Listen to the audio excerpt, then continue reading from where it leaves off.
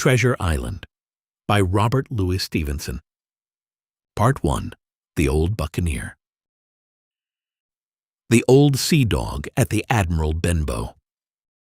Squire Trelawney, Dr. Livesey, and the rest of these gentlemen having asked me to write down the whole particulars about Treasure Island, from the beginning to the end, keeping nothing back but the bearings of the island, and that only because there is still treasure not yet lifted, I take up my pen in the year of grace 17, and go back to the time when my father kept the Admiral Benbow Inn, and the brown old seaman with the sabre cut first took up his lodging under our roof.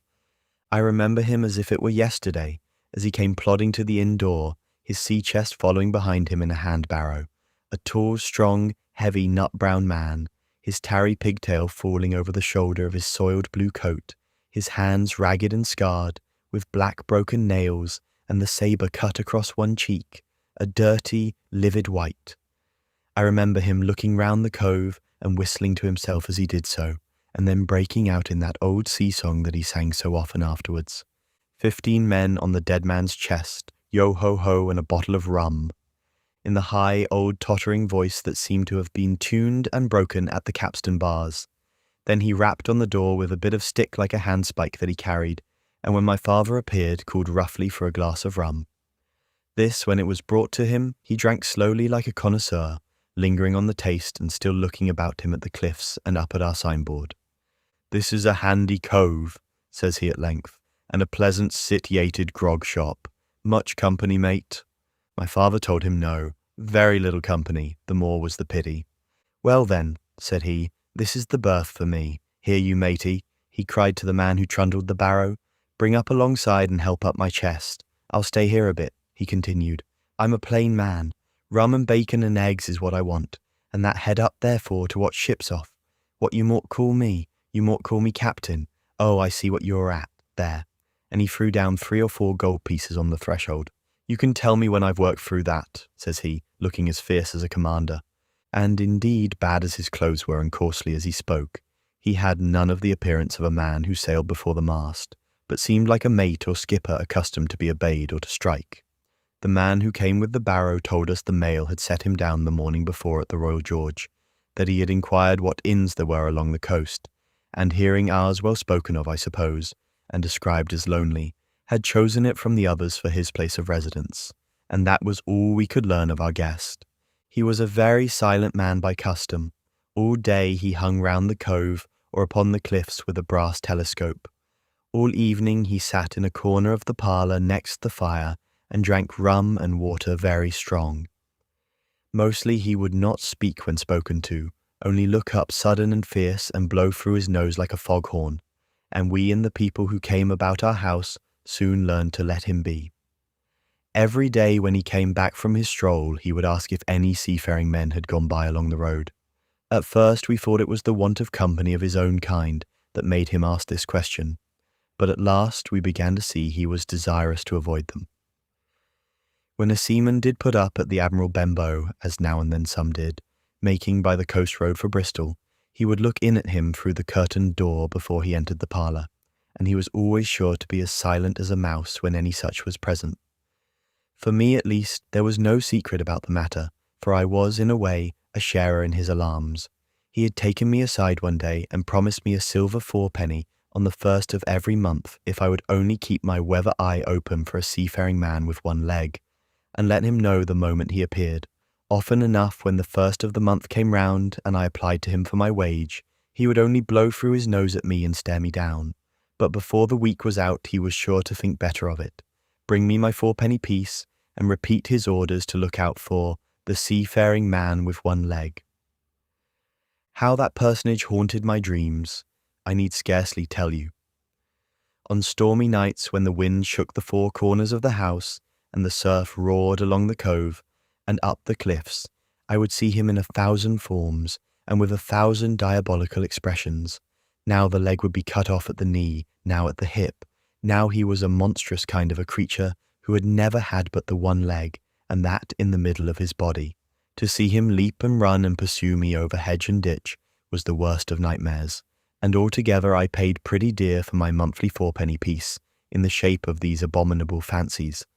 But though I was so terrified by the idea of the seafaring man with one leg, I was far less afraid of the captain himself than anybody else who knew him. There were nights when he took a deal more rum and water than his head would carry, and then he would sometimes sit and sing his wicked old wild sea songs, minding nobody. But sometimes he would call for glasses round and force all the trembling company to listen to his stories or bear a chorus to his singing. Often I have heard the house shaking with yo-ho-ho and a bottle of rum, or the neighbours joining in for dear life, with the fear of death upon them, and each singing louder than the other to avoid remark. For in these fits he was the most overriding companion ever known. He would slap his hand on the table for silence all round. He would fly up in a passion of anger at a question, or sometimes because none was put, and so he judged the company was not following his story. Nor would he allow anyone to leave the inn till he had drunk himself sleepy and reeled off to bed. His stories were what frightened people worst of all. Dreadful stories they were, about hanging and walking the plank, and storms at sea, and the dry Tortugas, and wild deeds and places on the Spanish Main. By his own account, he must have lived his life among some of the wickedest men that God ever allowed upon the sea, and the language in which he told these stories shocked our plain country people almost as much as the crimes that he described. My father was always saying the inn would be ruined, for people would soon cease coming there to be tyrannized over and put down and sent shivering to their beds, but I really believe his presence did us good. People were frightened at the time, but on looking back they rather liked it.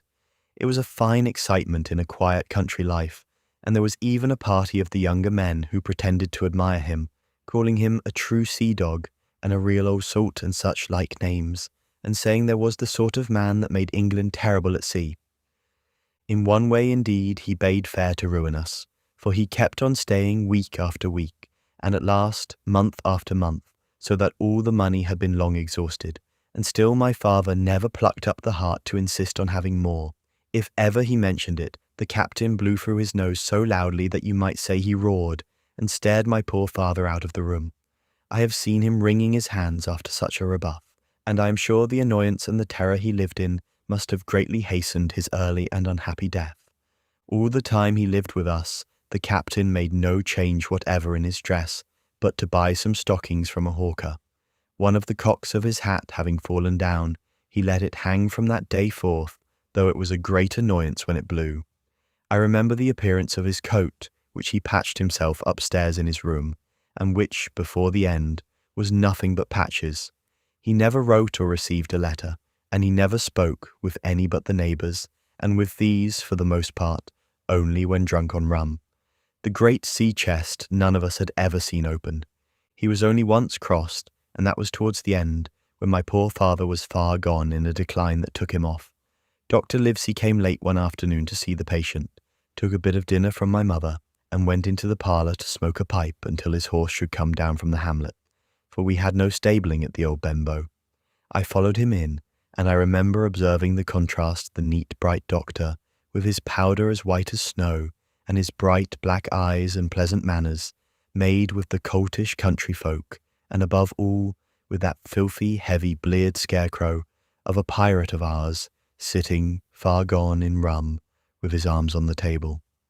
Suddenly he, the captain that is, began to pipe up his eternal song, 15 men on the dead man's chest, yo-ho-ho and a bottle of rum, drink and the devil had done for the rest, yo-ho-ho and a bottle of rum.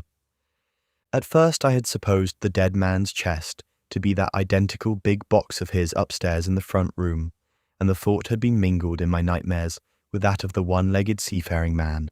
But by this time we had all long ceased to pay any particular notice to the song. It was new that night, to nobody but Dr. Livesey, and on him I observed it did not produce an agreeable effect, for he looked up for a moment quite angrily before he went on with his talk to old Taylor, the gardener, on a new cure for the rheumatics. In the meantime the captain gradually brightened up at his own music, and at last flapped his hand upon the table before him in a way we all knew to mean silence. The voices stopped at once, all but Dr. Livesey's. He went on as before, speaking clear and kind, and drawing briskly at his pipe between every word or two. The captain glared at him for a while, flapped his hand again, glared still harder, and at last broke out with a villainous low oath. Silence there, between decks. "Were you addressing me, sir?" says the doctor, and when the ruffian had told him with another oath that this was so, "I have only one thing to say to you, sir," replies the doctor, "that if you keep on drinking rum, the world will soon be quit of a very dirty scoundrel." The old fellow's fury was awful. He sprang to his feet, drew and opened a sailor's clasp knife, and balancing it open on the palm of his hand, threatened to pin the doctor to the wall. The doctor never so much as moved. He spoke to him as before over his shoulder and in the same tone of voice, rather high, so that all the room might hear, but perfectly calm and steady. "If you do not put that knife this instant in your pocket, I promise upon my honour you shall hang at the next assizes." Then followed a battle of looks between them, but the captain soon knuckled under, put up his weapon and resumed his seat, grumbling like a beaten dog. "And now, sir," continued the doctor, "since I now know there's such a fellow in my district, you may count I'll have an eye upon you day and night. I'm not a doctor only, I'm a magistrate, and if I catch a breath of complaint against you, if it's only for a piece of incivility like tonight's, I'll take effectual means to have you hunted down and routed out of this. Let that suffice." Soon after, Dr. Livesey's horse came to the door, and he rode away, but the captain held his peace that evening, and for many evenings to come. This concludes Chapter 1 of Treasure Island. Chapter 2. Black Dog Appears and Disappears. It was not very long after this that there occurred the first of the mysterious events that rid us at last of the captain, though not, as you will see, of his affairs. It was a bitter cold winter, with long hard frosts and heavy gales, and it was plain from the first that my poor father was little likely to see the spring. He sank daily, and my mother and I had all the inn upon our hands, and were kept busy enough without paying much regard to our unpleasant guest. It was one January morning, very early, a pinching, frosty morning, the cove all grey with hoar-frost, the ripple lapping softly on the stones, the sun still low and only touching the hilltops and shining far to seaward. The captain had risen earlier than usual and set out down the beach, his cutlass swinging under the broad skirts of the old blue coat, his brass telescope under his arm, his hat tilted back upon his head. I remember his breath hanging like smoke in his wake as he strode off, and the last sound I heard of him as he turned the big rock was a loud snort of indignation, as though his mind was still running upon Dr. Livesey. Well, mother was upstairs with father, and I was laying the breakfast table against the captain's return, when the parlour door opened and a man stepped in on whom I had never set my eyes before. He was a pale, tallowy creature, wanting 2 fingers of the left hand, and though he wore a cutlass, he did not look much like a fighter. I had always my eye open for seafaring men, with 1 leg or 2, and I remember this one puzzled me. He was not sailorly, and yet he had a smack of the sea about him too. I asked him what was for his service, and he said he would take rum, but as I was going out of the room to fetch it, he sat down upon a table and motioned me to draw near. I paused where I was, with my napkin in my hand. "Come here, sonny," says he. "Come nearer here." I took a step nearer. "Is this here table for my mate Bill?" he asked with a kind of leer. I told him I did not know his mate Bill, and this was for a person who stayed in our house whom we called the captain. "Well," said he, "my mate Bill would be called the captain, as like as not. He has a cut on one cheek and a mighty pleasant way with him. Particularly in drink, has my mate Bill. We'll put it, for argument like, that your captain has a cut on one cheek, and we'll put it, if you like, that that cheek's the right one. Ah, well, I told you. Now is my mate Bill in this here house?" I told him he was out walking. "Which way, sonny? Which way is he gone?" And when I had pointed out the rock and told him how the captain was likely to return, and how soon, and answered a few other questions, "Ah," said he, "this'll be as good as drink to my mate Bill." The expression of his face as he said these words was not at all pleasant, and I had my own reasons for thinking that the stranger was mistaken, even supposing he meant what he said. But it was no affair of mine, I thought, and besides, it was difficult to know what to do. The stranger kept hanging about just inside the inn door, peering round the corner like a cat waiting for a mouse. Once I stepped out myself into the road, but he immediately called me back, and as I did not obey quick enough for his fancy, a most horrible change came over his tallowy face, and he ordered me in with an oath that made me jump.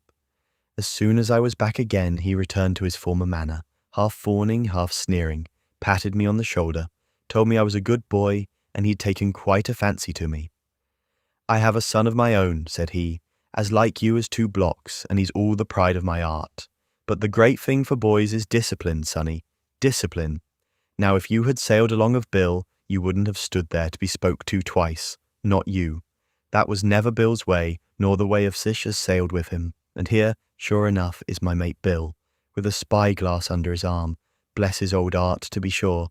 You and me'll just go back into the parlour, sonny, and get behind the door, and we'll give Bill a little surprise. Bless his art, I say again." So saying, the stranger backed along with me into the parlour, and put me behind him in the corner so that we were both hidden by the open door. I was very uneasy and alarmed, as you may fancy, and it rather added to my fears to observe that the stranger was certainly frightened himself. He cleared the hilt of his cutlass and loosened the blade in the sheath, and all the time we were waiting there, he kept swallowing as if he felt what we used to call a lump in the throat. At last, in strode the captain, slammed the door behind him without looking to the right or left, and marched straight across the room to where his breakfast awaited him. "Bill," said the stranger in a voice that I thought he had tried to make bold and big. The captain spun round on his heel and fronted us. All the brown had gone out of his face, and even his nose was blue. He had the look of a man who sees a ghost, or the evil one, or something worse, if anything can be. And upon my word, I felt sorry to see him all in a moment turn so old and sick. "Come, Bill, you know me. You know an old shipmate, Bill, surely," said the stranger. The captain made a sort of gasp. "Black dog," said he. "And who else?" returned the other, getting more at his ease. "Black dog as ever was, come for to see his old shipmate Billy at the Admiral Benbow Inn. Ah, Bill, Bill, we have seen a sight of times, us 2, since I lost them 2 talons," holding up his mutilated hand. "Now, look here," said the captain. "You've run me down, here I am. Well then, speak up. What is it?" "That's you, Bill," returned Black Dog. "You're in the right of it, Billy. I'll have a glass of rum from this dear child here, as I've took such a liking to, and we'll sit down, if you please, and talk square, like old shipmates." When I returned with the rum, they were already seated on either side of the captain's breakfast table, Black Dog next to the door and sitting sideways, so as to have one eye on his old shipmate, and one, as I thought, on his retreat. He bade me go and leave the door wide open. "None of your keyholes for me, sonny," he said, and I left them together and retired into the bar. For a long time, though I certainly did my best to listen, I could hear nothing but a low gattling. But at last the voices began to grow higher, and I could pick up a word or 2, mostly oaths, from the captain. "No, no, no, no, and an end of it," he cried once, and again, "If it comes to swinging, swing all, say I." Then all of a sudden there was a tremendous explosion of oaths and other noises. The chair and table went over in a lump. A clash of steel followed, and then a cry of pain, and the next instant I saw Black Dog in full flight, and the captain hotly pursuing, both with drawn cutlasses, and the former streaming blood from the left shoulder. Just at the door the captain aimed at the fugitive one last tremendous cut, which would certainly have split him to the chine, had it not been intercepted by our big signboard of Admiral Benbow. You may see the notch on the lower side of the frame to this day. That blow was the last of the battle. Once out upon the road, Black Dog, in spite of his wound, showed a wonderful clean pair of heels, and disappeared over the edge of the hill in half a minute. The captain, for his part, stood staring at the signboard like a bewildered man. Then he passed his hand over his eyes several times, and at last turned back into the house. "Jim," says he, "rum," and as he spoke he reeled a little and caught himself with one hand against the wall. "Are you hurt?" cried I. "Rum," he repeated. "I must get away from here. Rum, rum." I ran to fetch it, but I was quite unsteadied by all that had fallen out, and I broke one glass and fouled the tap, and while I was still getting in my own way, I heard a loud fall in the parlour, and running in, beheld the captain lying full length upon the floor. At the same instant my mother, alarmed by the cries and fighting, came running downstairs to help me. Between us we raised his head. He was breathing very loud and hard, but his eyes were closed and his face a horrible colour. "Dear, dearie me," cried my mother, "what a disgrace upon the house, and your poor father sick." In the meantime, we had no idea what to do to help the captain, nor any other thought but that he had got his death hurt in the scuffle with the stranger. I got the rum, to be sure, and tried to put it down his throat, but his teeth were tightly shut and his jaws as strong as iron. It was a happy relief for us when the door opened and Dr. Livesey came in on his visit to my father. "Oh, doctor," we cried, "what shall we do? Where is he wounded?" "Wounded? A fiddlestick's end," said the doctor. "No more wounded than you or I. The man has had a stroke, as I warned him. Now, Mrs. Hawkins, just you run upstairs to your husband and tell him, if possible, nothing about it. For my part, I must do my best to save this fellow's trebly worthless life. Jim, you get me a basin." When I got back with the basin, the doctor had already ripped up the captain's sleeve and exposed his great sinewy arm. It was tattooed in several places. "Here's luck," "A fair wind," and "Billy Bones his fancy" were very neatly and clearly executed on the forearm, and up near the shoulder there was a sketch of a gallows and a man hanging from it, done, as I thought, with great spirit. "Prophetic," said the doctor, touching this picture with his finger. "And now, Master Billy Bones, if that be your name, we'll have a look at the colour of your blood. Jim," he said, "are you afraid of blood?" "No, sir," said I. "Well then," said he, "you hold the basin." And with that he took his lancet and opened a vein. A great deal of blood was taken before the captain opened his eyes and looked mistily about him. First he recognized the doctor with an unmistakable frown. Then his glance fell upon me, and he looked relieved. But suddenly his colour changed, and he tried to raise himself, crying, "Where's Black Dog?" "There is no black dog here," said the doctor, "except what you have on your own back. You have been drinking rum. You have had a stroke, precisely as I told you, and I have just, very much against my own will, dragged you head foremost out of the grave. Now, Mr. Bones—" "That's not my name," he interrupted. "Much I care," returned the doctor. "It's the name of a buccaneer of my acquaintance, and I call you by it for the sake of shortness. And what I have to say to you is this: 1 glass of rum won't kill you, but if you take one, you'll take another and another, and I stake my wig, if you don't break off short, you'll die. Do you understand that? Die, and go to your own place, like the man in the Bible. Come, now, make an effort. I'll help you to your bed for once." Between us, with much trouble, we managed to hoist him upstairs and laid him on his bed, where his head fell back on the pillow as if he were almost fainting. "Now, mind you," said the doctor, "I clear my conscience. The name of rum for you is death." And with that he went off to see my father, taking me with him by the arm. "This is nothing," he said as soon as he had closed the door. "I have drawn blood enough to keep him quiet a while. He should lie for a week where he is. That is the best thing for him and you, but another stroke would settle him." This concludes Chapter 2 of Treasure Island. Chapter 3. The Black Spot. About noon I stopped at the captain's door with some cooling drinks and medicines. He was lying very much as we had left him, only a little higher, and he seemed both weak and excited. "Jim," he said, "you're the only one here that's worth anything, and you know I've been always good to you. Never a month but I've given you a silver 4-penny for yourself, and now you see, mate, I'm pretty low and deserted by all. And Jim, you'll bring me 1 noggin of rum now, won't you, matey?" "The doctor," I began, but he broke in, cursing the doctor, in a feeble voice but heartily. "Doctors is all swabs," he said, "and that doctor there, why, what do we know about seafaring men? I been in places hot as pitch, and mates dropping round with yellow jack, and the blessed land a heaving like the sea with earthquakes. What do the doctor know of lands like that? And I lived on rum, I tell you. It's been meat and drink, and man and wife, to me, and if I'm not to have my rum now, I'm a poor old hulk on a lee shore. My blood'll be on you, Jim, and that doctor swab." And he ran on again for a while with curses. "Look, Jim, how my fingers fidges," he continued in the pleading tone. "I can't keep 'em still, not I. I haven't had a drop this blessed day. That doctor's a fool, I tell you. If I don't have a dram of rum, Jim, I'll have the horrors. I seen some on 'em already. I seen old Flint in the corner there, behind you, as plain as print I seen him. And if I get the horrors, I'm a man that has lived rough, and I'll raise Cain. Your doctor himself said 1 glass wouldn't hurt me. I'll give you a golden guinea for a noggin, Jim." He was growing more and more excited, and this alarmed me for my father, who was very low that day and needed quiet. Besides, I was reassured by the doctor's words, now quoted to me, and rather offended by the offer of a bribe. "I want none of your money," said I, "but what you owe my father. I'll get you 1 glass and no more." When I brought it to him, he seized it greedily and drank it out. Aye, said he, "that's some better, sure enough. And now, matey, did that doctor say how long I was to lie here in this old berth?" "A week at least," said I. "Thunder!" he cried.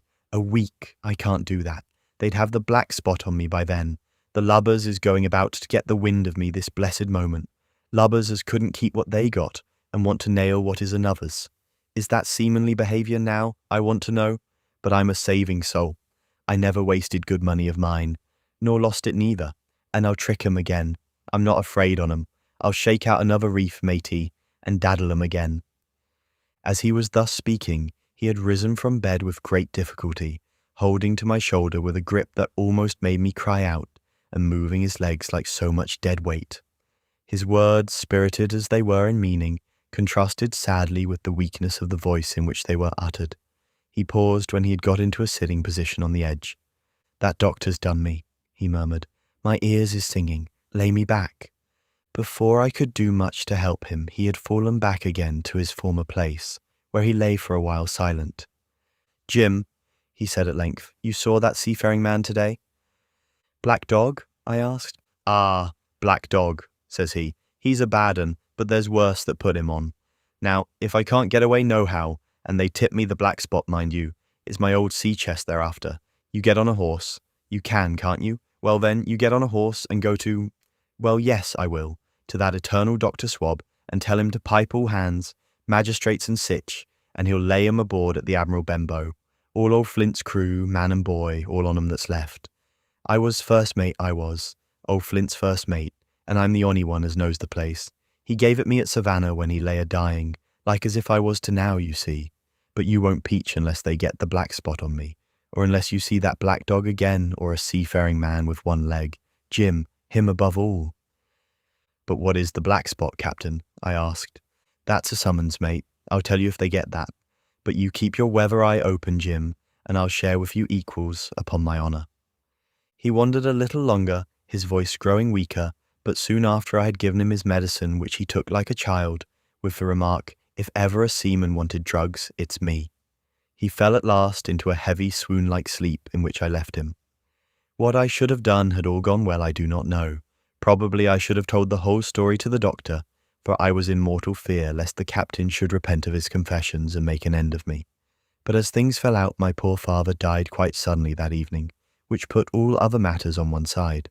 Our natural distress, the visits of the neighbours, the arranging of the funeral, and all the work of the inn to be carried on in the meanwhile kept me so busy that I had scarcely time to think of the captain, far less to be afraid of him.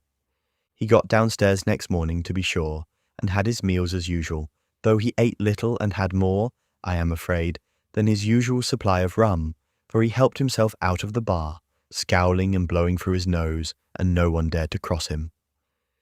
On the night before the funeral he was as drunk as ever, and it was shocking, in that house of mourning, to hear him singing away at his ugly old sea-song.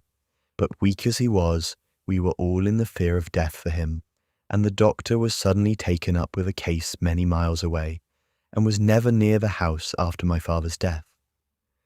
I have said the captain was weak, and indeed he seemed rather to grow weaker than regain his strength. He clambered up and down stairs, and went from the parlour to the bar and back again, and sometimes put his nose out of doors to smell the sea, holding on to the walls as he went for support and breathing hard and fast, like a man on a steep mountain. He never particularly addressed me, and it is my belief he had as good as forgotten his confidences, but his temper was more flighty, and allowing for his bodily weakness, more violent than ever. He had an alarming way now when he was drunk of drawing his cutlass and laying it bare before him on the table, but with all that, he minded people less and seemed shut up in his own thoughts and rather wandering. Once, for instance, to our extreme wonder, he piped up to a different air, a kind of country love song that he must have learned in his youth before he had begun to follow the sea. So things passed until, the day after the funeral, and about 3 o'clock of a bitter, foggy, frosty afternoon, I was standing at the door for a moment, full of sad thoughts about my father, when I saw someone drawing slowly near along the road. He was plainly blind, for he tapped before him with a stick and wore a great green shade over his eyes and nose, and he was hunched as if with age or weakness, and wore a huge old tattered sea cloak with a hood that made him appear positively deformed. I never saw in my life a more dreadful-looking figure. He stopped a little from the inn, and raising his voice in an odd sing-song, addressed the air in front of him. Will any kind friend inform a poor blind man who has lost the precious sight of his eyes in the gracious defence of his native country, England, and God bless King George, where or in what part of this country he may now be. You are at the Admiral Benbow, Black Hill Cove, my good man, said I. I hear a voice, said he, a young voice. Will you give me your hand, my kind young friend, and lead me in? I held out my hand, and the horrible, soft-spoken, eyeless creature gripped it in a moment like a vice. I was so much startled that I struggled to withdraw, but the blind man pulled me close up to him with a single action of his arm. Now, boy, he said, take me into the captain. Sir, said I, upon my word I dare not. Oh, he sneered, that's it. Take me in straight, or I'll break your arm. And he gave it, as he spoke, a wrench that made me cry out. Sir, said I, it is for yourself I mean. The captain is not what he used to be. He sits with a drawn cutlass. Another gentleman. Come now, March, interrupted he, and I never heard a voice so cruel and cold and ugly as that blind man's. It cowed me more than the pain, and I began to obey him at once, walking straight in at the door and towards the parlour, where our sick old buccaneer was sitting, dazed with rum. The blind man clung close to me, holding me in one iron fist, and leaning almost more of his weight on me than I could carry. Lead me straight up to him, and when I'm in view cry out, here's a friend for you, Bill. If you don't, I'll do this. And with that he gave me a twitch that I thought would have made me faint. Between this and that, I was so utterly terrified of the blind beggar that I forgot my terror of the captain, and as I opened the parlour door, cried out the words he had ordered in a trembling voice. The poor captain raised his eyes, and at one look the rum went out of him and left him staring sober. The expression of his face was not so much of terror as of mortal sickness. He made a movement to rise, but I do not believe he had enough force left in his body. Now, Bill, sit where you are, said the beggar. If I can't see, I can hear a finger stirring. Business is business. Hold out your left hand. Boy, take his left hand by the wrist and bring it near to my right. We both obeyed him to the letter, and I saw him pass something from the hollow of the hand that held his stick into the palm of the captain's, which closed upon it instantly. And now that's done, said the blind man, and at the words he suddenly left hold of me, and with incredible accuracy and nimbleness, skipped out of the parlour and into the road, where, as I still stood motionless, I could hear his stick go tap-tap-tapping into the distance.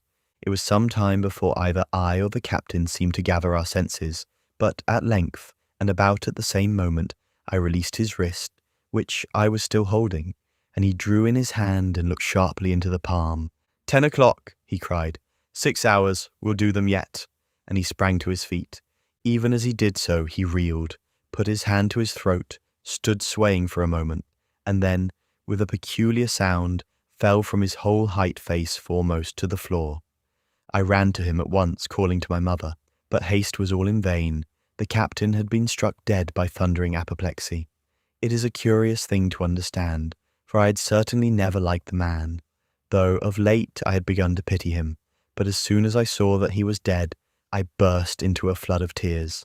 It was the second death I had known, and the sorrow of the first was still fresh in my heart. This concludes Chapter 3 of Treasure Island. Chapter 4. The Sea Chest. I lost no time, of course, in telling my mother all that I knew, and perhaps should have told her long before, and we saw ourselves at once in a difficult and dangerous position.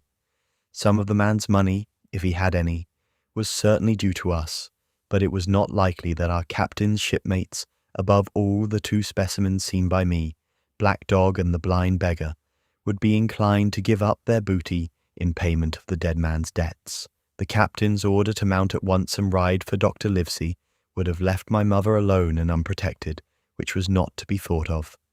Indeed, it seemed impossible for either of us to remain much longer in the house. The fall of coals in the kitchen grate, the very ticking of the clock filled us with alarms. The neighbourhood to our ears seemed haunted by approaching footsteps, and what between the dead body of the captain on the parlour floor and the thought of that detestable blind beggar hovering near at hand and ready to return, there were moments when, as the saying goes, I jumped in my skin for terror. Something must speedily be resolved upon, and it occurred to us at last to go forth together and seek help in the neighbouring hamlet. No sooner said than done. Bareheaded as we were, we ran out at once in the gathering evening and the frosty fog. The hamlet lay not many 100 yards away, though out of view on the other side of the next cove, and what greatly encouraged me, it was in an opposite direction from that whence the blind man had made his appearance and whither he had presumably returned. We were not many minutes on the road, though we sometimes stopped to lay hold of each other and hearken. But there was no unusual sound, nothing but the low wash of the ripple and the croaking of the inmates of the wood. It was already candlelight when we reached the hamlet, and I shall never forget how much I was cheered to see the yellow shine in doors and windows, but that, as it proved, was the best of the help we were likely to get in that quarter. For you would have thought men would have been ashamed of themselves. No soul would consent to return with us to the Admiral Benbow. The more we told of our troubles, the more, man, woman, and child, they clung to the shelter of their houses. The name of Captain Flint, though it was strange to me, was well enough known to some there, and carried a great weight of terror. Some of the men who had been to field work on the far side of the Admiral Benbow remembered besides to have seen several strangers on the road, and taking them to be smugglers, to have bolted away, and one at least had seen a little lugger in what we called Kit's Hole. For that matter, anyone who was a comrade of the captain's was enough to frighten them to death, and the short and the long of the matter was, that while we could get several who were willing enough to ride to Dr. Livesey's, which lay in another direction, not one would help us to defend the inn. They say cowardice is infectious, but then argument is, on the other hand, a great emboldener, and so when each had said his say, my mother made them a speech. She would not, she declared, lose money that belonged to a fatherless boy. If none of the rest of you dare, she said, Jim and I dare. Back we will go the way we came, and small thanks to you, big, hulking, chicken-hearted men. We'll have that chest open if we die for it. And I'll thank you for that bag, Mrs. Crossley, to bring back our lawful money in. Of course I said I would go with my mother, and of course they all cried out at our foolhardiness, but even then not a man would go along with us. All they would do was to give me a loaded pistol, lest we were attacked, and to promise to have horses ready saddled in case we were pursued on our return, while one lad was to ride forward to the doctor's in search of armed assistance. My heart was beating finely when we two set forth in the cold night upon this dangerous venture.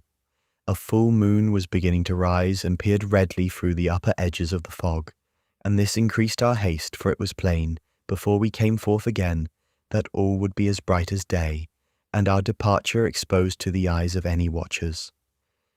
We slipped along the hedges, noiseless and swift, nor did we see or hear anything to increase our terrors till, to our relief, the door of the Admiral Benbow had closed behind us. I slipped the bolt at once, and we stood and panted for a moment in the dark, alone in the house with the dead captain's body. Then my mother got a candle in the bar, and holding each other's hands, we advanced into the parlour. He lay as we'd left him, on his back with his eyes open and one arm stretched out. Draw down the blind, Jim, whispered my mother. They might come and watch outside. And now, said she when I had done so, we have to get the key off that, and who's to touch it I should like to know. And she gave a kind of sob as she said the words. I went down on my knees at once. On the floor close to his hand there was a little round of paper, blackened on the one side. I could not doubt that this was the black spot, and taking it up I found written on the other side, in a very good clear hand, this short message, You have till 10 tonight. He had till 10, mother, said I, and just as I said it our old clock began striking.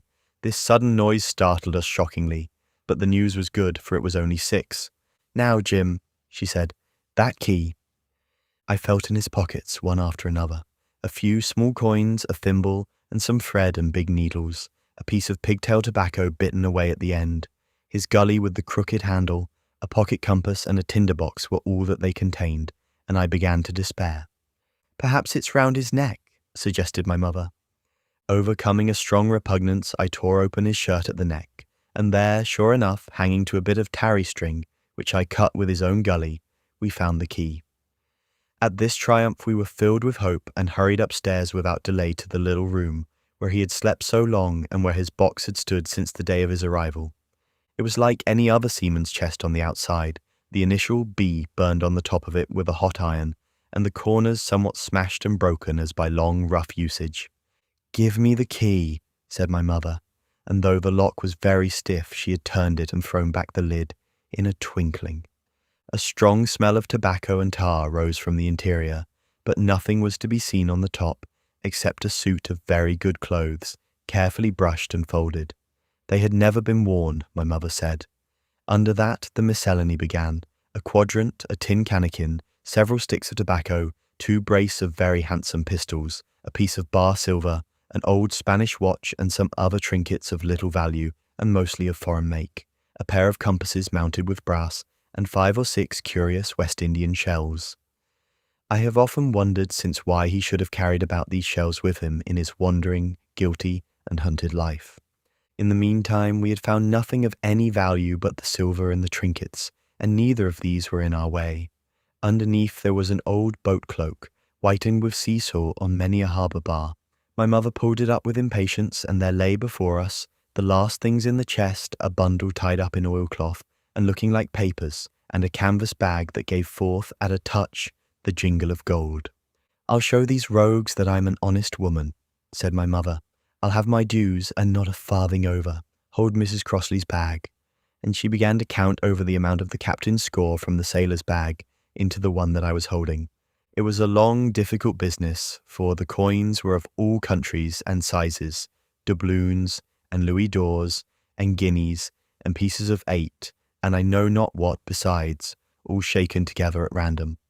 The guineas, too, were about the scarcest, and it was with these only that my mother knew how to make her count. When we were about halfway through, I suddenly put my hand upon her arm, for I had heard in the silent frosty air a sound that brought my heart into my mouth, the tap-tapping of the blind man's stick upon the frozen road. It drew nearer and nearer, while we sat holding our breath, then it struck sharp on the inn door, and then we could hear the handle being turned, and the bolt rattling as the wretched being tried to enter, and then there was a long time of silence both within and without. At last the tapping recommenced, and, to our indescribable joy and gratitude, died slowly away again until it ceased to be heard. "Mother," said I, "take the whole and let's be going," for I was sure the bolted door must have seemed suspicious, and would bring the whole hornet's nest about our ears, though how thankful I was that I had bolted it. None could tell who had never met that terrible blind man. But my mother, frightened as she was, would not consent to take a fraction more than was due to her, and was obstinately unwilling to be content with less. It was not yet 7, she said, by a long way. She knew her rights, and she would have them. And she was still arguing with me when a little low whistle sounded a good way off upon the hill.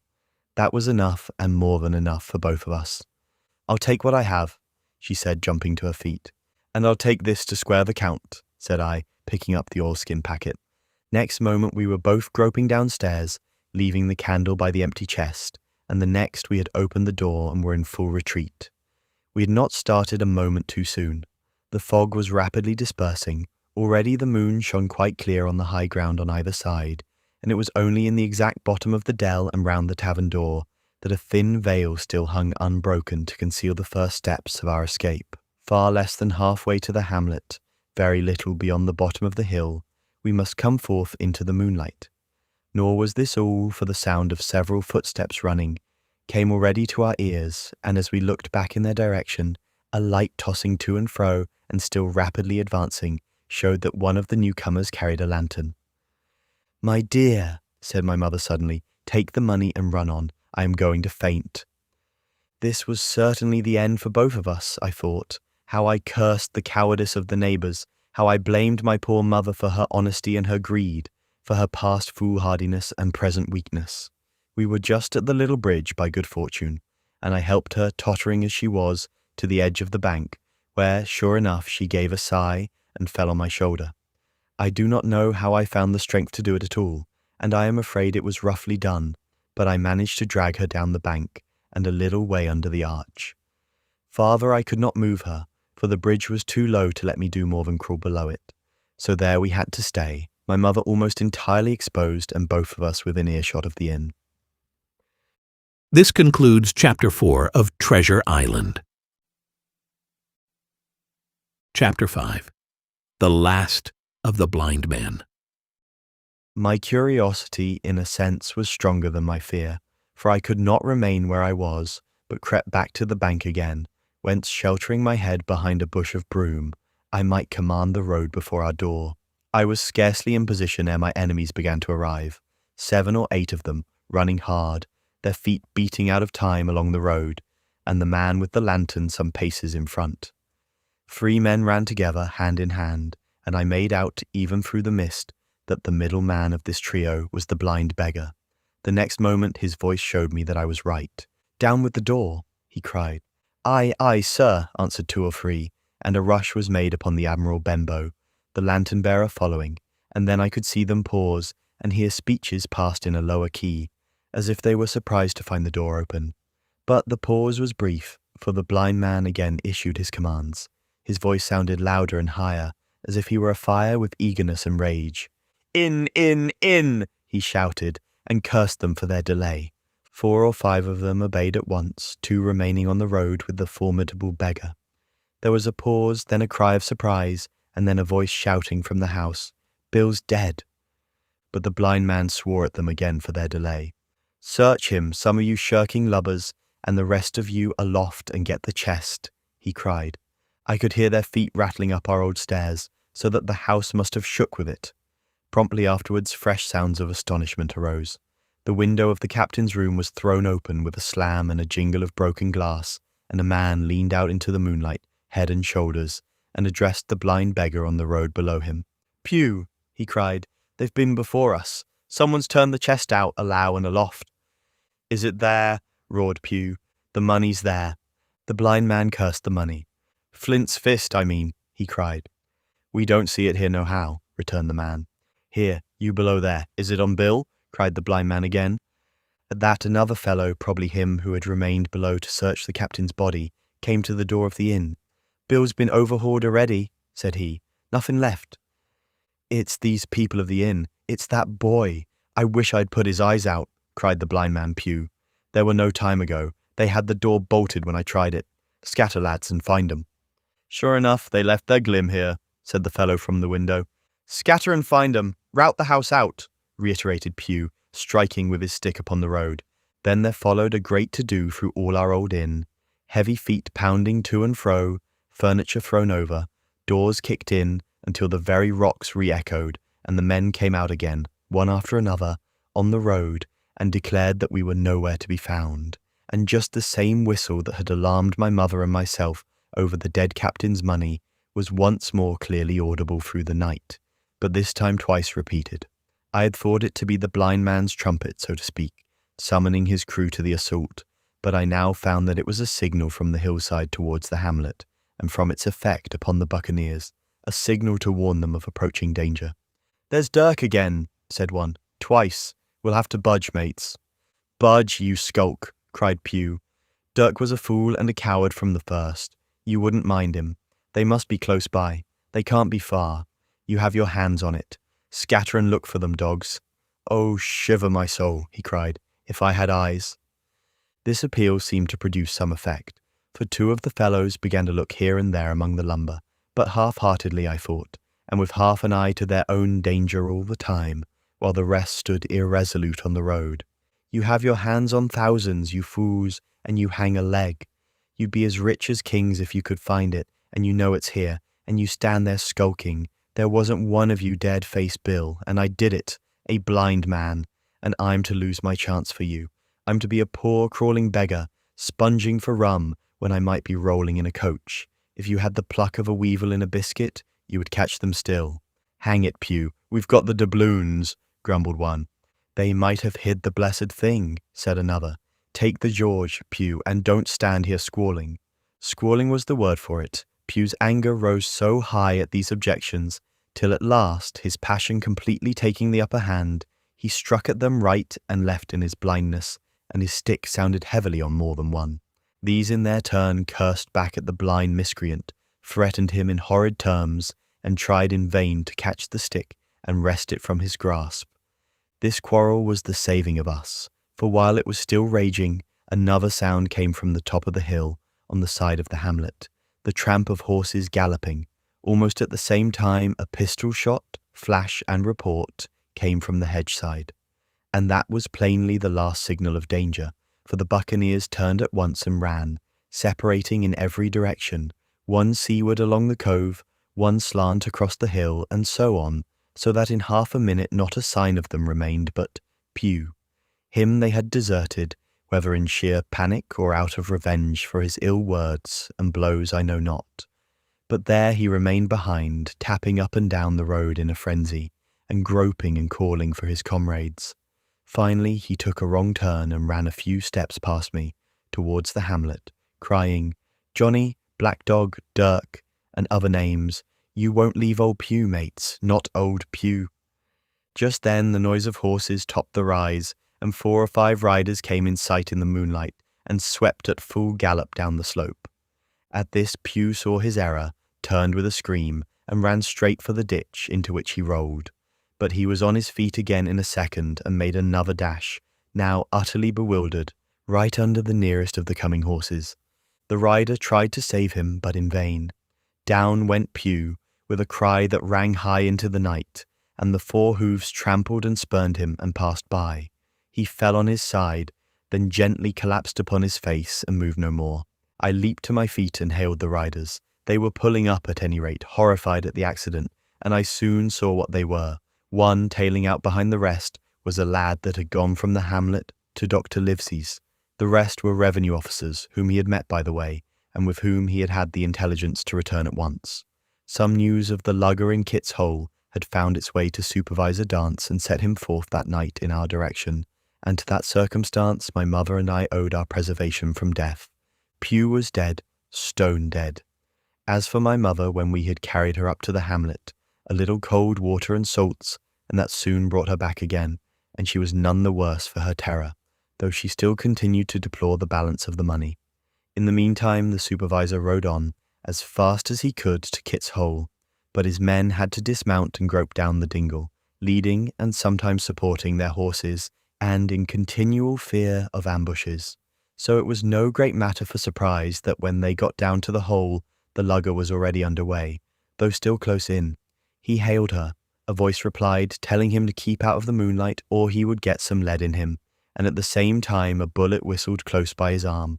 Soon after, the lugger doubled the point and disappeared. Mr. Dance stood there, as he said, like a fish out of water, and all he could do was to dispatch a man to beat to warn the cutter. "And that," said he, "is just about as good as nothing. They've got off clean, and there's an end. Only," he added, "I'm glad I trod on Master Pew's corns, for by this time he had heard my story." I went back with him to the Admiral Benbow, and you cannot imagine a house in such a state of smash. The very clock had been thrown down by these fellows in their furious hunt after my mother and myself, and though nothing had actually been taken away except the captain's money bag and a little silver from the till, I could see at once that we were ruined. Mr. Dance could make nothing of the scene. "They got the money, you say?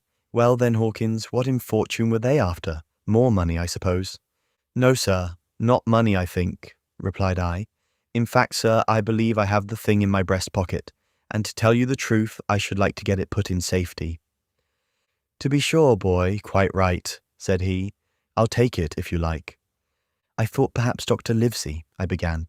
"Perfectly right," he interrupted very cheerily. "Perfectly right, a gentleman and a magistrate. And now I come to think of it, I might as well ride round there myself and report to him or Squire. Master Pew's dead when all's done. Not that I regret it, but he's dead, you see, and people will make it out against an officer of His Majesty's revenue, if make it out they can. Now I'll tell you, Hawkins, if you like, I'll take you along." I thanked him heartily for the offer, and we walked back to the hamlet where the horses were. By the time I had told mother of my purpose, they were all in the saddle. "Dogger," said Mr. Dance, "you have a good horse. Take up this lad behind you." As soon as I was mounted, holding on to Dogger's belt, the supervisor gave the word, and the party struck out at a bouncing trot on the road to Dr. Livesey's house. This concludes Chapter 5 of Treasure Island. Please like this video and subscribe to our channel. Your support is appreciated. Chapter 6. The Captain's Papers. We rode hard all the way till we drew up before Dr. Livesey's door. The house was all dark to the front. Mr. Dance told me to jump down and knock, and Dogger gave me a stirrup to descend by. The door was opened almost at once by the maid. "Is Dr. Livesey in?" I asked. "No," she said. He'd come home in the afternoon but had gone up to the hall to dine and pass the evening with the squire. "So there we go, boys," said Mr. Dance. This time, as the distance was short, I did not mount, but ran with Dogger's stirrup leather to the lodge gates, and up the long, leafless, moonlit avenue, to where the white line of the hall buildings looked on either hand on great old gardens. Here Mr. Dance dismounted, and taking me along with him, was admitted at a word into the house. The servant led us down a matted passage, and showed us at the end into a great library, all lined with bookcases and busts upon the top of them, where the squire and Dr. Livesey sat, pipe in hand on either side of a bright fire. I had never seen the squire so near at hand. He was a tall man, over 6 feet high, and broad in proportion, and he had a bluff, rough and ready face, all roughened and reddened and lined in his long travels. His eyebrows were very black and moved readily, and this gave him a look of some temper. Not bad, you would say, but quick and high. "Come in, Mr. Dance," says he, very stately and condescending. "Good evening, Dance," says the doctor with a nod. "And good evening to you, friend Jim. What good wind brings you here?" The supervisor stood up straight and stiff and told his story like a lesson, and you should have seen how the two gentlemen leaned forward and looked at each other, and forgot to smoke in their surprise and interest. When they heard how my mother went back to the inn, Dr. Livesey fairly slapped his thigh, and the squire cried, "Bravo!" and broke his long pipe against the grate.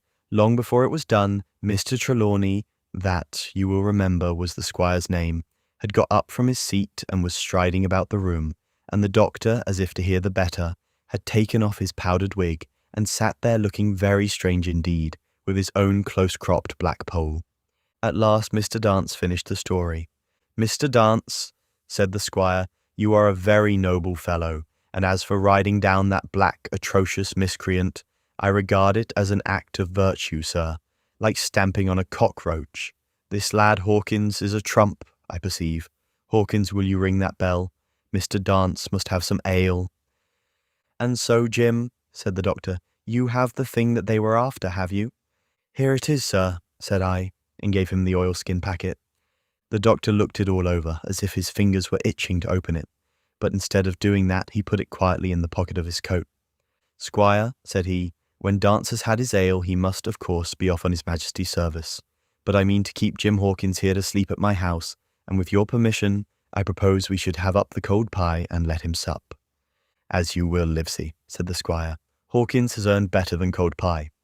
So a big pigeon pie was brought in and put on a side table, and I made a hearty supper, for I was as hungry as a hawk, while Mr. Dance was further complimented and at last dismissed. "And now, squire," said the doctor. "And now, Livesey," said the squire in the same breath. One at a time," laughed Dr. Livesey. "You have heard of this Flint, I suppose?" "Heard of him?" cried the squire. "Heard of him, you say? He was the bloodthirstiest buccaneer that sailed. Blackbeard was a child to Flint.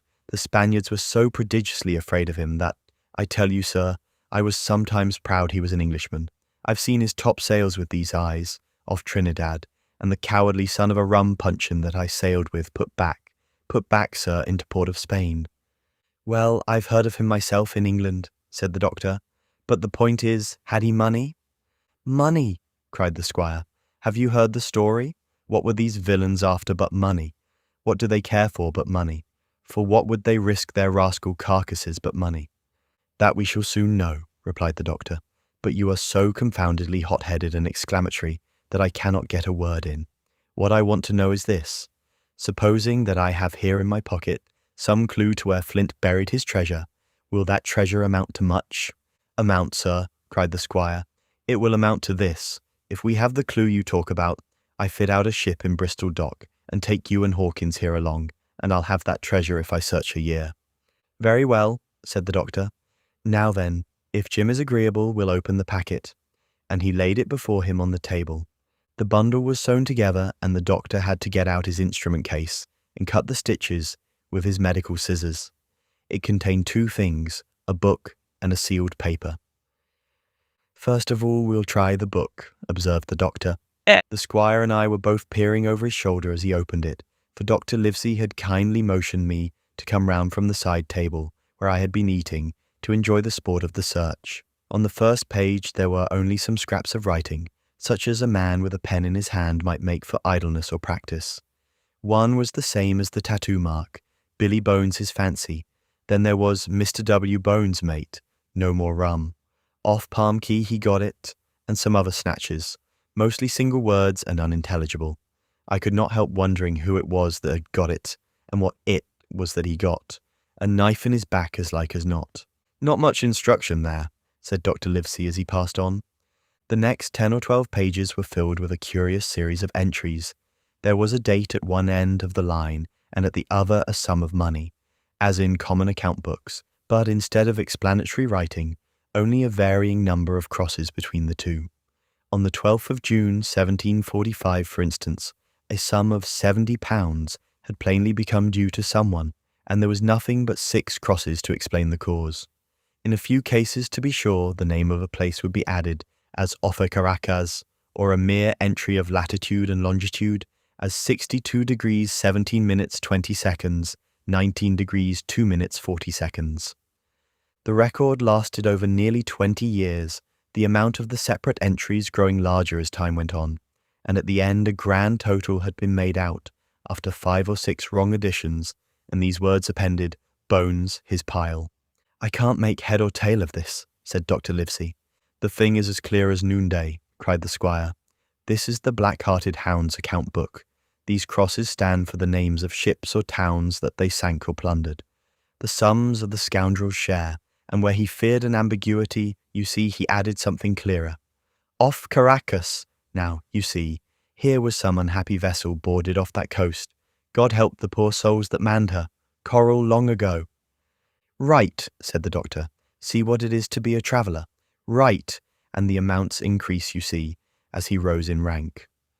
There was little else in the volume but a few bearings of places noted in the blank leaves towards the end, and a table for reducing French, English, and Spanish moneys to a common value. "Thrifty man," cried the doctor. "He wasn't the one to be cheated." "And now," said the squire, "for the other." The paper had been sealed in several places with a thimble by way of seal, the very thimble, perhaps, that I had found in the captain's pocket. The doctor opened the seals with great care, and there fell out the map of an island, with latitude and longitude, soundings, names of hills and bays and inlets, and every particular that would be needed to bring a ship to a safe anchorage upon its shores. It was about 9 miles long and 5 across, shaped, you might say, like a fat dragon standing up, and had 2 fine landlocked harbours, and a hill in the centre part marked the Spyglass. There were several additions of a later date, but above all 3 crosses of red ink, 2 on the north part of the island, 1 in the southwest, and beside this last, in the same red ink, and in a small, neat hand, very different from the captain's tottery characters, these words, "Bulk of treasure here." Over on the back, the same hand had written this further information: "Tall tree, spyglass shoulder, bearing a point to the north of north-northeast, Skeleton Island east, southeast, and by east, 10 feet. The bar silver is in the north cache. You can find it by the trend of the east hummock, 10 fathoms south of the black crag with the face on it. The arms are easy found in the sand hill, north point of North Inlet Cape, bearing east and a quarter north. J.F." That was all, but brief as it was, and to me incomprehensible, it filled the squire and Dr. Livesey with delight. "Livesey," said the squire, "you will give up this wretched practice at once. Tomorrow I start for Bristol. In 3 weeks' time, 3 weeks, 2 weeks, 10 days, we'll have the best ship, sir, and the choicest crew in England. Hawkins shall come as cabin boy. You'll make a famous cabin boy, Hawkins. You, Livesey, a ship's doctor. I am Admiral. We'll take Redruth, Joyce, and Hunter. We'll have favourable winds, a quick passage, and not the least difficulty in finding the spot, and money to eat, to roll in, to play duck and drake with ever after. Trelawney, said the doctor, I'll go with you, and I'll go bail for it, so will Jim, and be a credit to the undertaking. There's only one man I'm afraid of. And who's that? Cried the squire. Name the dog, sir. You, replied the doctor, for you cannot hold your tongue. We are not the only men who know of this paper. These fellows who attacked the inn tonight, bold, desperate blades for sure, and the rest who stayed aboard that lugger, and more, I dare say, not far off, are, one and all, through thick and thin, bound that they'll get that money. We must none of us go alone till we get to sea. Jim and I shall stick together in the meanwhile. You'll take Joyce and Hunter when you ride to Bristol, and from first to last, not one of us must breathe a word of what we've found. Livesey, returned the squire, you are always in the right of it. I'll be as silent as the grave. This concludes Chapter 6 of Treasure Island. Part 2. The Sea Cook. Chapter 7. I go to Bristol. It was longer than the squire imagined ere we were ready for the sea, and none of our first plans, not even Dr. Livesey's, of keeping me beside him, could be carried out as we intended. The doctor had to go to London for a physician to take charge of his practice. The squire was hard at work at Bristol, and I lived on at the Hall under the charge of old Redruth, the gamekeeper, almost a prisoner, but full of sea dreams and the most charming anticipations of strange islands and adventures. I brooded by the hour together over the map, all the details of which I well remembered. Sitting by the fire in the housekeeper's room, I approached that island in my fancy from every possible direction. I explored every acre of its surface. I climbed 1,000 times to that tall hill they call the Spyglass, and from the top enjoyed the most wonderful and changing prospects. Sometimes the isle was thick with savages with whom we fought, sometimes full of dangerous animals that hunted us. But in all my fancies, nothing occurred to me so strange and tragic as our actual adventures. So the weeks passed on till one fine day there came a letter addressed to Dr. Livesey, with this addition, to be opened in the case of his absence by Tom Redruth or young Hawkins. Obeying this order we found, or rather I found, for the gamekeeper was a poor hand at reading anything but print, the following important news. Old Anchor Inn, Bristol, March 1st, 17. Dear Livesey, as I do not know whether you are at the Hall or still in London, I send this in double to both places. The ship is bought and fitted. She lies at anchor, ready for sea. You never imagined a sweeter schooner. A child might sail her. 200 tons, name Hispaniola. I got her through my old friend, Blandly, who has proved himself throughout the most surprising trump. The admirable fellow literally slaved in my interest, and so, I may say, did everyone in Bristol, as soon as they got wind of the port we sailed for. Treasure, I mean. Redruth, said I, interrupting the letter, Dr. Livesey will not like that. The squire has been talking after all. Well, who's a better right? Growled the gamekeeper. A pretty rum go if squire ain't to talk for Dr. Livesey, I should think. At that I gave up all attempts at commentary and read straight on. Blandly himself found the Hispaniola, and by the most admirable management got her for the merest trifle. There is a class of men in Bristol monstrously prejudiced against Blandly. They go the length of declaring that this honest creature would do anything for money, that the Hispaniola belonged to him, and that he sold it me absurdly high, the most transparent calumnies. None of them dare, however, to deny the merits of the ship. So far there was not a hitch. The work people, to be sure, riggers and what not, were most annoyingly slow, but time cured that. It was the crew that troubled me. I wished a round score of men, in case of natives, buccaneers, or the odious French, and I had the worry of the deuce itself to find so much as half a dozen, till the most remarkable stroke of fortune brought me the very man that I required. I was standing on the dock when, by the merest accident, I fell in talk with him. I found he was an old sailor, kept a public house, knew all the seafaring men in Bristol, had lost his health ashore and wanted a good berth as cook to get to sea again. He had hobbled down there that morning, he said, to get a smell of the salt. I was monstrously touched, so would you have been, and, out of pure pity, I engaged him on the spot to be ship's cook. Long John Silver he is called, and has lost a leg, but that I regarded as a recommendation since he lost it in his country's service, under the immortal Hawk. He has no pension, Livesey. Imagine the abominable age we live in. Well, sir, I thought I had only found a cook, but it was a crew I'd discovered. Between Silver and myself we got together in a few days, a company of the toughest old sorts imaginable. Not pretty to look at, but fellows by their faces, of the most indomitable spirit. I declare we could fight a frigate. Long John even got rid of 2 out of the 6 or 7 I had already engaged.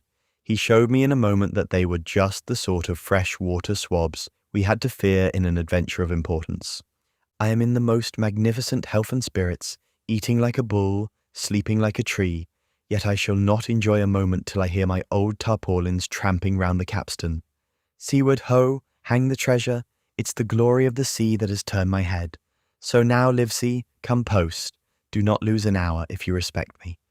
Let young Hawkins go at once to see his mother, with Redruth for a guard, and then both come full speed to Bristol. John Trelawney. Postscript, I did not tell you that Blandley, who, by the way, is to send a consort after us if we don't turn up by the end of August, had found an admirable fellow for sailing master. A stiff man, which I regret, but in all other respects a treasure. Long John Silver unearthed a very competent man for a mate, a man named Arrow. I have a boatswain who pipes Livesey, so things shall go man-o'-war fashion on board the good ship Hispaniola. I forgot to tell you that Silver is a man of substance. I know of my own knowledge that he has a banker's account, which has never been overdrawn. He leaves his wife to manage the inn, and as she is a woman of colour, a pair of old bachelors like you and I may be excused for guessing that it is the wife, quite as much as the health, that sends him back to roving. J.T. Postscript. Hawkins may stay one night with his mother. J.T. You can fancy the excitement into which that letter put me. I was half beside myself with glee, and if ever I despised a man it was old Tom Redruth, who could do nothing but grumble and lament. Any of the under gamekeepers would gladly have changed places with him, but such was not the squire's pleasure, and the squire's pleasure was like law among them all. Nobody but old Redruth would have dared so much as even to grumble. The next morning he and I set out on foot for the Admiral Benbow, and there I found my mother in good health and spirits. The captain, who had so long been a cause of so much discomfort, was gone where the wicked cease from troubling. The squire had had everything repaired, and the public rooms and the sign repainted, and had added some furniture, above all a beautiful armchair for mother in the bar. He had found her a boy as an apprentice also, so that she should not want help while I was gone. It was on seeing that boy that I understood for the first time my situation. I had thought up to that moment of the adventures before me, not at all of the home that I was leaving, and now, at sight of this clumsy stranger, who was to stay here in my place beside my mother, I had my first attack of tears. I am afraid I led that boy a dog's life, for as he was new to the work, I had 100 opportunities of setting him right and putting him down, and I was not slow to profit by them. The night passed, and the next day, after dinner, Redruth and I were afoot again and on the road. I said goodbye to mother and the cove where I had lived since I was born, and the dear old Admiral Benbow, since he was repainted, no longer quite so dear. One of my last thoughts was of the captain, who had so often strode along the beach with his cocked hat, his sabre-cut cheek, and his old brass telescope. Next moment we had turned the corner and my home was out of sight. The mail picked us up about dusk at the Royal George on the heath. I was wedged in between Redruth and a stout old gentleman, and in spite of the swift motion and the cold night air, I must have dozed a great deal from the very first, and then slept like a log up hill and down dale through stage after stage, for when I was awakened at last it was by a punch in the ribs, and I opened my eyes to find that we were standing still before a large building in a city street, and that the day had already broken a long time. "Where are we?" I asked. "Bristol," said Tom. "Get down." Mr. Trelawney had taken up his residence at an inn far down the docks to superintend the work upon the schooner. Thither we had now to walk, and our way, to my great delight, lay along the quays and beside the great multitude of ships of all sizes and rigs and nations. In one, sailors were singing at their work. In another there were men aloft, high over my head, hanging to threads that seemed no thicker than a spider's.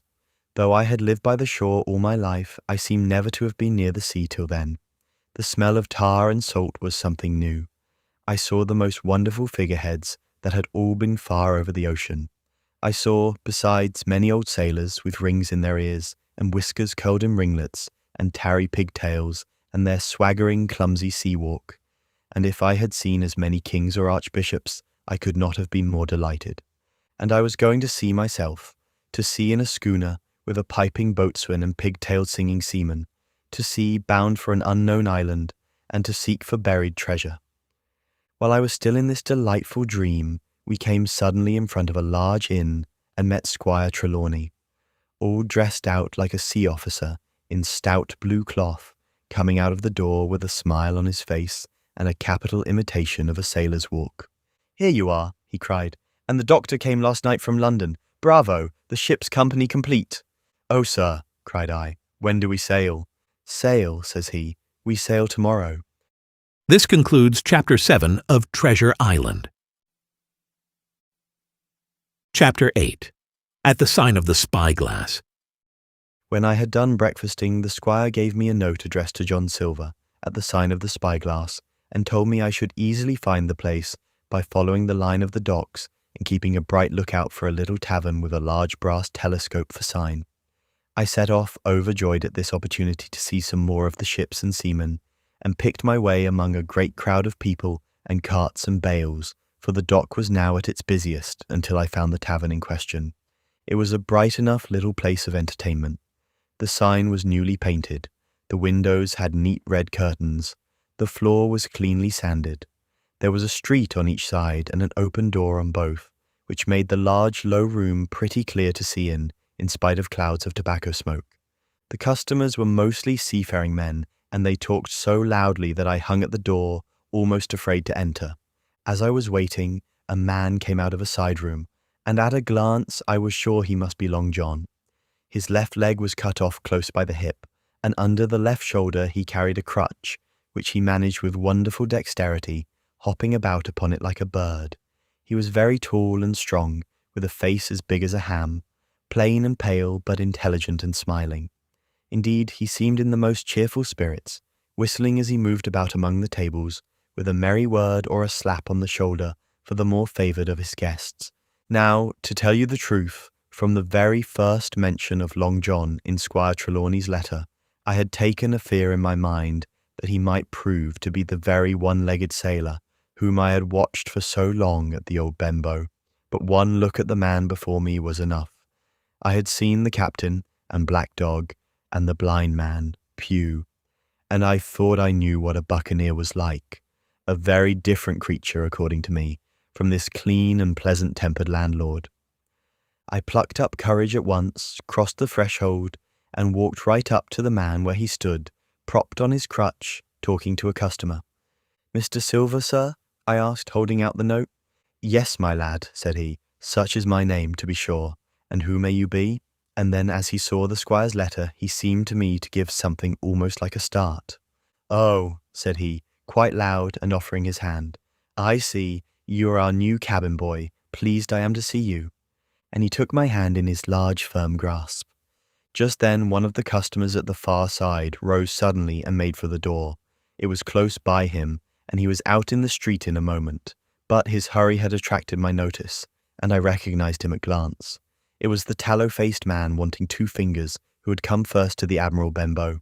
"Oh," I cried, "stop him! It's Black Dog!" "I don't care 2 coppers who he is," cried Silver, "but he hasn't paid his score. Harry, run and catch him." One of the others who was nearest the door leaped up and started in pursuit. "If he were Admiral Hawke, he shall pay his score," cried Silver. And then relinquishing my hand, "Who did you say he was?" he asked. "Black what?" "Dog, sir," said I. "Has Mr. Trelawney not told you of the Buccaneers? He was one of them." "So," cried Silver, "in my house. Ben, run and help Harry. One of those swabs, was he? Was that you drinking with him, Morgan? Step up here." The man whom he called Morgan, an old grey-haired, mahogany-faced sailor, came forward pretty sheepishly, rolling his quid. "Now, Morgan," said Long John very sternly, "you never clapped your eyes on that black dog before, did you now?" "Not I, sir," said Morgan with a salute. "You didn't know his name, did you?" "No, sir." "By the powers, Tom Morgan, it's as good for you," exclaimed the landlord.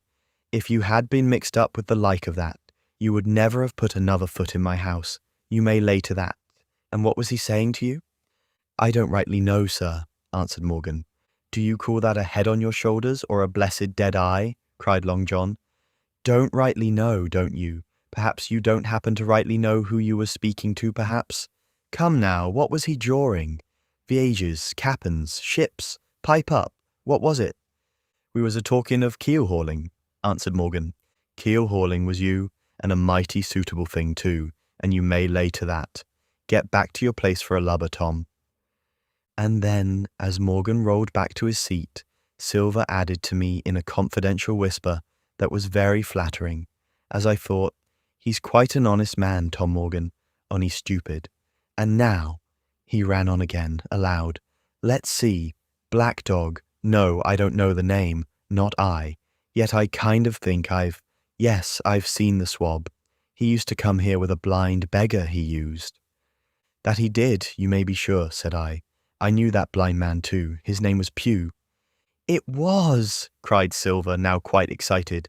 Pew, that were his name for certain. Ah, he looked a shark, he did. If we run down this Black Dog now, there'll be news for Captain Trelawney. Ben's a good runner. Few seamen run better than Ben.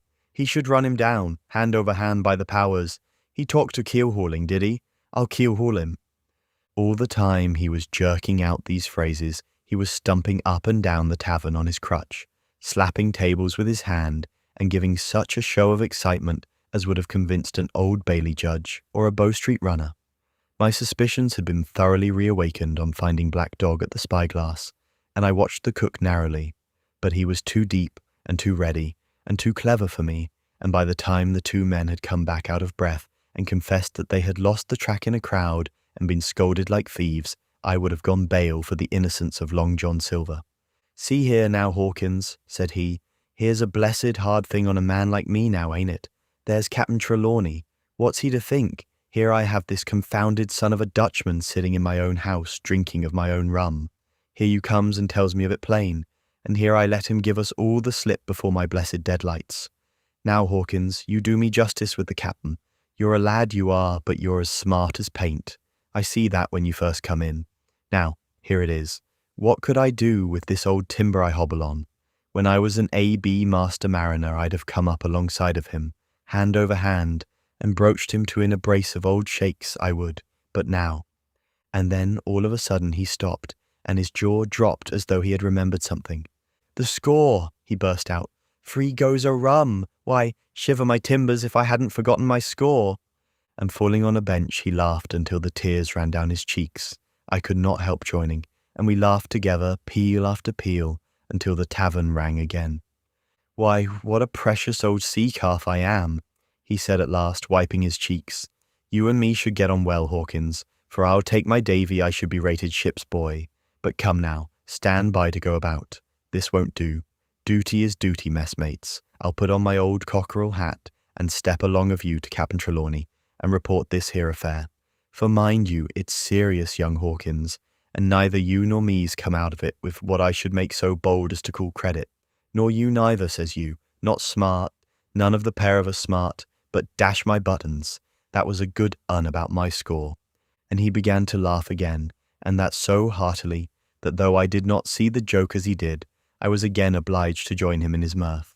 On our little walk along the quays, he made himself the most interesting companion, telling me about the different ships that we passed by, their rig, tonnage, and nationality, explaining the work that was going forward, how one was discharging, another taking in cargo, and a third making ready for sea, and every now and then telling me some little anecdote of ships or seamen, or repeating a nautical phrase till I had learned it perfectly.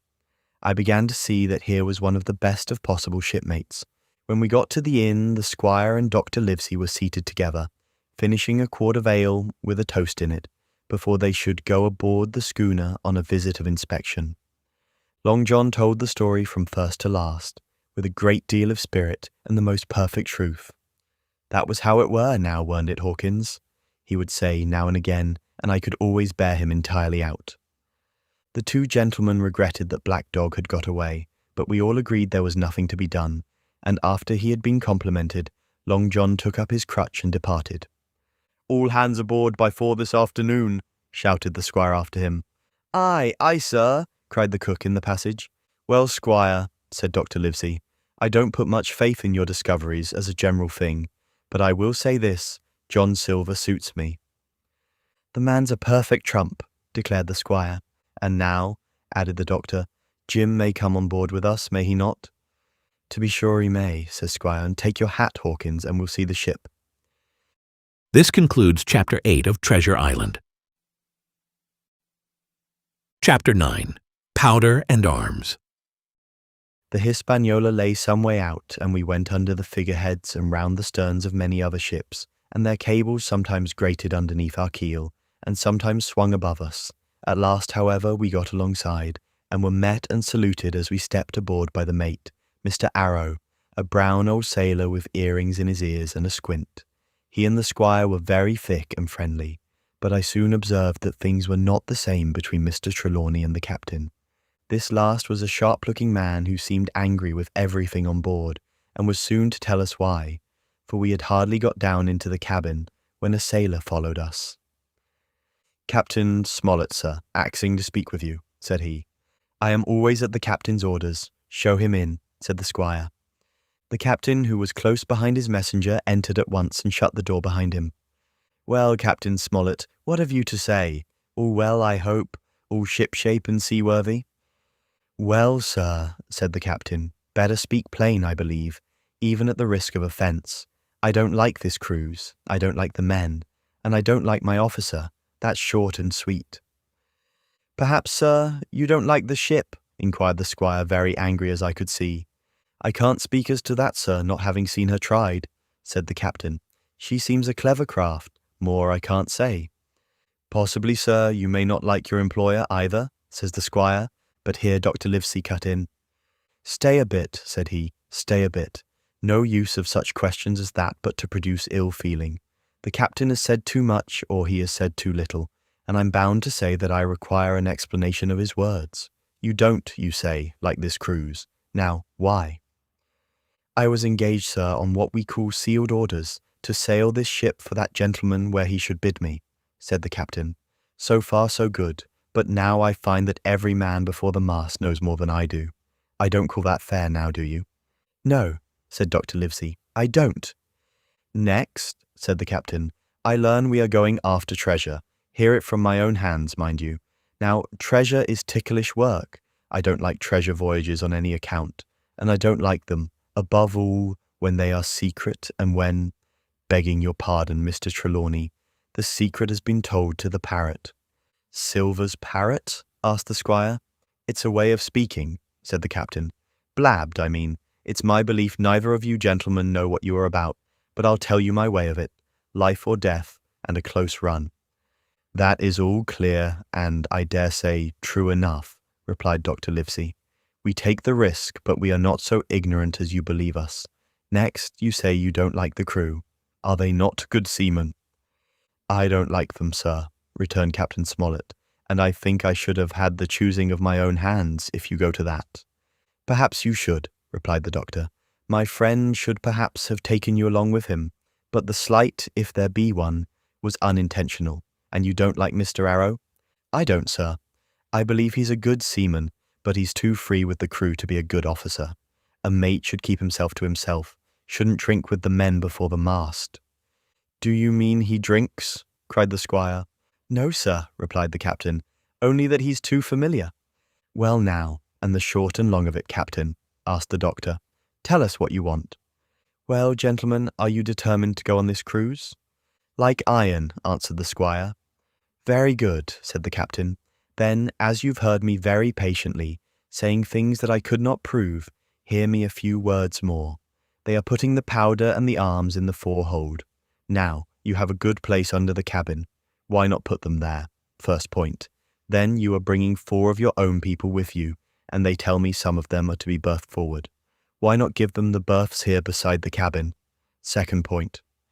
Any more? Asked Mr. Trelawney. One more, said the captain. There's been too much blabbing already. Far too much, agreed the doctor.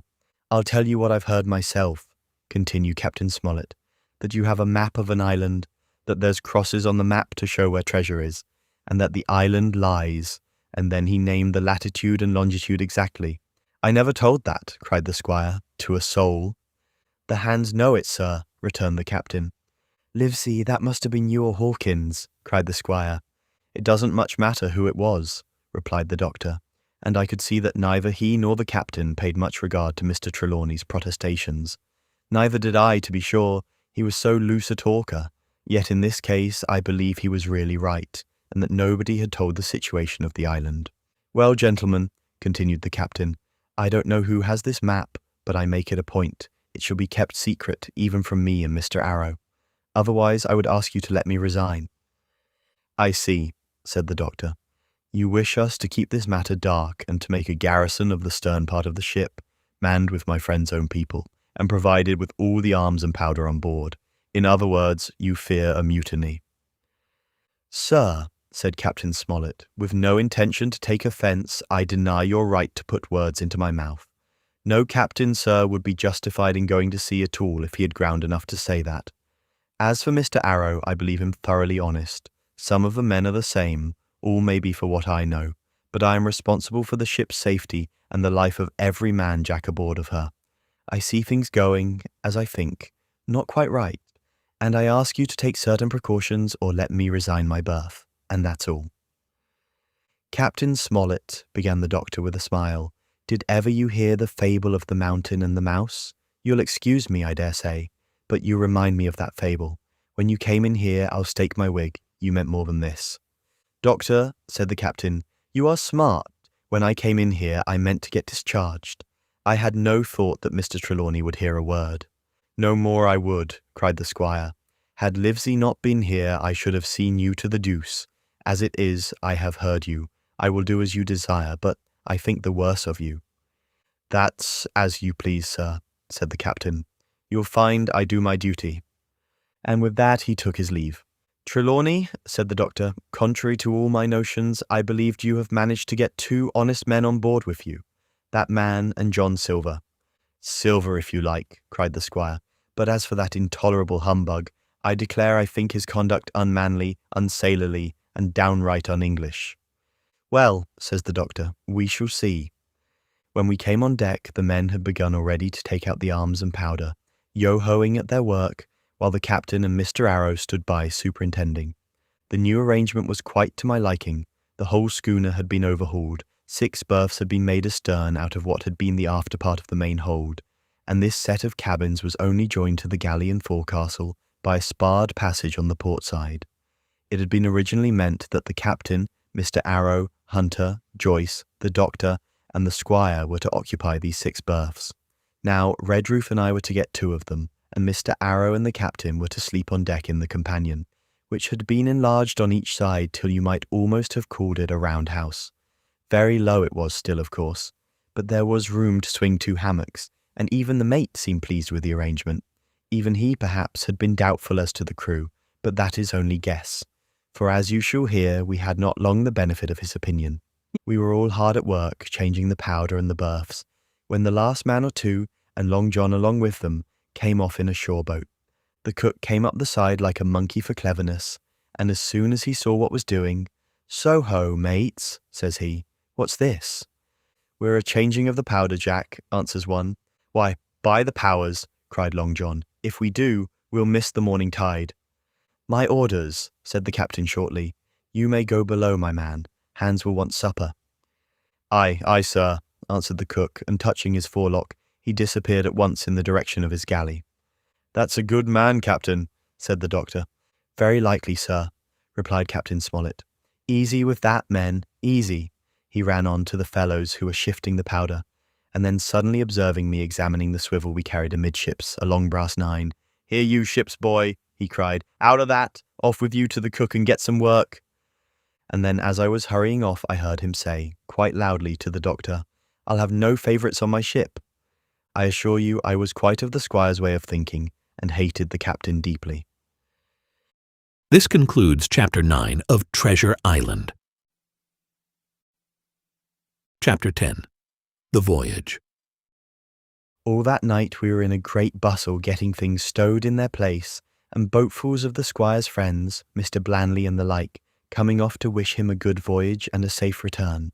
We never had a night at the Admiral Benbow when I had half the work, and I was dog-tired when, a little before dawn, the boatswain sounded his pipe and the crew began to man the capstan bars.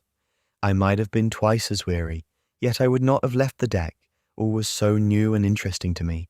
The brief commands, the shrill note of the whistle, the men bustling to their places in the glimmer of the ship's lanterns. "Now, Barbecue, tip us a stave," cried one voice. "The old one," cried another. "Aye, aye, mates," said Long John, who was standing by, with his crutch under his arm, and at once broke out in the air and words I knew so well. 15 men on the dead man's chest, and then the whole crew bore chorus. Yo-ho-ho and a bottle of rum. And at the third ho drove the bars before them with a will. Even at that exciting moment it carried me back to the old Admiral Benbow in a second, and I seemed to hear the voice of the captain piping in the chorus. But soon the anchor was short up, soon it was hanging dripping at the bows. Soon the sails began to draw, and the land and shipping to flit by on either side. And before I could lie down to snatch an hour of slumber, the Hispaniola had begun her voyage to the Isle of Treasure. I am not going to relate that voyage in detail. It was fairly prosperous. The ship proved to be a good ship, the crew were capable seamen, and the captain thoroughly understood his business. But, before we came the length of Treasure Island, 2 or 3 things had happened which require to be known. Mr. Arrow, first of all, turned out even worse than the captain had feared. He had no command among the men, and people did what they pleased with him. But that was by no means the worst of it, for after a day or 2 at sea he began to appear on deck with hazy eye, red cheeks, stuttering tongue, and other marks of drunkenness. Time after time he was ordered below in disgrace. Sometimes he fell and cut himself. Sometimes he lay all day long in his little bunk at one side of the companion. Sometimes for a day or 2 he would be almost sober and attend to his work at least passably. In the meantime, we could never make out where he got the drink. That was the ship's mystery. Watch him as we pleased, we could do nothing to solve it. And when we asked him to his face, he would only laugh if he were drunk, and if he were sober, deny solemnly that he ever tasted anything but water. He was not only useless as an officer and a bad influence amongst the men, but it was plain that at this rate he must soon kill himself outright. So nobody was much surprised, nor very sorry, when one dark night with a head sea, he disappeared entirely and was seen no more. "Overboard," said the captain. "Well, gentlemen, that saves the trouble of putting him in irons." But there we were, without a mate, and it was necessary, of course, to advance one of the men. The boatswain, Job Anderson, was the likeliest man aboard, and though he kept his old title, he served in a way as mate. Mr. Trelawney had followed the sea, and his knowledge made him very useful, for he often took a watch himself in easy weather, and the coxswain, Israel Hands, was a careful, wily, old, experienced seaman who could be trusted at a pinch with almost anything. He was a great confidant of Long John Silver, and so the mention of his name leads me on to speak of our ship's cook, Barbecue, as the men called him. Aboard ship he carried his crutch by a lanyard round his neck, to have both hands as free as possible. It was something to see him wedge the foot of the crutch against a bulkhead, and propped against it, yielding to every movement of the ship, get on with his cooking like someone safe ashore. Still more strange was it to see him in the heaviest of weather cross the deck. He had a line or 2 rigged up to help him across the widest spaces, Long John's earrings they were called, and he would hand himself from one place to another, now using the crutch, now trailing it alongside by the lanyard, as quickly as another man could walk. Yet some of the men who had sailed with him before expressed their pity to see him so reduced. "He's no common man, Barbecue," said the coxswain to me. "He had good schooling in his young days and can speak like a book when so minded. And brave. A lion's nothing alongside of Long John. I seen him grapple 4 and knock their heads together. Him unarmed." All the crew respected and even obeyed him. He had a way of talking to each and doing everybody some particular service. To me he was unweariedly kind, and always glad to see me in the galley, which he kept as clean as a new pin, the dishes hanging up burnished and his parrot in a cage in one corner. "Come away, Hawkins," he would say. "Come and have a yarn with John. Nobody more welcome than yourself, my son. Sit you down and hear the news. Here's Captain Flint. I calls my parrot Captain Flint. After the famous Buccaneer, here's Captain Flint predicting success to our Voyage. Wasn't you, Captain? And the parrot would say with great rapidity, "Pieces of 8, pieces of 8, pieces of 8, till you wondered that it was not out of breath, or till John threw his handkerchief over the cage. Now, that bird, he would say, is maybe 200 years old, Hawkins. They live forever, mostly. And if anybody's seen more wickedness, it must be the devil himself. She's sailed with England, the great Captain England, the pirate. She's been at Madagascar and at Malabar, and Suriname, and Providence and Portobello. She was at the fishing up of the wrecked plate ships. It's there she learned pieces of 8, and little wonder. 350,000 of 'em, Hawkins. She was at the boarding of the Viceroy of the Indies out of Goa, she was, and to look at her you would think she was a babby. But you smelt powder, didn't you, Captain? Stand by to go about, the parrot would scream. Ah, she's a handsome craft, she is, the cook would say, and give her sugar from his pocket, and then the bird would peck at the bars and swear straight on, passing belief for wickedness. There, John would add, you can't touch pitch and not be mucked, lad. Here's this poor old innocent bird of mine swearing blue fire, and none the wiser, you may lay to that. She would swear the same, in a manner of speaking, before Chaplain. And John would touch his forelock with a solemn way he had, that made me think he was the best of men. In the meantime, the squire and Captain Smollett were still on pretty distant terms with one another. The squire made no bones about the matter. He despised the captain. The captain, on his part, never spoke but when he was spoken to, and then sharp and short and dry, and not a word wasted. He owned, when driven into a corner, that he seemed to have been wrong about the crew, that some of them were as brisk as he wanted to see, and all had behaved fairly well. As for the ship, he had taken a downright fancy to her. She'll lie a point nearer the wind than a man has a right to expect of his own married wife, sir. But, he would add, all I say is we're not home again, and I don't like the cruise. The squire at this would turn away and march up and down the deck, chin in air. A trifle more of that man, he would say, and I shall explode. We had some heavy weather, which only proved the qualities of the Hispaniola. Every man on board seemed well content, and they must have been hard to please if they had been otherwise, for it is my belief there was never a ship's company so spoiled since Noah put to sea. Double grog was going on the least excuse. There was duff on odd days, as, for instance, if the squire heard it was any man's birthday, and always a barrel of apples standing broached in the waist for anyone to help himself that had a fancy. Never knew good come of it yet, the captain said to Dr. Livesey. Spoil forecastle hands, make devils, that's my belief. But good did come of the apple barrel, as you shall hear, for if it had not been for that, we should have had no note of warning, and might all have perished by the hand of treachery. This was how it came about. We had run up the trades to get the wind of the island we were after. I am not allowed to be more plain, and now we were running down for it with a bright lookout, day and night. It was about the last day of our outward voyage by the largest computation. Sometime that night, or at latest before noon of the morrow, we should sight the treasure island. We were heading south-southwest and had a steady breeze, a beam, and a quiet sea. The Hispaniola rolled steadily, dipping her bowsprit now and then with a whiff of spray. All was drawing alow and aloft. Everyone was in the bravest spirits because we were now so near an end of the first part of our adventure. Now, just after sundown, when all my work was over and I was on my way to my berth, it occurred to me that I should like an apple. I ran on deck. The watch was all forward looking out for the island.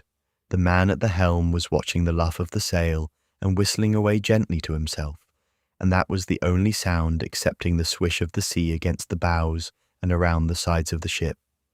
In I got bodily into the apple barrel, and found there was scarce an apple left, but sitting down there in the dark, what with the sound of the waters and the rocking movement of the ship, I had either fallen asleep or was on the point of doing so, when a heavy man sat down with rather a clash close by. The barrel shook as he leaned his shoulders against it, and I was just about to jump up when the man began to speak. It was Silver's voice, and before I had heard a dozen words, I would not have shown myself for all the world, but lay there, trembling and listening, in the extreme of fear and curiosity, for from these dozen words I understood that the lives of all the honest men aboard depended upon me alone. This concludes Chapter 10 of Treasure Island. Please like this video and subscribe to our channel. Your support is appreciated. Chapter 11. What I Heard in the Apple Barrel. No, not I, said Silver. Flint was cap'n. I was quartermaster, along of my timber leg. The same broadside I lost my leg. Old Pew lost his deadlights. It was a master surgeon, him that amputated me, out of college and all. Latin by the bucket and what not. But he was hanged like a dog and sun-dried like the rest at Corso Castle. That was Roberts's men, that was, and comed of changing names to their ships, Royal Fortune and so on. Now, what a ship was christened, so let her stay, I says. So it was with the Cassandra, as brought us all safe home from Malabar, after England took the Viceroy of the Indies. So it was with the old Walrus, Flint's old ship, as I've seen Amok with the red blood and fit to sink with gold. Ah, cried another voice, that of the youngest hand on board, and evidently full of admiration. He was the flower of the flock, was Flint. Davis was a man too, by all accounts, said Silver. I never sailed along of him, first with England, then with Flint. That's my story. And now here on my own account, in a manner of speaking. I laid by 900 safe from England and 2,000 after Flint. That ain't bad for a man before the mast, all safe in bank. 'Tain't earning now, it's saving does it, you may lay to that. Where's all England's men now? I don't know. Where's Flint's? Why, most on 'em aboard here, and glad to get the duff. Been begging before that, some on 'em. Old Pew, as had lost his sight and might have thought shame, spends £1,200 in a year, like a lord in Parliament. Where is he now? Well, he's dead now and under hatches, but for 2 years before that, shiver my timbers, the man was starving. He begged and he stole and he cut throats and starved at that, by the powers. Well, it ain't much use after all, said the young seaman. 'Tain't much use for fools, you may lay to it. That nor nothing, cried Silver. But now you look here. You're young, you are, but you're as smart as paint. I see that when I set my eyes on you, and I'll talk to you like a man. You may imagine how I felt when I heard this abominable old rogue addressing another in the very same words of flattery as he had used to myself. I think, if I had been able, that I would have killed him through the barrel. Meantime he ran on, little supposing he was overheard. Here it is about gentlemen of fortune. They lives rough and they risk swinging, but they eat and drink like fighting cocks, and when a cruise is done, why, it's hundreds of pounds instead of hundreds of farthings in their pockets. Now, the most goes for rum and a good fling, and to sea again in their shirts. But that's not the course I lay. I puts it all away, some here, some there, and none too much anywheres, by reason of suspicion. I'm 50, mark you. Once back from this cruise, I set up gentlemen in earnest. Time enough too, says you. Ah, but I've lived easy in the meantime, never denied myself a nothing heart desires, and slept soft and ate dainty all my days but when at sea. And how did I begin? Before the mast, like you. Well, said the other, but all the other money's gone now, ain't it? You daren't show face in Bristol after this. Why, where might you suppose it was? Asked Silver derisively. At Bristol, in banks and places, answered his companion. It were, said the cook, it were when we weighed anchor, but my old missus has it all by now, and the spyglass is sold, lease and goodwill and rigging, and the old girl's off to meet me. I would tell you where, for I trust you, but it'd make jealousy among the mates. And can you trust your missus? Asked the other. Gentlemen of fortune, returned the cook, usually trust little among themselves, and right they are, you may lay to it. But I have a way with me, I have. When a mate brings a slip on his cable, one as knows me, I mean, it won't be in the same world with old John. There was some that was feared of Pew, and some that was feared of Flint, but Flint his own self was feared of me. Feared he was, and proud. They was the roughest crew afloat, was Flint's. The devil himself would have been feared to go to sea with them. Well now, I tell you, I'm not a boasting man, and you've seen yourself how easy I keep company. But when I was quartermaster, lambs wasn't the word for Flint's old buccaneers. Ah, you may be sure of yourself in old John's ship. Well, I tell you now, replied the lad, I didn't half a quarter like the job till I had this talk with you, John, but there's my hand on it now. And a brave lad you were, and smart too, answered Silver, shaking hands so heartily that all the barrel shook, and a finer figurehead for a gentleman of fortune I never clapped my eyes on. By this time I'd begun to understand the meaning of their terms, By a gentleman of fortune, they plainly meant neither more nor less than a common pirate, and the little scene that I had overheard was the last act in the corruption of one of the honest hands, perhaps of the last one left aboard. But on this point I was soon to be relieved, for Silver giving a little whistle, a third man strolled up and sat down by the party. "Dick's square," said Silver. "Oh, I know Dick was square," returned the voice of the coxswain, Israel Hands. "He's no fool, is Dick," and he turned his quid and spat. "But look here," he went on, "here's what I want to know, Barbecue. How long are we going to stand off and on like a blessed bum boat? I've had most enough of Captain Smollett. He's hazed me long enough, by thunder. I want to go into that cabin, I do. I want their pickles and wines and that." "Israel," said Silver, "your head ain't much account, nor ever was, but you're able to hear, I reckon. Leastways, your ears is big enough. Now, here's what I say. You'll berth forward, and you'll live hard, and you'll speak soft, and you'll keep sober till I give the word, and you may lay to that, my son." "Well, I don't say no, do I?" growled the coxswain. "What I say is, when?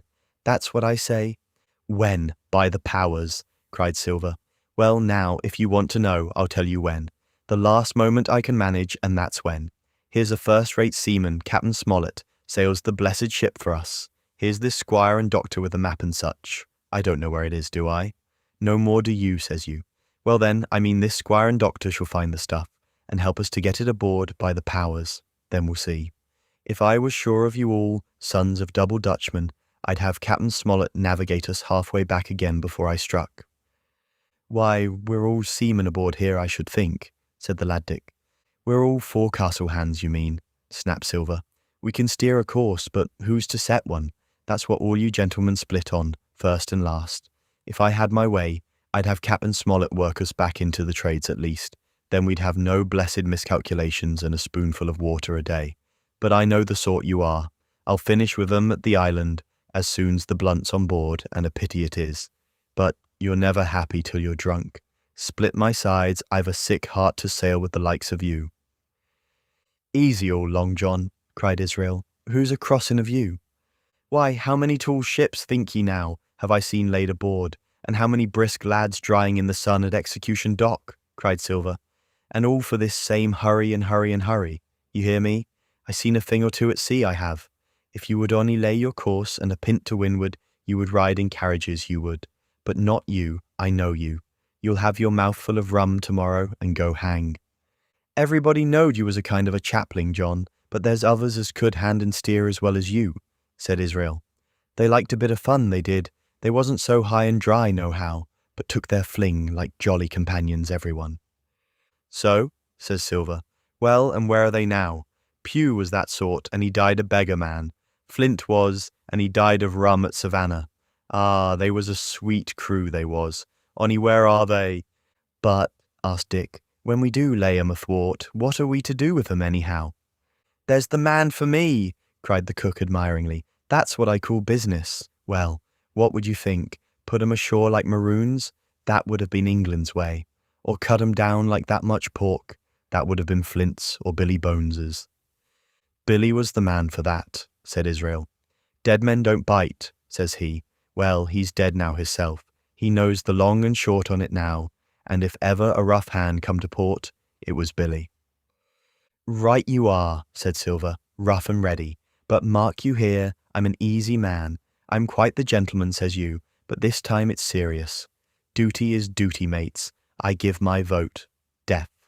When I'm in Parliament and riding in my coach, I don't want none of these sea lawyers in the cabin a coming home, unlooked for, like the devil at prayers. Wait is what I say, but when the time comes, why, let her rip."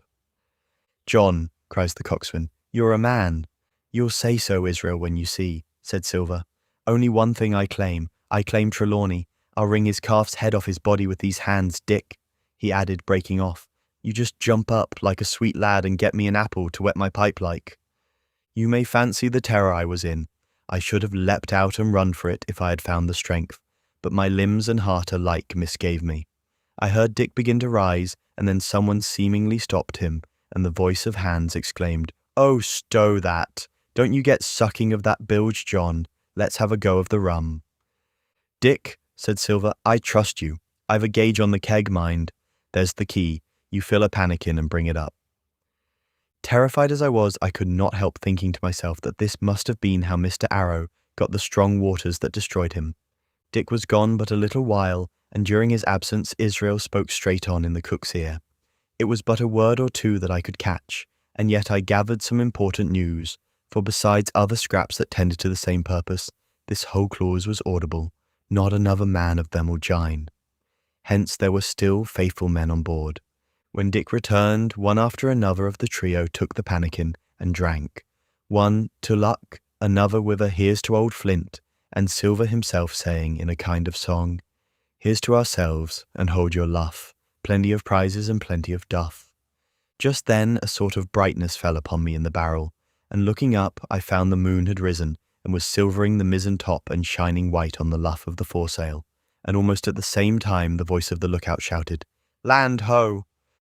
This concludes Chapter 11 of Treasure Island. Chapter 12. Council of War.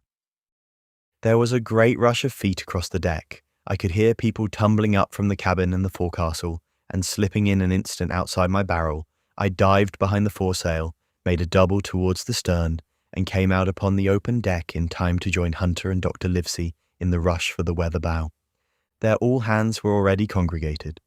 A belt of fog had lifted almost simultaneously with the appearance of the moon. Away to the southwest of us we saw two low hills, about a couple of miles apart, and rising behind one of them, a third and higher hill, whose peak was still buried in the fog. All three seemed sharp and conical in figure. So much I saw, almost in a dream, for I had not yet recovered from my horrid fear of a minute or two before, and then I heard the voice of Captain Smollett issuing orders. The Hispaniola was laid a couple of points nearer the wind, and now sailed a course that would just clear the island on the east. "And now, men," said the captain when all was sheeted home, "has any one of you ever seen that land ahead?" "I have, sir," said Silver. "I've watered there with a trader I was cooking." "The anchorage is on the south, behind an islet, I fancy?" asked the captain. "Yes, sir, Skeleton Island, they calls it. It were a main place for pirates once, and a hand we had on board knowed all their names for it. That hill to the nor'ard they calls the foremast hill. There are 3 hills in a row running southward, 4 main and mizzen, sir. But the main, that's the big un with the cloud on it, they usually calls the spyglass, by reason of a lookout they kept when they was in the anchorage cleaning, for it's there they clean their ships, sir, asking your pardon." "I have a chart here," says Captain Smollett. "See if that's the place." Long John's eyes burned in his head as he took the chart, but by the fresh look of the paper, I knew he was doomed to disappointment. This was not the map we found in Billy Bones' chest, but an accurate copy, complete in all things, names and heights and soundings, with the single exception of the red crosses and the written notes. Sharp as must have been his annoyance, Silver had the strength of mind to hide it. "Yes, sir," said he, "this is the spot to be sure, and very prettily drawed out. Who might have done that, I wonder? The pirates were too ignorant, I reckon. Aye, here it is, Captain Kidd's anchorage, just the name my shipmate called it. There's a strong current runs along the south, and then away nor'ard up the west coast. Right you was, sir," says he, "to haul your wind and keep the weather of the island. Leastways, if such was your intention as to enter and careen, and there ain't no better place for that in these waters." "Thank you, my man," says Captain Smollett. "I'll ask you later on to give us a help.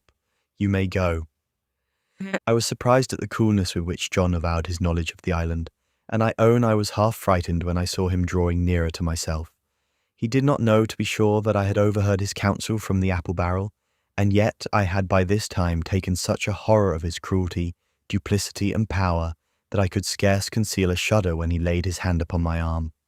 "Ah," says he, "this here is a sweet spot, this island, a sweet spot for a lad to get ashore on.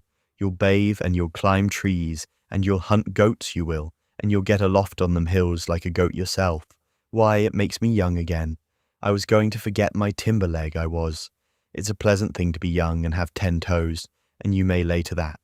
When you want to go a bit of exploring, you just ask old John, and he'll put up a snack for you to take along." And clapping me in the friendliest way upon the shoulder, he hobbled off forward and went below.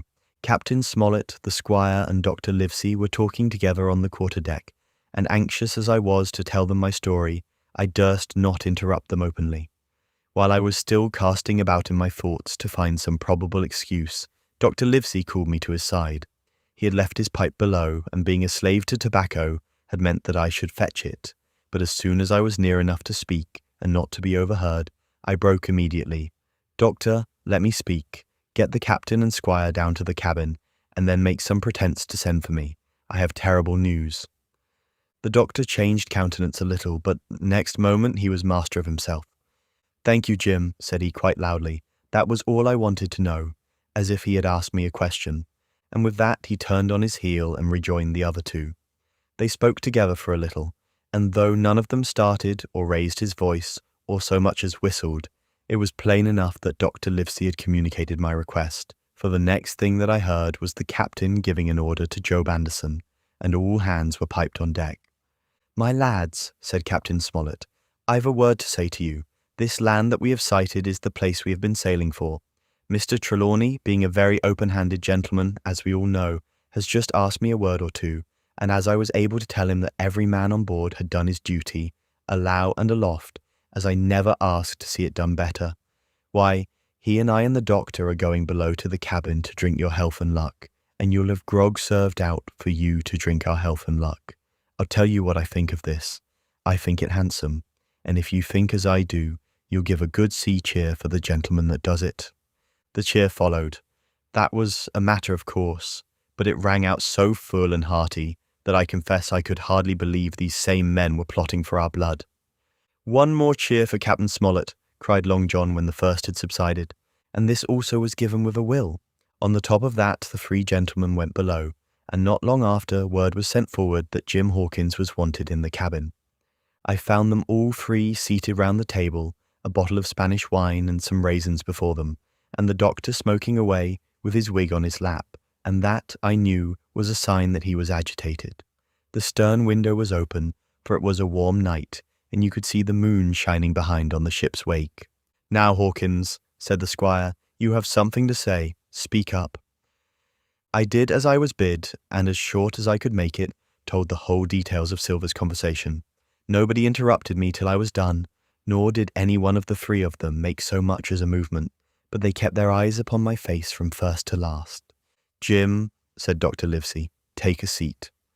And they made me sit down at table beside them, poured me out a glass of wine, filled my hands with raisins, and all three, one after the other, and each with a bow, drank my good health and their service to me for my luck and courage. "Now, Captain," said the squire, "you were right, and I was wrong. I own myself an ass, and I await your orders." "No more an ass than I, sir," returned the captain. "I never heard of a crew that meant to mutiny, but what showed signs before, for any man that had an eye in his head to see the mischief, and take steps according. But this crew," he added, "beats me." "Captain," said the doctor, "with your permission, that's Silver, a very remarkable man." "He'd look remarkably well from a yardarm, sir," returned the captain. "But this is talk, this don't lead to anything. I see 3 or 4 points, and with Mr. Trelawney's permission, I'll name them." "You, sir, are the captain. It is for you to speak," says Mr. Trelawney grandly. "First point," began Mr. Smollett. "We must go on because we can't turn back. If I gave the word to go about, they would rise at once. Second point, we have time before us, at least until this treasure's found. Third point, there are faithful hands. Now, sir, it's got to come to blows sooner or later, and what I propose is to take time by the forelock, as the saying is, and come to blows some fine day when they least expect it. We can count, I take it, on your own home servants, Mr. Trelawney." "As upon myself," declared the squire. "3, reckoned the captain. "Ourselves make 7, counting Hawkins here. Now, about the honest hands?" "Most likely Trelawney's own men," said the doctor, "those he had picked up for himself before he lit on Silver." "Nay," replied the squire, "Hans was one of mine." "I did think I could have trusted Hans," added the captain. "And to think that they're all Englishmen," broke out the squire. "Sir, I could find it in my heart to blow the ship up." "Well, gentlemen," said the captain, "the best that I can say is not much. We must lay to, if you please, and keep a bright lookout. It's trying on a man, I know. It would be pleasanter to come to blows, but there's no help for it till we know our men. Lay to, and whistle for a wind. That's my view. Jim here, said the doctor, can help us more than anyone. The men are not shy with him, and Jim is a noticing lad. Hawkins, I put prodigious faith in you, added the squire. I began to feel pretty desperate at this, for I felt altogether helpless, and yet, by an odd train of circumstances, it was indeed through me that safety came. In the meantime, talk as we pleased, there were only 7 out of the 26 on whom we knew we could rely, and out of these 7 one was a boy, so that the grown men on our side were 6 to their 19. This concludes Chapter 12 of Treasure Island. Part 3, My Shore Adventure. Chapter 13, How I Began My Shore Adventure. The appearance of the island when I came on deck next morning was altogether changed. Although the breeze had now utterly ceased, we had made a great deal of way during the night, and were now lying becalmed about half a mile to the southeast of the low eastern coast. Grey-coloured woods covered a large part of the surface. This even tint was indeed broken up by streaks of yellow sandbrake in the lower lands, and by many tall trees of the pine family, out-topping the others, some singly, some in clumps, but the general colouring was uniform and sad. The hills ran up clear above the vegetation in spires of naked rock. All were strangely shaped, and the spyglass, which was by 300 or 400 feet the tallest on the island, was likewise the strangest in configuration, running up sheer from almost every side, and then suddenly cut off at the top like a pedestal to put a statue on. The Hispaniola was rolling scuppers under in the ocean swell. The booms were tearing at the blocks, the rudder was banging to and fro, and the whole ship creaking, groaning, and jumping like a manufactory. I had to cling tight to the backstay, and the world turned giddily before my eyes, for though I was a good enough sailor when there was way on, this standing still and being rolled about like a bottle was a thing I never learned to stand without a qualm, or so, above all in the morning, on an empty stomach.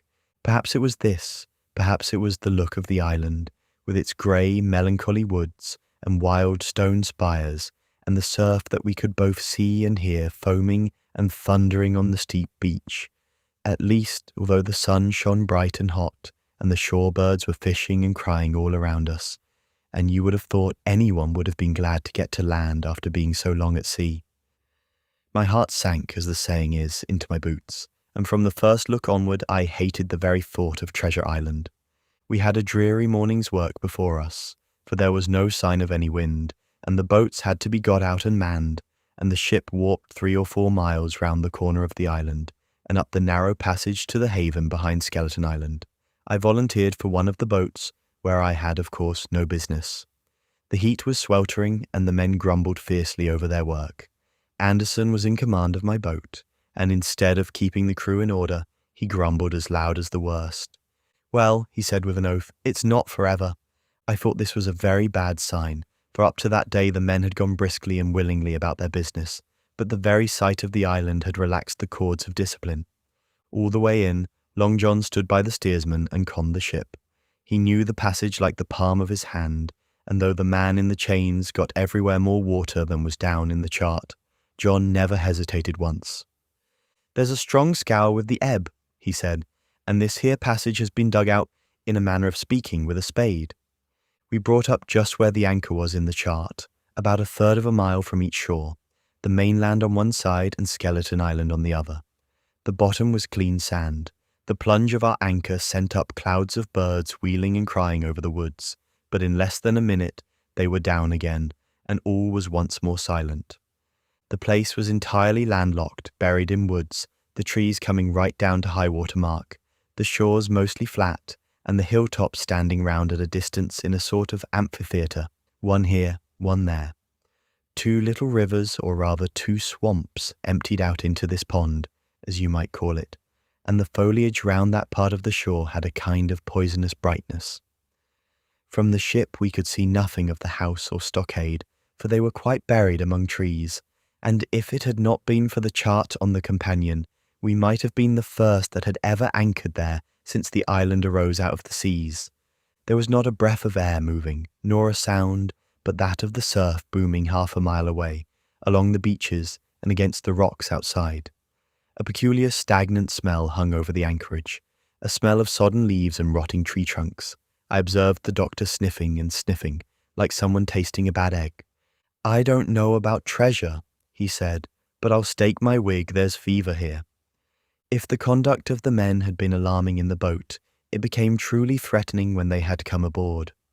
They lay about the deck growling together in talk. The slightest order was received with a black look and grudgingly and carelessly obeyed. Even the honest hands must have caught the infection, for there was not one man aboard to mend another. Mutiny, it was plain, hung over us like a thundercloud, and it was not only we of the cabin party who perceived the danger. Long John was hard at work, going from group to group, spending himself in good advice, and as for example no man could have shown a better. He fairly outstripped himself in willingness and civility. He was all smiles to everyone. If an order were given, John would be on his crutch in an instant, with the cheeriest "Aye, aye, sir," in the world, and when there was nothing else to do, he kept up one song after another, as if to conceal the discontent of the rest. Of all the gloomy features of that gloomy afternoon, this obvious anxiety on the part of Long John appeared the worst. We held a council in the cabin.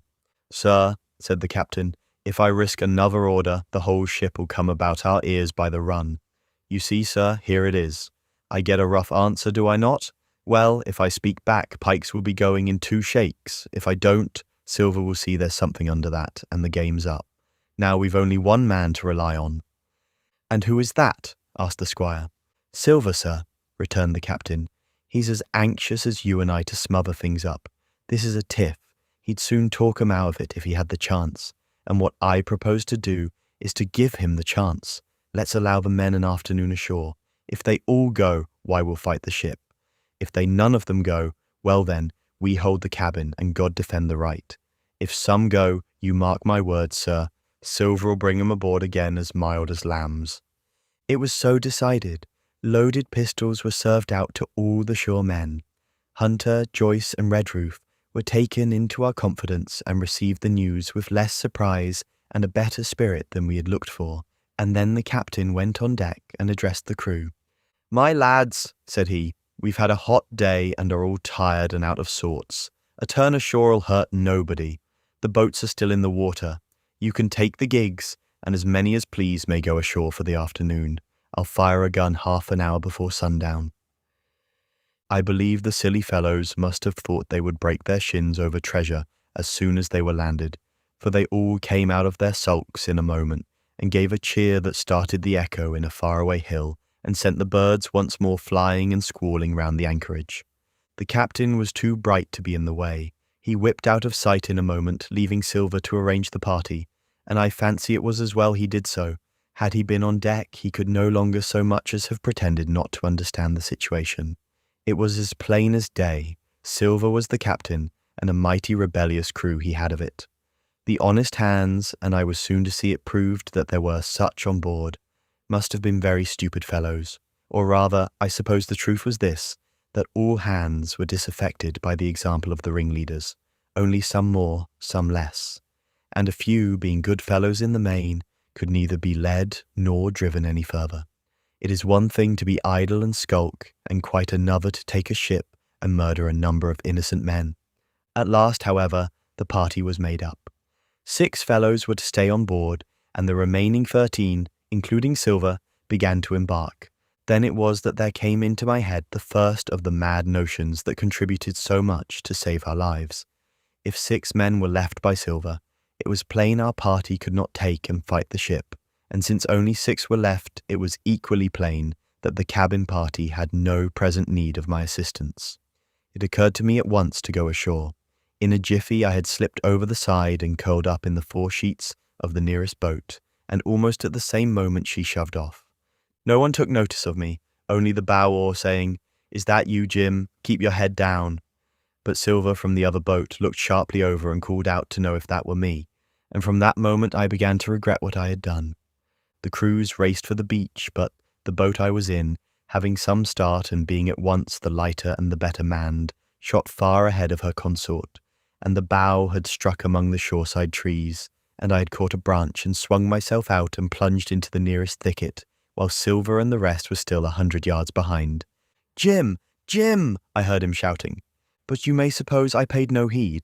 Jumping, ducking, and breaking through, I ran straight before my nose till I could run no longer. This concludes Chapter 13 of Treasure Island. Chapter 14. The First Blow. I was so pleased at having given the slip to Long John that I began to enjoy myself and look around me with some interest on the strange land that I was in. I had crossed a marshy tract full of willows, bulrushes, and odd, outlandish, swampy trees, and I had now come out upon the skirts of an open piece of undulating, sandy country, about a mile long, dotted with a few pines and a great number of contorted trees, not unlike the oak in growth, but pale in the foliage, like willows. On the far side of the open stood one of the hills, with two quaint craggy peaks shining vividly in the sun. I now felt for the first time the joy of exploration. The isle was uninhabited, my shipmates I had left behind, and nothing lived in front of me but dumb brutes and fowls. I turned hither and thither among the trees. Here and there were flowering plants unknown to me. Here and there I saw snakes, and one raised his head from a ledge of rock and hissed at me with a noise not unlike the spinning of a top. Little did I suppose that he was a deadly enemy, and that the noise was the famous rattle. Then I came to a long thicket of these oak-like trees, live or evergreen, oaks I heard afterwards they should be called, which grew low along the sand like brambles, the boughs curiously twisted, the foliage compact like thatch. The thicket stretched down from the top of one of the sandy knolls, spreading and growing taller as it went, until it reached the margin of the broad, reedy fen, through which the nearest of the little rivers soaked its way into the anchorage. The marsh was steaming in the strong sun, and the outline of the spyglass trembled through the haze. All at once there began to go a sort of bustle among the bulrushes. A wild duck flew up with a quack, another followed, and soon over the whole surface of the marsh a great cloud of birds hung screaming and circling in the air. I judged at once that some of my shipmates must be drawing near along the borders of the fen, nor was I deceived, for soon I heard the very distant and low tones of a human voice, which, as I continued to give ear, grew steadily louder and nearer. This put me in a great fear, and I crawled under cover of the nearest live oak and squatted there, hearkening as silent as a mouse. Another voice answered, and then the first voice, which I now recognized to be Silver's, once more took up the story and ran on for a long while in a stream, only now and again interrupted by the other. By the sound they must have been talking earnestly, and almost fiercely, but no distinct word came to my hearing. At last the speakers seemed to have paused and perhaps to have sat down, for not only did they cease to draw any nearer, but the birds themselves began to grow more quiet, and to settle again to their places in the swamp.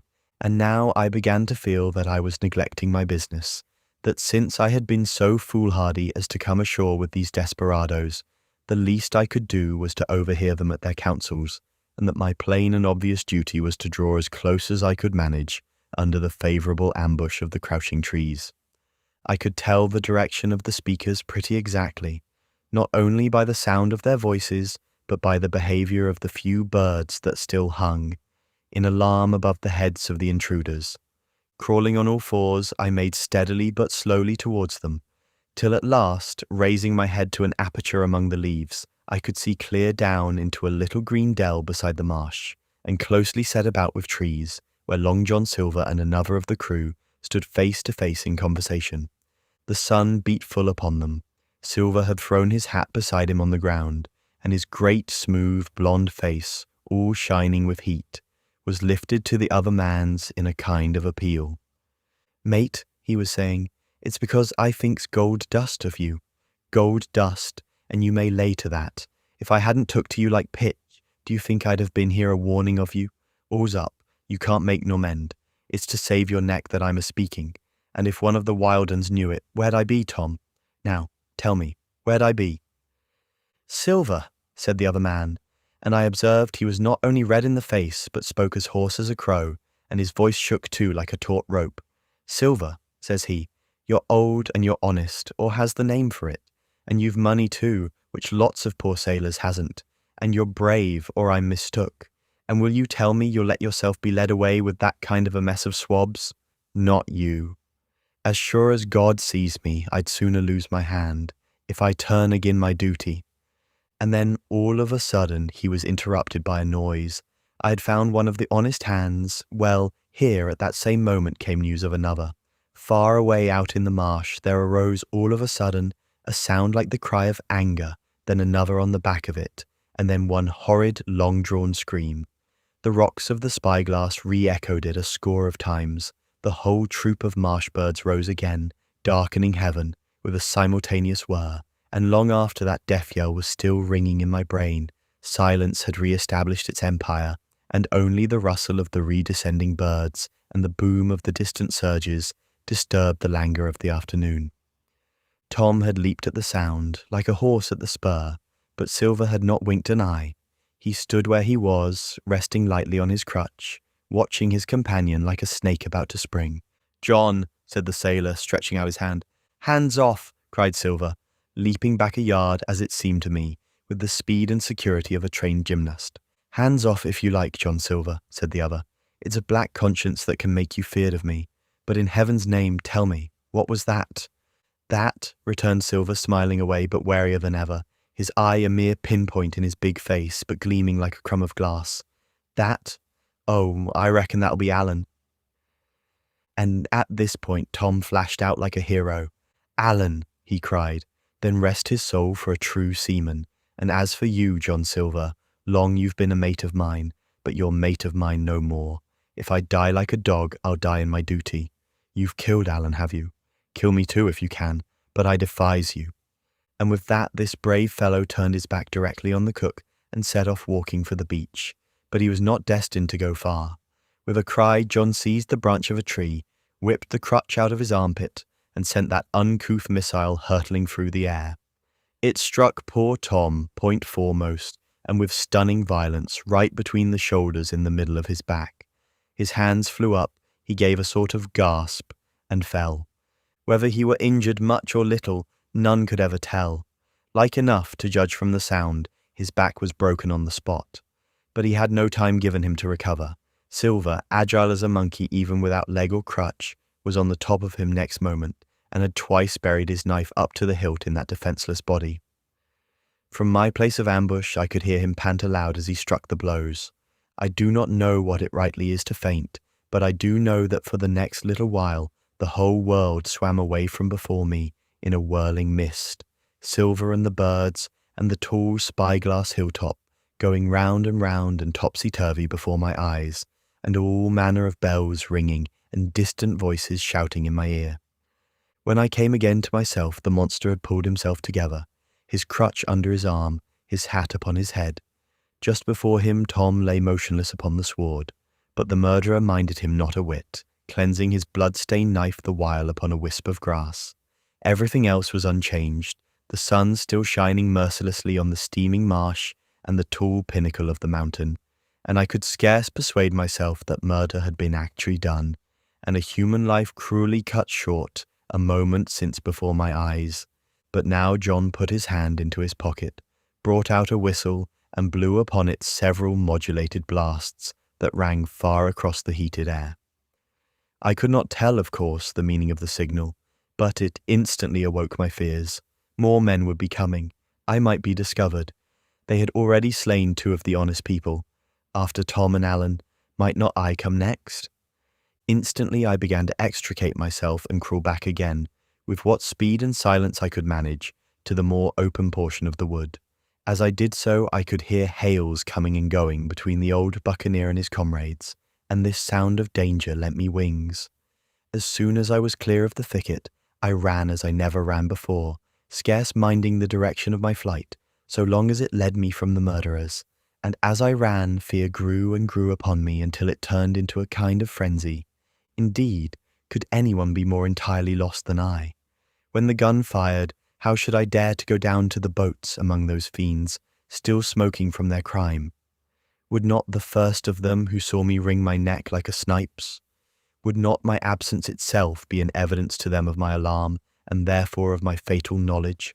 It was all over, I thought. Goodbye to the Hispaniola. Goodbye to the squire, the doctor, and the captain. There was nothing left for me but death by starvation, or death by the hands of the mutineers. All this while, as I say, I was still running, and without taking any notice, I had drawn near to the foot of the little hill with the two peaks and had got into a part of the island where the live oaks grew more widely apart and seemed more like forest trees in their bearing and dimensions. Mingled with these were a few scattered pines, some 50, some nearer 70 feet high. The air, too, smelt more freshly than down beside the marsh, and here a fresh alarm brought me to a standstill with a thumping heart. This concludes Chapter 14 of Treasure Island. Chapter 15. The Man of the Island. From the side of the hill, which was here steep and stony, a spout of gravel was dislodged and fell rattling and bounding through the trees. My eyes turned instinctively in that direction, and I saw a figure leap with great rapidity behind the trunk of a pine. What it was, whether bear or man or monkey, I could in no wise tell. It seemed dark and shaggy, more I knew not, but the terror of this new apparition brought me to a stand. I was now, it seemed, cut off upon both sides, behind me the murderers, before me this lurking nondescript, and immediately I began to prefer the dangers that I knew to those I knew not. Silver himself appeared less terrible in contrast with this creature of the woods, and I turned on my heel, and looking sharply behind me over my shoulder, began to retrace my steps in the direction of the boats. Instantly the figure reappeared, and making a wide circuit, began to head me off. I was tired at any rate, but had I been as fresh as when I rose, I could see it was in vain for me to contend in speed with such an adversary. From trunk to trunk the creature flitted like a deer, running man-like on two legs, but unlike any man that I had ever seen, stooping almost double as it ran. Yet a man it was, I could no longer be in doubt about that. I began to recall what I had heard of cannibals. I was within an ace of calling for help, but the mere fact that he was a man, however wild, had somewhat reassured me, and my fear of Silver began to revive in proportion. I stood still, therefore, and cast about for some method of escape, and as I was so thinking, the recollection of my pistol flashed into my mind. As soon as I remembered I was not defenceless, courage glowed again in my heart, and I set my face resolutely for this man of the island, and walked briskly towards him. He was concealed by this time behind another tree trunk, but he must have been watching me closely, for as soon as I began to move in his direction, he reappeared and took a step to meet me. Then he hesitated, drew back, came forward again, and at last, to my wonder and confusion, threw himself on his knees and held out his clasped hands in supplication. At that I once more stopped. "Who are you?" I asked. "Ben Gunn," he answered, and his voice sounded hoarse and awkward, like a rusty lock. "I'm poor Ben Gunn, I am, and I haven't spoke with a Christian these 3 years." I could now see that he was a white man like myself, and that his features were even pleasing. His skin, wherever it was exposed, was burnt by the sun. Even his lips were black, and his fair eyes looked quite startling in so dark a face. Of all the beggar men that I had seen or fancied, he was the chief for raggedness. He was clothed with tatters of old ship's canvas and old sea cloth, and this extraordinary patchwork was all held together by a system of the most various and incongruous fastenings, brass buttons, bits of stick, and loops of tarry gaskin.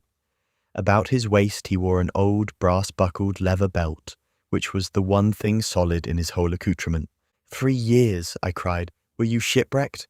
Nay, mate, said he, marooned.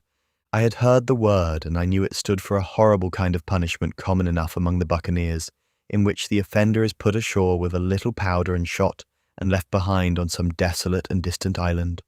Marooned 3 years agone, he continued, and lived on goats since then, and berries and oysters. Wherever a man is, says I, a man can do for himself. But mate, my heart is sore for Christian diet.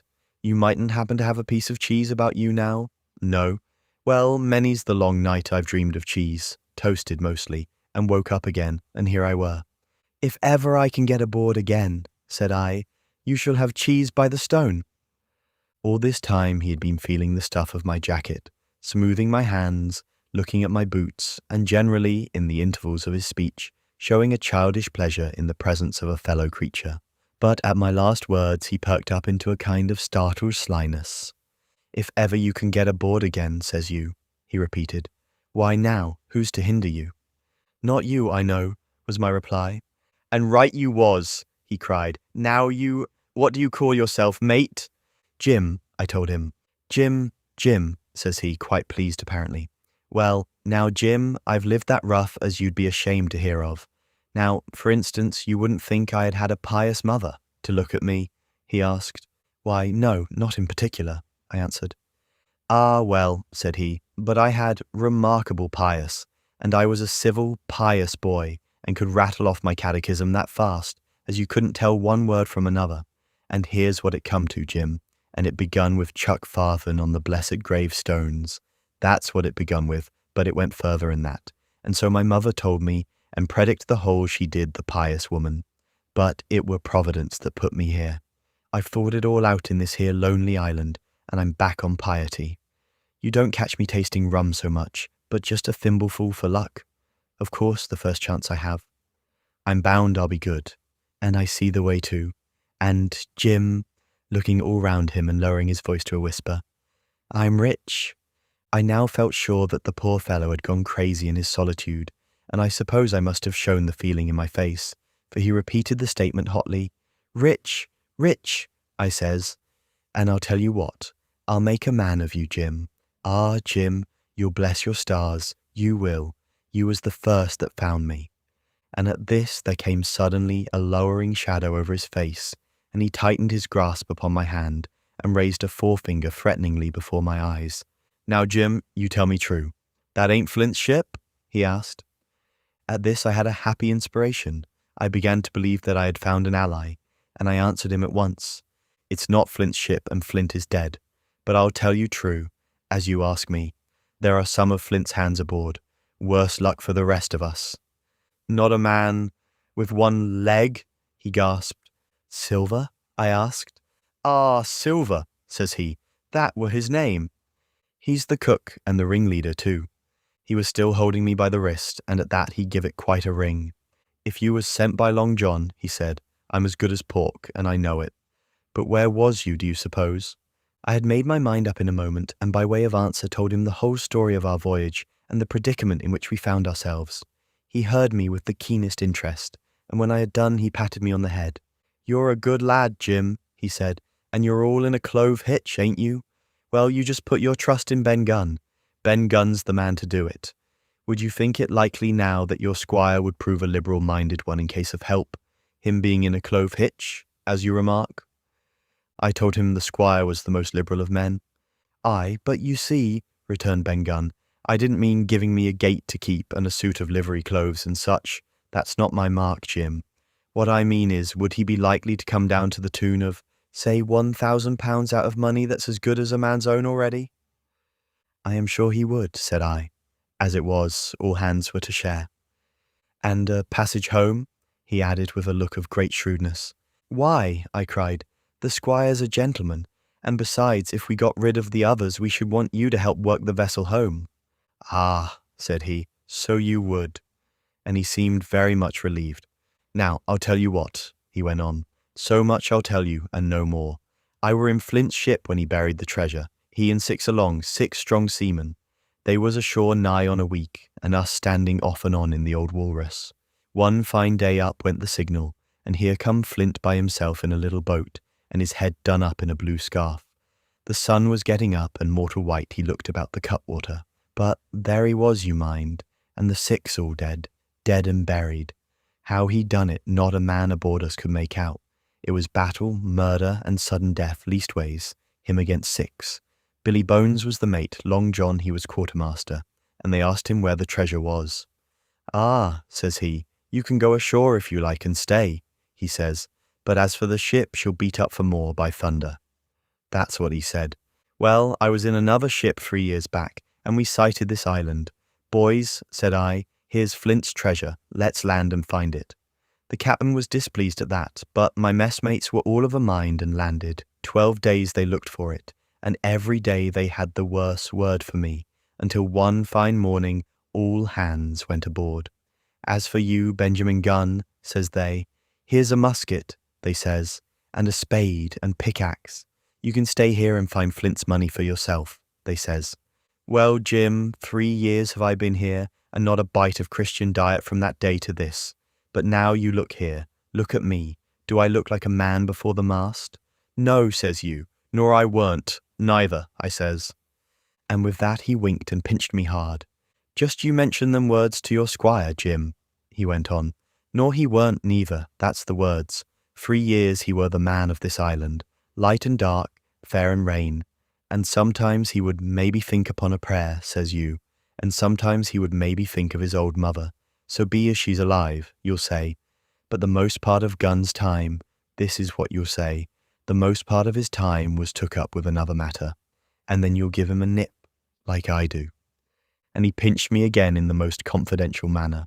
Then, he continued, then you'll up and you'll say this, Gunn is a good man, you'll say, and he puts a precious sight more confidence, a precious sight, mind that, in a gentleman born than in these gentlemen of fortune, having been one himself. Well, I said, I don't understand one word that you've been saying, but that's neither here nor there, for how am I to get on board? Ah, said he, that's the hitch for sure. Well, there's my boat that I made with my 2 hands. I keep her under the White Rock. If the worst come to the worst, we might try that after dark. Hi, he broke out, what's that? For just then, although the sun had still an hour or 2 to run, all the echoes of the island awoke and bellowed to the thunder of a cannon. They have begun to fight, I cried, follow me. And I began to run towards the anchorage, my terrors all forgotten, while close at my side the marooned man in his goatskins trotted easily and lightly. Left, says he, keep to your left hand, mate Jim, under the trees with you, there's where I killed my first goat.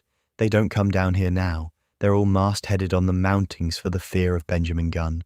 Ah, and there's the cemetery. Cemetery he must have meant. You see the mounds? I come here and prayed nows and thens, when I thought maybe a Sunday would be about due. It weren't quite a chapel, but it seemed more solemn-like. And then, says you, Ben Gunn was short-handed. No chapeling, nor so much as a Bible and a flag, you says. So he kept talking as I ran, neither expecting nor receiving any answer. The cannon shot was followed after a considerable interval by a volley of small arms. Another pause, and then, not a quarter of a mile in front of me, I beheld the Union Jack flutter in the air above a wood. This concludes Chapter 15 of Treasure Island. Please like this video and subscribe to our channel. Your support is appreciated. Part 4. The Stockade. Chapter 16. Narrative. Continued by the Doctor. How the ship was abandoned. It was about 1:30, 3 bells in the sea phrase, that the 2 boats went ashore from the Hispaniola. The captain, the squire, and I were talking matters over in the cabin.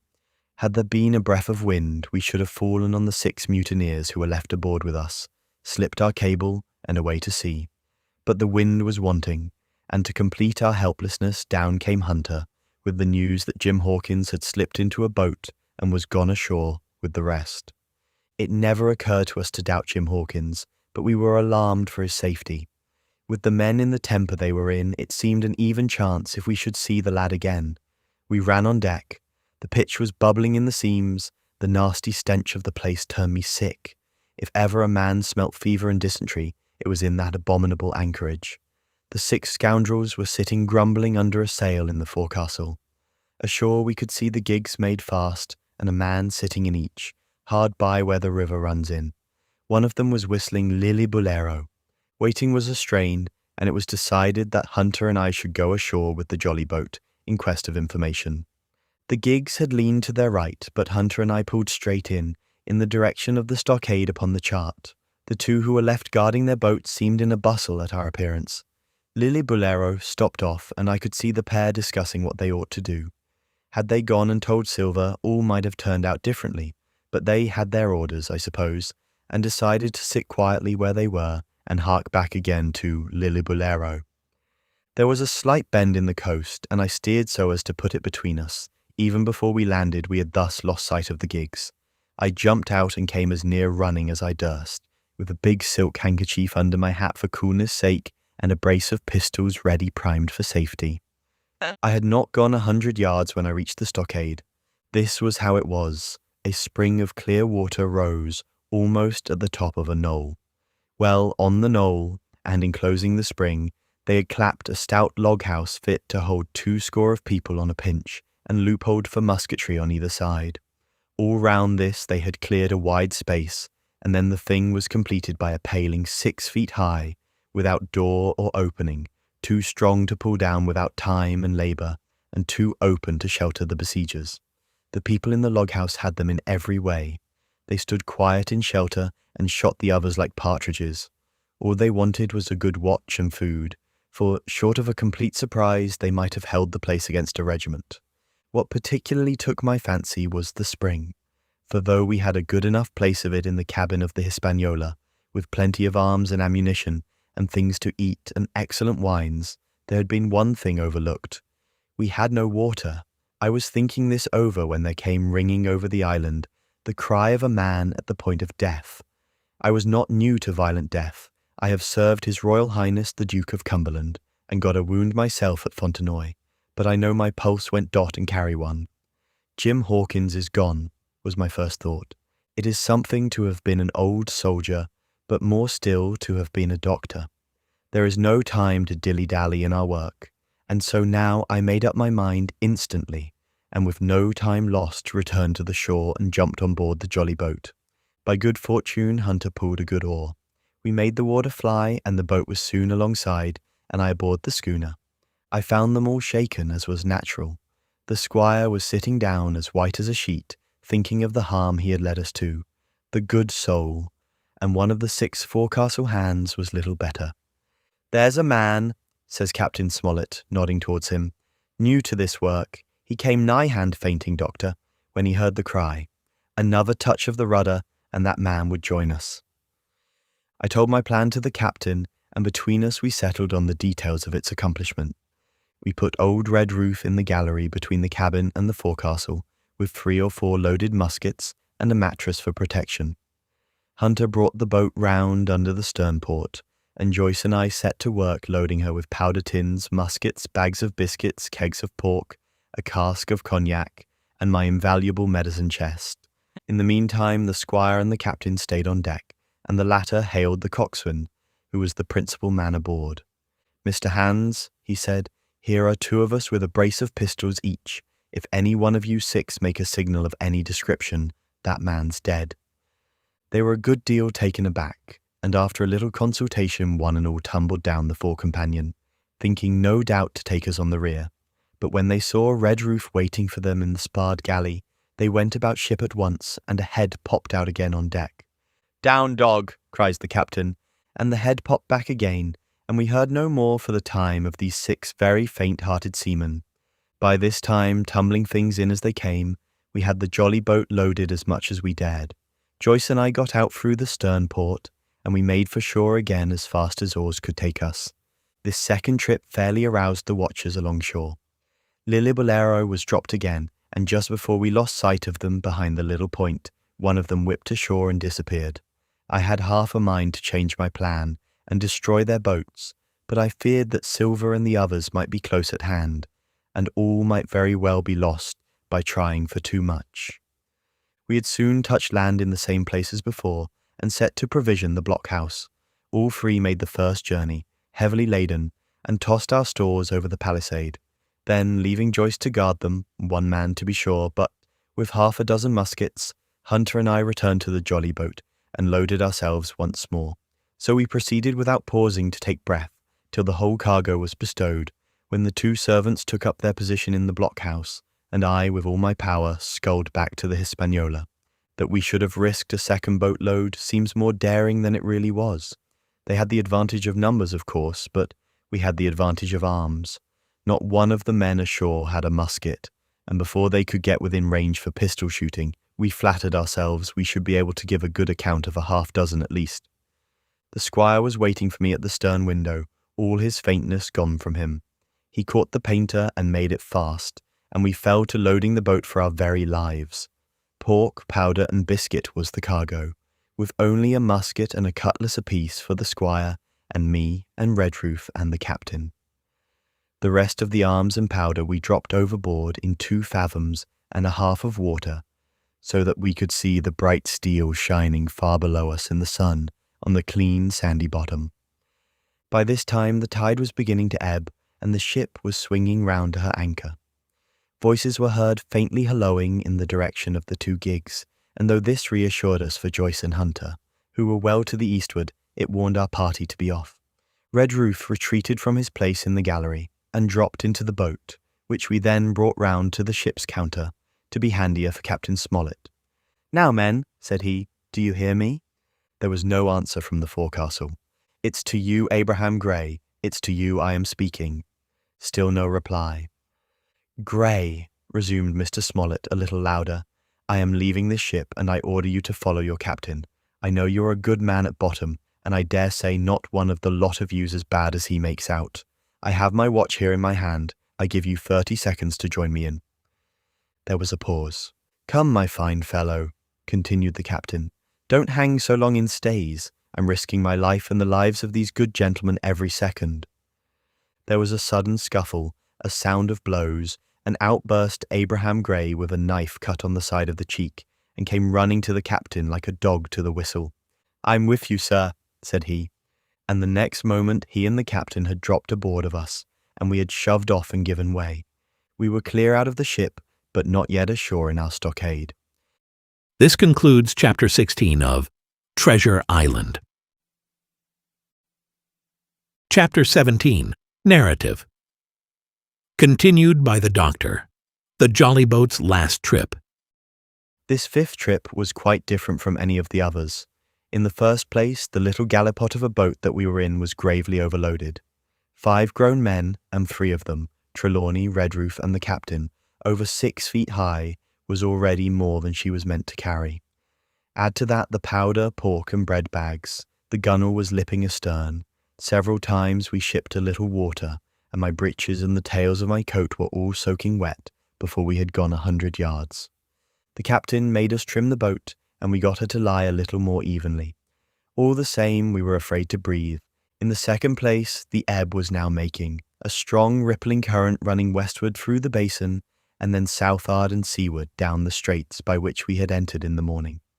Even the ripples were a danger to our overloaded craft, but the worst of it was that we were swept out of our true course and away from our proper landing place behind the point. If we let the current have its way, we should come ashore beside the gigs, where the pirates might appear at any moment. "I cannot keep her head for the stockade, sir," said I to the captain.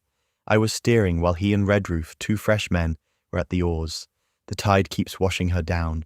Could you pull a little stronger?" "Not without swamping the boat," said he. "You must bear up, sir, if you please. Bear up until you see you're gaining." I tried and found by experiment that the tide kept sweeping us westward until I had laid her head due east, or just about right angles to the way we ought to go. "We'll never get ashore at this rate," said I. "If it's the only course that we can lie, sir, we must even lie it," returned the captain. "We must keep upstream. You see, sir," he went on, "if once we dropped to leeward of the landing place, it's hard to say where we should get ashore, besides the chance of being boarded by the gigs. Whereas the way we go, the current must slacken, and then we can dodge back along the shore." "The current's less already, sir," said the man Gray, who was sitting in the foresheets. "You can ease her off a bit." "Thank you, my man," said I, quite as if nothing had happened, for we had all quietly made up our minds to treat him like one of ourselves. Suddenly the captain spoke up again, and I thought his voice was a little changed. "The gun," said he. "I have thought of that," said I, for I made sure he was thinking of a bombardment of the fort. "They could never get the gun ashore, and if they did, they could never haul it through the woods." "Look astern, Doctor," replied the captain.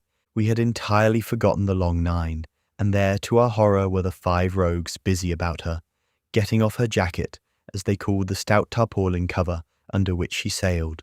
Not only that, but it flashed into my mind at the same moment that the round shot and the powder for the gun had been left behind, and a stroke with an axe would put it all into the possession of the evil ones abroad.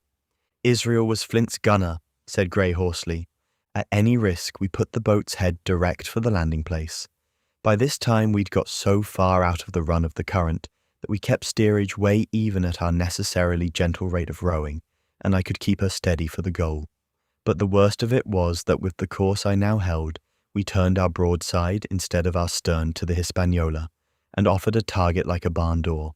I could hear as well as see that brandy-faced rascal, Israel Hands, plumping down a round shot on the deck. "Who's the best shot?" asked the captain. "Mr. Trelawney, out and away," said I. "Mr. Trelawney, will you please pick me off one of these men, sir? Hands, if possible," said the captain. Trelawney was as cool as steel. He looked to the priming of his gun. "Now!" cried the captain.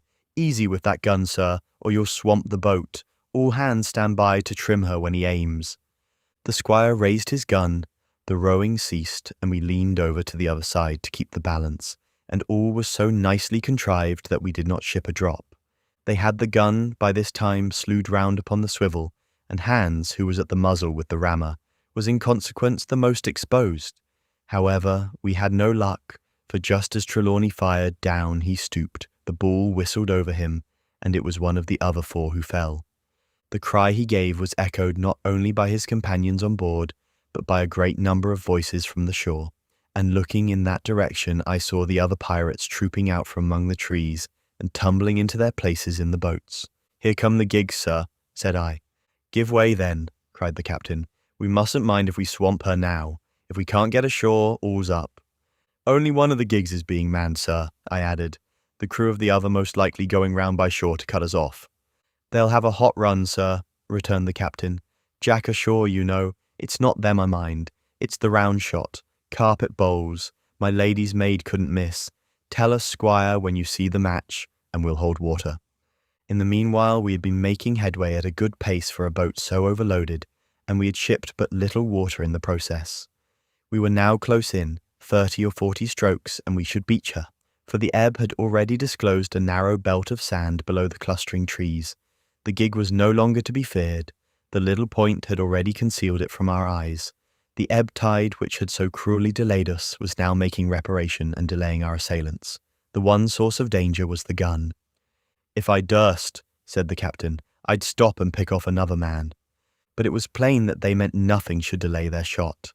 They had never so much as looked at their fallen comrade, though he was not dead, and I could see him trying to crawl away.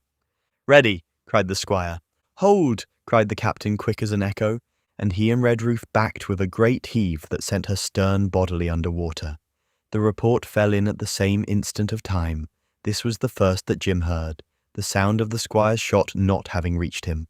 Where the ball passed, not one of us precisely knew, but I fancy it must have been over our heads, and that the wind of it may have contributed to our disaster. At any rate, the boat sank by the stern, quite gently, in 3 feet of water, leaving the captain and myself facing each other on our feet. The other 3 took complete headers and came up again drenched and bubbling. So far there was no great harm. No lives were lost, and we could wade ashore in safety. But there were all our stores at the bottom, and to make things worse, only 2 guns out of 5 remained in a state for service. Mine I had snatched from my knees and held over my head by a sort of instinct. As for the captain, he had carried his over his shoulder by a bandolier, and like a wise man, lock uppermost. The other 3 had gone down with the boat.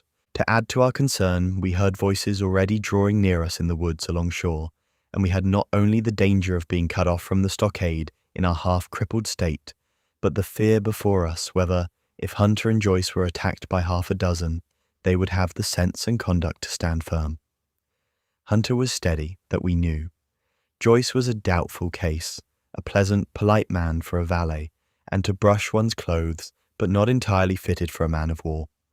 With all this in our minds, we waded ashore as fast as we could, leaving behind us the poor jolly boat and a good half of all our powder and provisions. This concludes Chapter 17 of Treasure Island.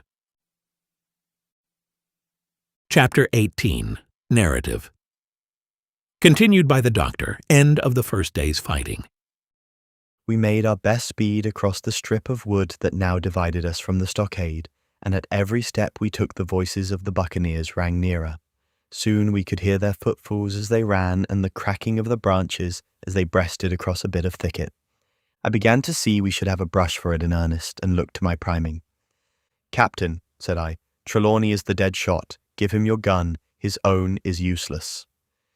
They exchanged guns, and Trelawney, silent and cool as he had been since the beginning of the bustle, hung a moment on his heel to see that all was fit for service. At the same time, observing Gray to be unarmed, I handed him my cutlass. It did all our hearts good to see him spit in his hand, knit his brows, and make the blade sing through the air. It was plain from every line of his body that our new hand was worth his salt. 40 paces farther, we came to the edge of the wood and saw the stockade in front of us. We struck the enclosure about the middle of the south side, and almost at the same time, 7 mutineers, Job Anderson, the boatswain, at their head, appeared in full cry at the southwestern corner. They paused as if taken aback, and before they recovered, not only the squire and I, but Hunter and Joyce from the blockhouse, had time to fire. The 4 shots came in rather a scattering volley, but they did the business. One of the enemy actually fell, and the rest, without hesitation, turned and plunged into the trees. After reloading, we walked down the outside of the palisade to see to the fallen enemy. He was stone dead, shot through the heart. We began to rejoice over our good success when just at that moment a pistol cracked in the bush. A ball whistled close past my ear, and poor Tom Redruth stumbled and fell his length on the ground. Both the squire and I returned the shot, but as we had nothing to aim at, it is probable we only wasted powder. Then we reloaded and turned our attention to poor Tom. The captain and Gray were already examining him, and I saw with half an eye that all was over. I believe the readiness of our return volley had scattered the mutineers once more, for we were suffered without further molestation to get the poor old gamekeeper hoisted over the stockade and carried, groaning and bleeding, into the log-house. Poor old fellow, he had not uttered one word of surprise, complaint, fear, or even acquiescence from the very beginning of our troubles till now, when we had laid him down in the log-house to die. He had lain like a Trojan behind his mattress in the gallery. He had followed every order silently, doggedly, and well. He was the oldest of our party by a score of years, and now, sullen, old, serviceable servant, it was he that was to die. The squire dropped down beside him on his knees and kissed his hand, crying like a child. "Be I going, doctor?" he asked. "Tom, my man," said I, "you're going home." "I wish I had had a lick at them with the gun first," he replied. "Tom," said the squire, "say you forgive me, won't you?" "Would that be respectful like from me to you, squire?" was the answer. "Howsoever, so be it. Amen." After a little while of silence, he said he thought somebody might read a prayer. "It's the custom, sir," he added apologetically, and not long after, without another word, he passed away. In the meantime, the captain, whom I had observed to be wonderfully swollen about the chest and pockets, had turned out a great many various stores: the British colours, a Bible, a coil of stoutish rope, pen, ink, the logbook, and pounds of tobacco. He'd found a longish fir tree lying, felled and trimmed in the enclosure, and with the help of Hunter, he'd set it up at the corner of the log house, where the trunks crossed and made an angle. Then climbing on the roof, he had with his own hand bent and run up the colours. This seemed mightily to relieve him. He re-entered the log house and set about counting up the stores as if nothing else existed, but he had an eye on Tom's passage for all that, and as soon as all was over, came forward with another flag and reverently spread it on the body. "Don't you take on, sir," he said, shaking the squire's hand. "All's well with him. No fear for a hand that's been shot down in his duty to captain and owner. It mayn't be good divinity, but it's a fact." Then he pulled me aside. "Dr. Livesey," he said, "in how many weeks do you and Squire expect the consort?" I told him it was a question not of weeks but of months, that if we were not back by the end of August, Blandley was to send to find us, but neither sooner nor later. "You can calculate for yourself," I said. "Why, yes," returned the captain, scratching his head, "and making a large allowance, sir, for all the gifts of Providence, I should say we were pretty close hauled." "How do you mean?" I asked. "It's a pity, sir, we lost that second load. That's what I mean," replied the captain. "As for powder and shot, we'll do, but the rations are short, very short, so short, Dr. Livesey, that we're perhaps as well without that extra mouth." And he pointed to the dead body under the flag. Just then, with a roar and a whistle, a round shot passed high above the roof of the log house and plumped far beyond us in the wood. "Oh-hoo," said the captain, "blaze away. You've little enough powder already, my lads." At the second trial, the aim was better, and the ball descended inside the stockade, scattering a cloud of sand but doing no further damage. "Captain," said the squire, "the house is quite invisible from the ship. It must be the flag they are aiming at. Would it not be wiser to take it in? Strike my colours, cried the captain. No, sir, not I. And as soon as he had said the words, I think we all agreed with him. For it was not only a piece of stout seamanly good feeling, it was good policy besides, and showed our enemies that we despised their cannonade. All through the evening they kept thundering away. Ball after ball flew over or fell short or kicked up the sand in the enclosure, but they had to fire so high that the shot fell dead and buried itself in the soft sand. We had no ricochet to fear, and though one popped in through the roof of the log house and out again through the floor, we soon got used to that sort of horseplay and minded it no more than cricket. There is one good thing about all this, observed the captain. The wood in front of us is likely clear. The ebb has made a good while. Our stores should be uncovered. Volunteers to go and bring in pork. Gray and Hunter were the first to come forward. Well armed, they stole out of the stockade, but it proved a useless mission. The mutineers were bolder than we fancied, or they put more trust in Israel's gunnery. For 4 or 5 of them were busy carrying off our stores and wading out with them to one of the gigs that lay close by, pulling an oar or so to hold her steady against the current. Silver was in the stern sheets in command, and every man of them was now provided with a musket from some secret magazine of their own. The captain sat down to his log, and here is the beginning of the entry. Alexander Smollett, master; David Livesey, ship's doctor; Abraham Gray, carpenter's mate; John Trelawney, owner; John Hunter and Richard Joyce, owner's servants, landsmen, being all that is left faithful of the ship's company, with stores for 10 days at short rations, came ashore this day and flew British colours on the log house in Treasure Island. Thomas Redroof, owner's servant, landsman, shot by the mutineers; James Hawkins, cabin boy. And at the same time I was wondering over poor Jim Hawkins' fate. A hail on the land side. Somebody hailing us, said Hunter, who was on guard. Doctor, squire, captain. Hullo, Hunter, is that you? Came the cries, and I ran to the door in time to see Jim Hawkins, safe and sound, come climbing over the stockade.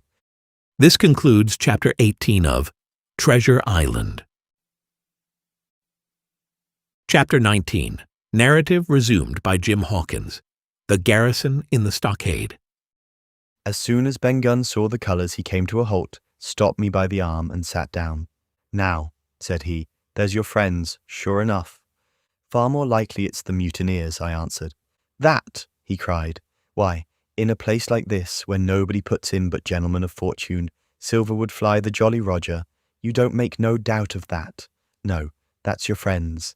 There's been blows too, and I reckon your friends has had the best of it. And here they are ashore in the old stockade, as was made years and years ago by Flint. Ah, he was the man to have a headpiece, was Flint. Barring rum, his match were never seen. He were afraid of none, not he. Only Silver was that genteel. Well, said I, that may be so, and so be it. All the more reason that I should hurry on and join my friends. Nay, mate, returned Ben, not you. You're a good boy, or I'm mistook, but you're only a boy, all told. Now, Ben Gunn is fly. Rum wouldn't bring me there where you're going. Not rum wouldn't, till I see your born gentleman and gets it on his word of honour. And you won't forget my words. A precious sight. That's what you'll say. A precious sight more confidence. And then nips him. And he pinched me the 3rd time with the same air of cleverness. And when Ben Gunn is wanted, you know where to find him, Jim, just where you found him today. And him that comes is to have a white thing in his hand, and he's to come alone. Oh, and you'll say this. Ben Gunn, says you, has reasons of his own. Well, said I believe I understand. You have something to propose, and you wish to see the squire or the doctor, and you're to be found where I found you. Is that all? And when, says you, he added. Why, from about noon observation to about 6 bells. Good, said I. And now may I go? You won't forget, he inquired anxiously. Precious sight and reasons of his own, says you. Reasons of his own, that's the mainstay, as between man and man. Well then, still holding me, I reckon you can go, Jim. And, Jim, if you was to see silver, you wouldn't go for to sell Ben Gunn? Wild horses wouldn't draw it from you? No, says you. And if them pirates camp ashore, Jim, what would you say but there'd be widders in the morning? Here he was interrupted by a loud report, and a cannonball came tearing through the trees and pitched in the sand not 100 yards from where we two were talking. The next moment, each of us had taken to his heels in a different direction. For a good hour to come, frequent reports shook the island, and balls kept crashing through the woods. I moved from hiding place to hiding place, always pursued, or so it seemed to me, by these terrifying missiles. But towards the end of the bombardment, though still I durst not venture in the direction of the stockade, where the balls fell oftenest, I had begun, in a manner, to pluck up my heart again, and after a long detour to the east, crept down among the shoreside trees.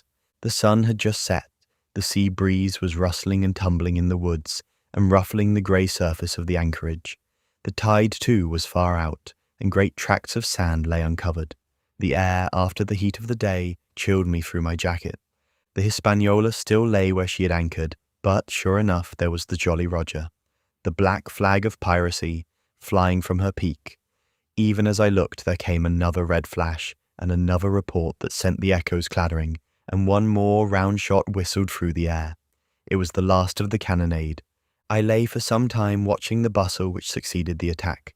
Men were demolishing something with axes on the beach near the stockade, the poor jolly boat, I afterwards discovered.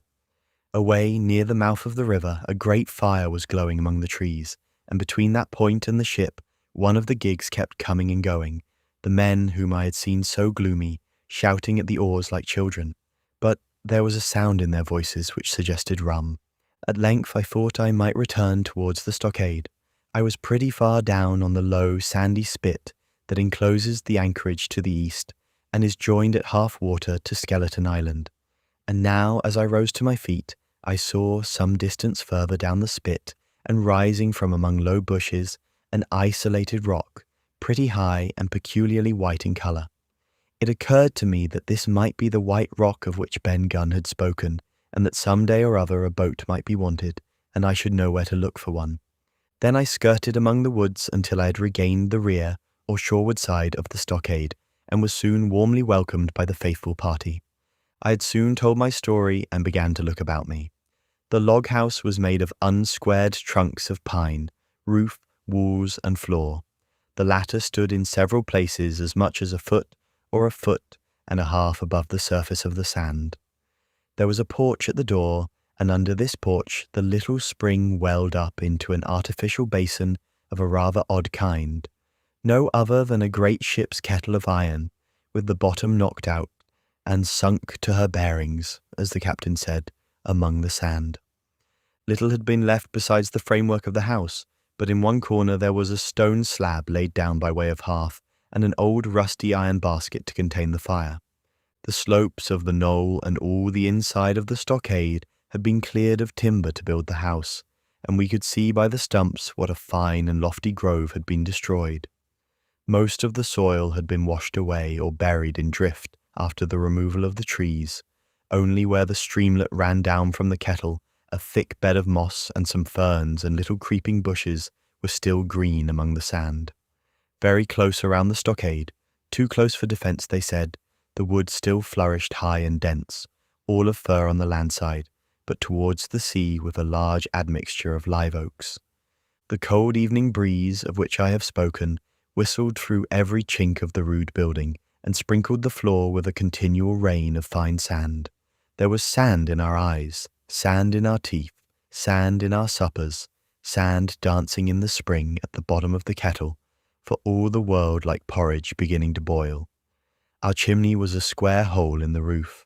It was but a little part of the smoke that found its way out, and the rest eddied about the house and kept us coughing and piping the eye. Add to this that Gray, the new man, had his face tied up in a bandage for a cut he had got in, breaking away from the mutineers, and that poor old Tom Redroof, still unburied, lay along the wall, stiff and stark, under the Union Jack. If we had been allowed to sit idle, we should all have fallen in the blues, but Captain Smollett was never the man for that. All hands were called up before him, and he divided us into watches, the doctor and Gray and I for one, the squire, Hunter, and Joyce upon the other.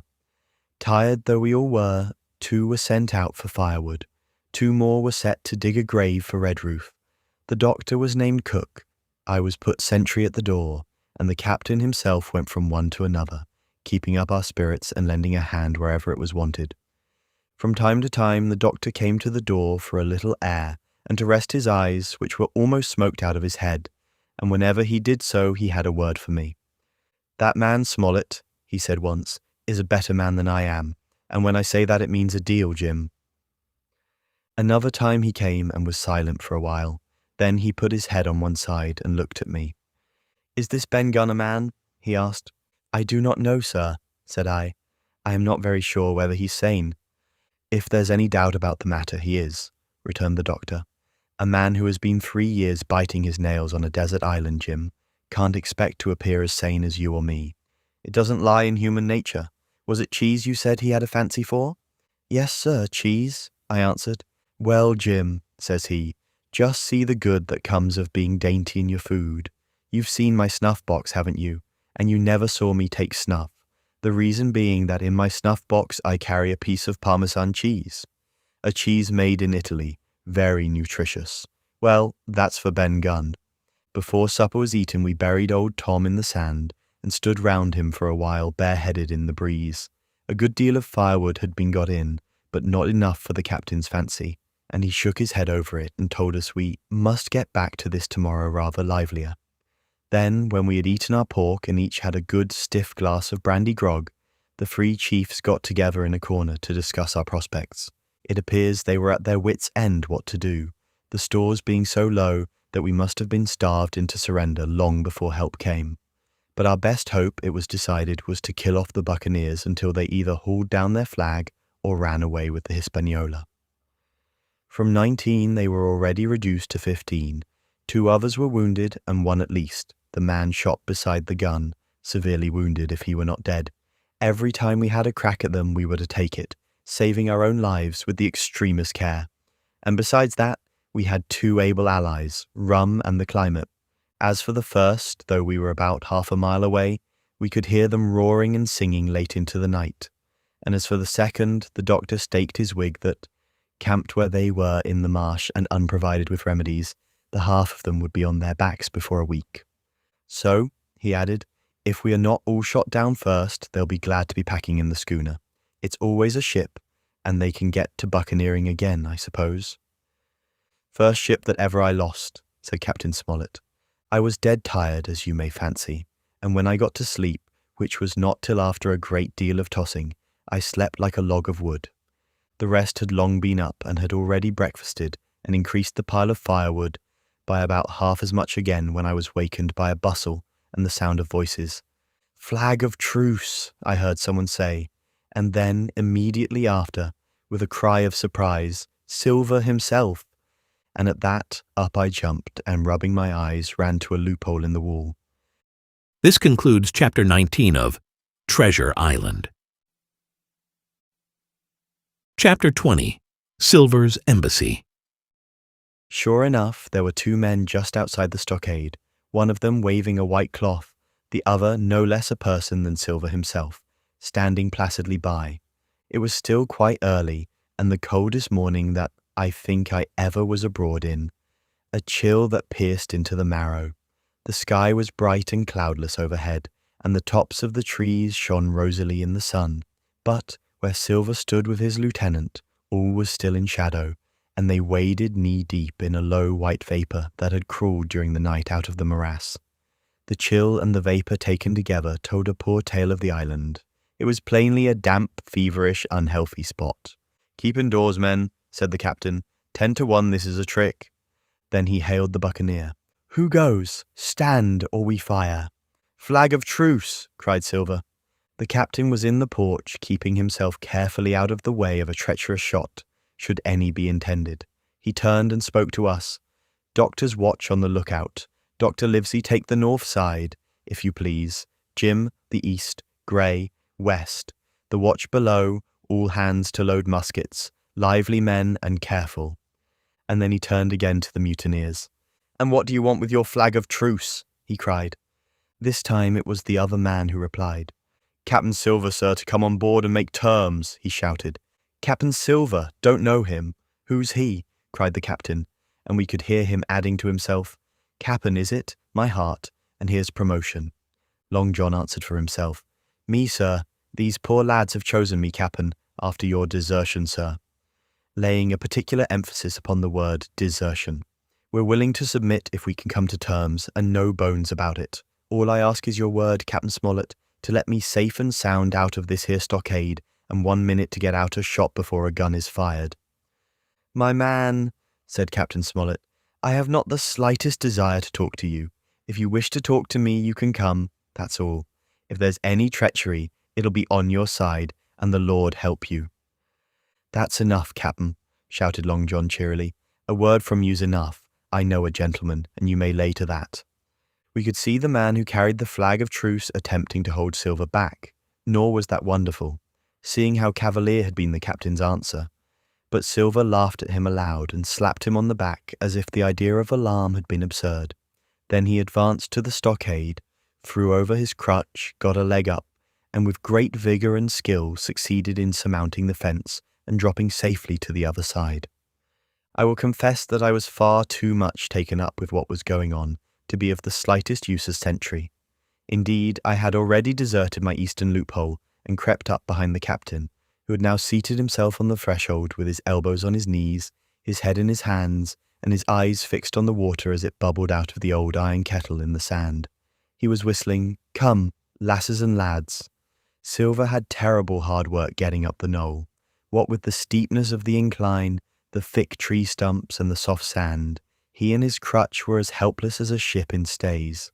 But he stuck to it like a man in silence, and at last arrived before the captain, whom he saluted in the handsomest style. He was tricked out in his best. An immense blue coat, thick with brass buttons, hung as low as to his knees, and a fine laced hat was set on the back of his head. "Here you are, my man," said the captain, raising his head. "You'd better sit down." "You ain't a-going to let me inside, Cap'n?" complained Long John. "It's a main cold morning, to be sure, sir, to sit outside upon the sand." "Why, Silver," said the captain, "if you had pleased to be an honest man, you might have been sitting in your galley. It's your own doing. You're either my ship's cook, and then you were treated handsome, or Captain Silver, a common mutineer and pirate, and then you can go hang." "Well, well, Cap'n," returned the sea cook, sitting down as he was bidden on the sand. "You'll have to give me a hand up again, that's all. A sweet, pretty place you have of it here." "Ah, there's Jim. The top of the morning to you, Jim. Doctor, here's my service. Why, there you all are together like a happy family, in a manner of speaking." "If you have anything to say, my man, better say it," said the captain. "Right you were, Captain Smollett," replied Silver. "Duty is duty, to be sure. Well now, you look here, that was a good lay of yours last night. I don't deny it was a good lay. Some of you pretty handy with a handspike end, and I'll not deny neither, but what some of my people was shook. Maybe all was shook. Maybe I was shook myself. Maybe that's why I'm here for terms. But you mark me, Cap'n, it won't do twice, by thunder. We'll have to do sentry go and ease off a point or so on the rum. Maybe you think we were all a sheet in the wind's eye, but I'll tell you I was sober. I was only dog-tired, and if I'd awoke a second sooner, I'd have caught you at the act, I would. He wasn't dead when I got round to him, not he." "Well," says Captain Smollett as cool as can be, "all that Silver said was a riddle to him, but you would never have guessed it from his tone. As for me, I began to have an inkling. Ben Gunn's last words came back to my mind. I began to suppose that he had paid the Buccaneers a visit while they all lay drunk together round their fire, and I reckoned up with glee that we had only 14 enemies to deal with. "Well, here it is," said Silver. "We want that treasure, and we'll have it. That's our point. You would just as soon save your lives, I reckon, and that's yours. You have a chart, haven't you?" "That's as may be," replied the captain. "Oh, well, you have, I know that," returned Long John. "You needn't be so husky with a man. There ain't a particle of service in that, and you may lay to it. What I mean is, we want your chart. Now, I never meant you no harm myself." "That won't do with me, my man," interrupted the captain. "We know exactly what you meant to do, and we don't care, for now, you see, you can't do it." And the captain looked at him calmly and proceeded to fill a pipe. "If Abe Gray," Silver broke out. "Avast there," cried Mr. Smollett. "Gray told me nothing, and I asked him nothing, and what's more, I would see you and him and this whole island blown clean out of the water into blazes first. So there's my mind for you, my man, on that." This little whiff of temper seemed to cool Silver down. He had been growing nettled before, but now he pulled himself together. "Like enough," said he. "I would set no limits to what gentlemen might consider shipshape, or might not, as the case were. And seeing as how you are about to take a pipe, Cap'n, I'll make so free as do likewise." And he filled a pipe and lighted it, and the two men sat silently smoking for quite a while, now looking each other in the face, now stopping their tobacco, now leaning forward to spit. It was as good as the play to see them. "Now," resumed Silver, "here it is. You give us the chart to get the treasure by, and drop shooting poor seamen and stoving of their heads in while asleep. You do that, and we'll offer you a choice. Either you come aboard along of us, once the treasure shipped, and then I'll give you my affy-davy, upon my word of honour, to clap you somewhere safe ashore. Or if that ain't to your fancy, some of my hands being rough and having old scores on account of hazing, then you can stay here, you can. We'll divide stores with you, man for man, and I'll give my affy-davy, as before, to speak the first ship I sight, and send 'em here to pick you up. Now, you'll own that's talking. Handsomer you couldn't look to get, now you. And I hope," raising his voice, "that all hands in this here blockhouse will overhaul my words, for what is spoke to one is spoke to all." Captain Smollett rose from his seat and knocked out the ashes of his pipe in the palm of his left hand. "Is that all?" he asked. "Every last word, by thunder," answered John. "Refuse that, and you've seen the last of me, but musket balls." "Very good," said the captain. "Now you'll hear me. If you'll come up one by one, unarmed, I'll engage to clap you all in irons and take you home to a fair trial in England. If you won't, my name is Alexander Smollett. I've flown my sovereign's colours, and I'll see you all to Davy Jones. You can't find the treasure. You can't sail the ship. There's not a man among you fit to sail the ship. You can't fight us. Grey, there, got away from 5 of you. Your ship's in irons, Master Silver. You're on a lee shore, and so you'll find. I stand here and tell you so, and they're the last good words you'll get from me. For in the name of heaven, I'll put a bullet in your back when next I meet you. Tramp, my lad, bundle out of this, please, hand over hand, and double quick." Silver's face was a picture. His eyes started in his head with wrath. He shook the fire out of his pipe. "Give me a hand up," he cried. "Not I," returned the captain. "Who'll give me a hand up?" he roared. Not a man among us moved. Growling the foulest imprecations, he crawled along the sand till he got hold of the porch and could hoist himself again upon his crutch. Then he spat into the spring. "There," he cried, "that's what I think of ye. Before an hour's out, I'll stove in your old blockhouse like a rum puncheon. Laugh, by thunder, laugh. Before an hour's out, you'll laugh upon the other side. Them that die'll be the lucky ones." And with a dreadful oath he stumbled off, ploughed down the sand, was helped across the stockade, after 4 or 5 failures, by the man with the flag of truce, and disappeared in an instant afterwards among the trees. This concludes Chapter 20 of Treasure Island. Please like this video and subscribe to our channel. Your support is appreciated. Chapter 21. The Attack. As soon as Silver disappeared, the captain, who had been closely watching him, turned towards the interior of the house and found not a man of us at his post, but Grey. It was the first time we had ever seen him angry. "Quarters!" he roared, and then as we all slunk back to our places, "Grey," he said, "I'll put your name in the log. You've stood by your duty like a seaman. Mr. Trelawney, I'm surprised at you, sir. Doctor, I thought you had worn the king's coat. If that was how you served at Fontenoy, sir, you'd have been better in your berth." The doctor's watch were all back at their loopholes, the rest were busy loading the spare muskets, and everyone with a red face, you may be certain, and a flea in his ear, as the saying is. The captain looked on for a while in silence. Then he spoke. "My lads," said he, "I've given Silver a broadside. I pitched it in red hot on purpose, and before the hour's out, as he said, we shall be boarded. We're outnumbered, I needn't tell you that, but we fight in shelter, and a minute ago I should have said we fought with discipline. I've no manner of doubt that we can drub them if you choose." Then he went the rounds and saw, as he said, that all was clear. On the 2 short sides of the house, east and west, there were only 2 loopholes. On the south side, where the porch was, 2 again, and on the north side, 5. There was a round score of muskets for the 7 of us. The firewood had been built into 4 piles, tables, you might say, one about the middle of each side, and on each of these tables some ammunition and 4 loaded muskets were laid, ready to the hand of the defenders. In the middle, the cutlasses lay ranged. "Toss out the fire," said the captain. "The chill is past, and we mustn't have smoke in our eyes." The iron fire basket was carried bodily out by Mr. Trelawney, and the embers smothered among sand. "Hawkins hasn't had his breakfast. Hawkins, help yourself and back to your post to eat it," continued Captain Smollett. "Lively now, my lad. You'll want it before you've done. Hunter, serve out a round of brandy to all hands." And while this was going on, the captain completed in his own mind the plan of the defence. "Doctor, you will take the door," he resumed.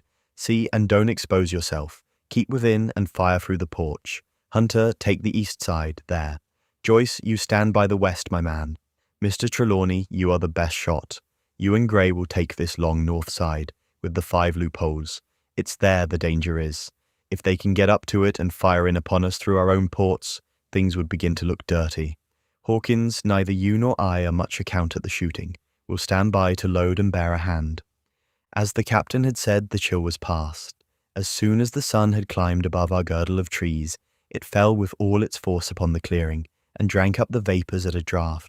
Soon the sand was baking, and the resin melting in the logs of the blockhouse. Jackets and coats were flung aside, shirts thrown open at the neck and rolled up to the shoulders, and we stood there, each at his post, in a fever of heat and anxiety. An hour passed away. "Hang them," said the captain. "This is as dull as the doldrums. Gray, whistle for a wind." And just at that moment came the first news of the attack. "If you please, sir," said Joyce, "if I see anyone, am I to fire?" "I told you so," cried the captain. "Thank you, sir," returned Joyce with the same quiet civility.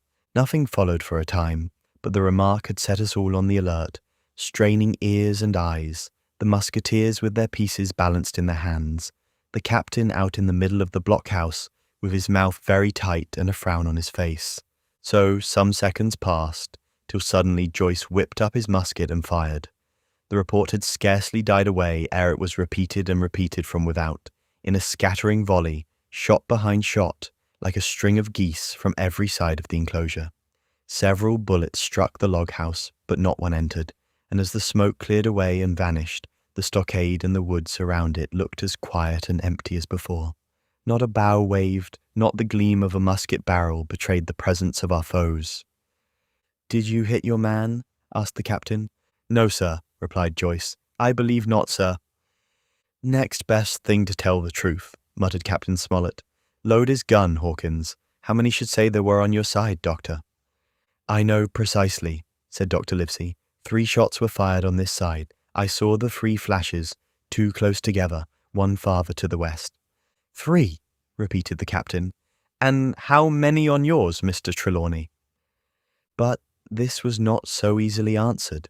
There had come many from the north, 7 by the squire's computation, 8 or 9 according to Gray. From the east and west only a single shot had been fired. It was plain, therefore, that the attack would be developed from the north, and that on the other 3 sides we were only to be annoyed by a show of hostilities. But Captain Smollett made no change in his arrangements. If the mutineers succeeded in crossing the stockade, he argued, they would take possession of any unprotected loophole and shoot us down like rats in our own stronghold. Nor had we much time left to us for thought. Suddenly, with a loud huzzah, a little cloud of pirates leaped from the woods on the north side and ran straight on the stockade. At the same moment the fire was once more opened from the woods, and a rifle ball sang through the doorway and knocked the doctor's musket into bits. The boarders swarmed over the fence like monkeys. Squire and Gray fired again, and yet again. 3 men fell, 1 forwards into the enclosure, 2 back on the outside. But of these, 1 was evidently more frightened than hurt, for he was on his feet again in a crack, and instantly disappeared among the trees. 2 had bit the dust, 1 had fled, 4 had made good their footing inside our defences, while from the shelter of the woods 7 or 8 men, each evidently supplied with several muskets, kept up a hot though useless fire on the log house. The 4 who had boarded made straight before them for the building, shouting as they ran, and the men among the trees shouted back to encourage them. Several shots were fired, but such was the hurry of the marksmen that not one appears to have taken effect.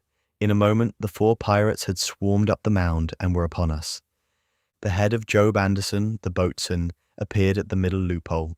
"At 'em, all hands," he roared in a voice of thunder. At the same moment, another pirate grasped Hunter's musket by the muzzle, wrenched it from his hands, plucked it through the loophole, and with one stunning blow, laid the poor fellow senseless on the floor. Meanwhile, a third, running unharmed all around the house, appeared suddenly in the doorway and fell with his cutlass on the doctor. Our position was utterly reversed. A moment since we were firing under cover at an exposed enemy. Now it was we who lay uncovered and could not return a blow. The log house was full of smoke, to which we owed our comparative safety.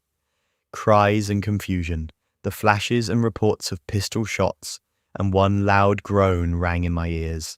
"Out, lads, out, and fight him in the open. Cutlasses!" cried the captain. I snatched a cutlass from the pile, and someone at the same time snatching another gave me a cut across the knuckles which I hardly felt. I dashed out of the door into the clear sunlight. Someone was close behind, I knew not whom. Right in front, the doctor was pursuing his assailant down the hill, and just as my eyes fell upon him, beat down his guard and sent him sprawling on his back with a great slash across the face. "Round the house, lads, round the house," cried the captain, and even in the hurly-burly I perceived a change in his voice. Mechanically I obeyed, turned eastwards, and with my cutlass raised ran round the corner of the house. Next moment I was face to face with Anderson. He roared aloud and his hanger went up above his head, flashing in the sunlight. I had not time to be afraid, but as the blow still hung impending, leapt in a trice upon one side, and missing my foot in the soft sand, rolled headlong down the slope. When I had first sallied from the door, the other mutineers had been already swarming up the palisade to make an end of us.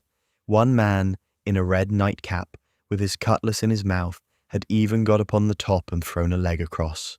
Well, so short had been the interval that when I found my feet again, all was in the same posture, the fellow with the red nightcap still halfway over, another still just showing his head above the top of the stockade, and yet, in this breath of time, the fight was over and the victory was ours. Gray, following close behind me, had cut down the big boatswain ere he had time to recover from his last blow. Another had been shot at a loophole in the very act of firing into the house, and now lay in agony, the pistol still smoking in his hand. A third, as I had seen, the doctor had disposed of at a blow. Of the 4 who had scaled the palisade, one only remained unaccounted for, and he, having left his cutlass on the field, was now clambering out again with the fear of death upon him. "Fire! Fire from the house!" cried the doctor, "and you, lads, back into cover." But his words were unheeded, no shot was fired, and the last boarder made good his escape and disappeared with the rest into the wood. In 3 seconds, nothing remained of the attacking party but the 5 who had fallen, 4 on the inside and 1 on the outside of the palisade. The doctor and Gray and I ran full speed for shelter. The survivors would soon be back where they had left their muskets, and at any moment the fire might recommence. The house was by this time somewhat cleared of smoke, and we saw at a glance the price we had paid for victory. Hunter lay beside his loophole, stunned, Joyce by his, shot through the head, never to move again, while right in the centre the squire was supporting the captain, one as pale as the other. "The captain's wounded," said Mr. Trelawney. "Have they run?" asked Mr. Smollett. "All that could, you may be bound," returned the doctor, "but there's 5 of them will never run again." "5!" cried the captain. "Come, that's better. 5 against 3 leaves us 4 to 9. That's better odds than we had at starting. We were 7 to 19 then, or thought we were, and that's as bad to bear." The mutineers were soon only 8 in number, for the man shot by Mr. Trelawney on board the schooner died that same evening of his wound, but this was of course not known till after by the faithful party. This concludes Chapter 21 of Treasure Island. Part 5, My Sea Adventure. Chapter 22. How I Began My Sea Adventure. There was no return of the mutineers, not so much as another shot out of the woods. They had got their rations for that day, as the captain put it, and we had the place to ourselves and a quiet time to overhaul the wounded and get dinner. Squire and I cooked outside in spite of the danger, and even outside we could hardly tell what we were at, for horror of the loud groans that reached us from the doctor's patients. Out of the 8 men who had fallen in the action, only 3 still breathed, that one of the pirates who had been shot at the loophole, Hunter and Captain Smollett, and of these the first 2 were as good as dead. The mutineer indeed died under the doctor's knife, and Hunter, do what we could, never recovered consciousness in this world. He lingered all day, breathing loudly like the old buccaneer at home in his apoplectic fit, but the bones of his chest had been crushed by the blow, and his skull fractured in falling, and some time in the following night, without sign or sound, he went to his Maker. As for the captain, his wounds were grievous indeed, but not dangerous. No organ was fatally injured. Anderson's ball, for it was Job that shot him first, had broken his shoulder blade and touched the lung, not badly. The second had only torn and displaced some muscles in the calf. He was sure to recover, the doctor said, but in the meantime, and for weeks to come, he must not walk nor move his arm, nor so much as speak when he could help it. My own accidental cut across the knuckles was a flea bite. Dr. Livesey patched it up with plaster and pulled my ears for me into the bargain. After dinner, the squire and the doctor sat by the captain's side a while in consultation, and when they had talked to their heart's content, it being then a little past noon, the doctor took up his hat and pistols, girt on a cutlass, put the chart in his pocket, and with a musket over his shoulder crossed the palisade on the north side and set off briskly through the trees. Gray and I were sitting together at the far end of the blockhouse to be out of earshot of our officers consulting, and Gray took his pipe out of his mouth and fairly forgot to put it back again, so thunderstruck he was at this occurrence. "Why, in the name of Davy Jones," said he, "is Dr. Livesey mad?" "Why, no," says I. "He's about the last of this crew for that, I take it." "Well, shipmate," said Gray, "mad he may not be, but if he's not, you mark my words, I am." "I take it," replied I. "The doctor has his idea, and if I am right, he's going now to see Ben Gunn." I was right, as appeared later, but in the meantime, the house being stifling hot, and the little patch of sand inside the palisade ablaze with midday sun, I began to get another thought into my head, which was not by any means so right. What I began to do was to envy the doctor walking in the cool shadow of the woods, with the birds about him and the pleasant smell of the pines, while I sat grilling, with my clothes stuck to the hot resin, and so much blood about me, and so many poor dead bodies lying all around, that I took a disgust of the place that was almost as strong as fear. All the time I was washing out the blockhouse, and then washing up the things from dinner, this disgust and envy kept growing stronger and stronger, till at last, being near a bread bag, and no one then observing me, I took the first step towards my escapade, and filled both pockets of my coat with biscuit. I was a fool, if you like, and certainly I was going to do a foolish, overbold act, but I was determined to do it with all the precautions in my power. These biscuits, should anything befall me, would keep me at least from starving till far on in the next day. The next thing I laid hold of was a brace of pistols, and as I already had a powder horn and bullets, I felt myself well supplied with arms. As for the scheme I had in my head, it was not a bad one in itself.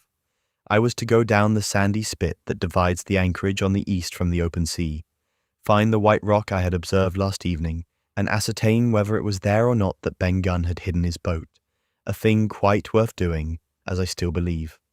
But as I was certain I should not be allowed to leave the enclosure, my only plan was to take French leave and slip out when nobody was watching, and that was so bad a way of doing it as made the thing itself wrong. But I was only a boy, and I had made my mind up. Well, as things at last fell out, I found an admirable opportunity. The squire and Gray were busy helping the captain with his bandages, the coast was clear, I made a bolt for it over the stockade, and into the thickest of the trees, and before my absence was observed, I was out of cry of my companions. This was my second folly, far worse than the first, as I left but 2 sound men to guard the house, but like the first, it was a help towards saving all of us. I took my way straight for the east coast of the island, for I was determined to go down the seaside of the spit, to avoid all chance of observation from the anchorage. It was already late in the afternoon, although still warm and sunny. As I continued to thread the tall woods, I could hear from far before me not only the continuous thunder of the surf, but a certain tossing of foliage and grinding of boughs, which showed me the sea breeze had set in higher than usual. Soon cool draughts of air began to reach me, and a few steps farther I came forth into the open borders of the grove, and saw the sea lying blue and sunny to the horizon, and the surf tumbling and tossing its foam along the beach. I have never seen the sea quiet round Treasure Island. The sun might blaze overhead, the air be without a breath, the surface smooth and blue, but still these great rollers would be running along all the external coast, thundering and thundering by day and night. And I scarce believe there is one spot in the island where a man would be out of earshot of their noise. I walked along beside the surf with great enjoyment, till, thinking I was now got far enough to the south, I took the cover of some thick bushes and crept warily up to the ridge of the spit. Behind me was the sea, in front the anchorage. The sea breeze, as though it had the sooner blown itself out by its unusual violence, was already at an end. It had been succeeded by light, variable airs from the south and southeast, carrying great banks of fog, and the anchorage, under lee of Skeleton Island, lay still and leaden as when first we entered it. The Hispaniola, in that unbroken mirror, was exactly portrayed from the truck to the waterline, the Jolly Roger hanging from her peak.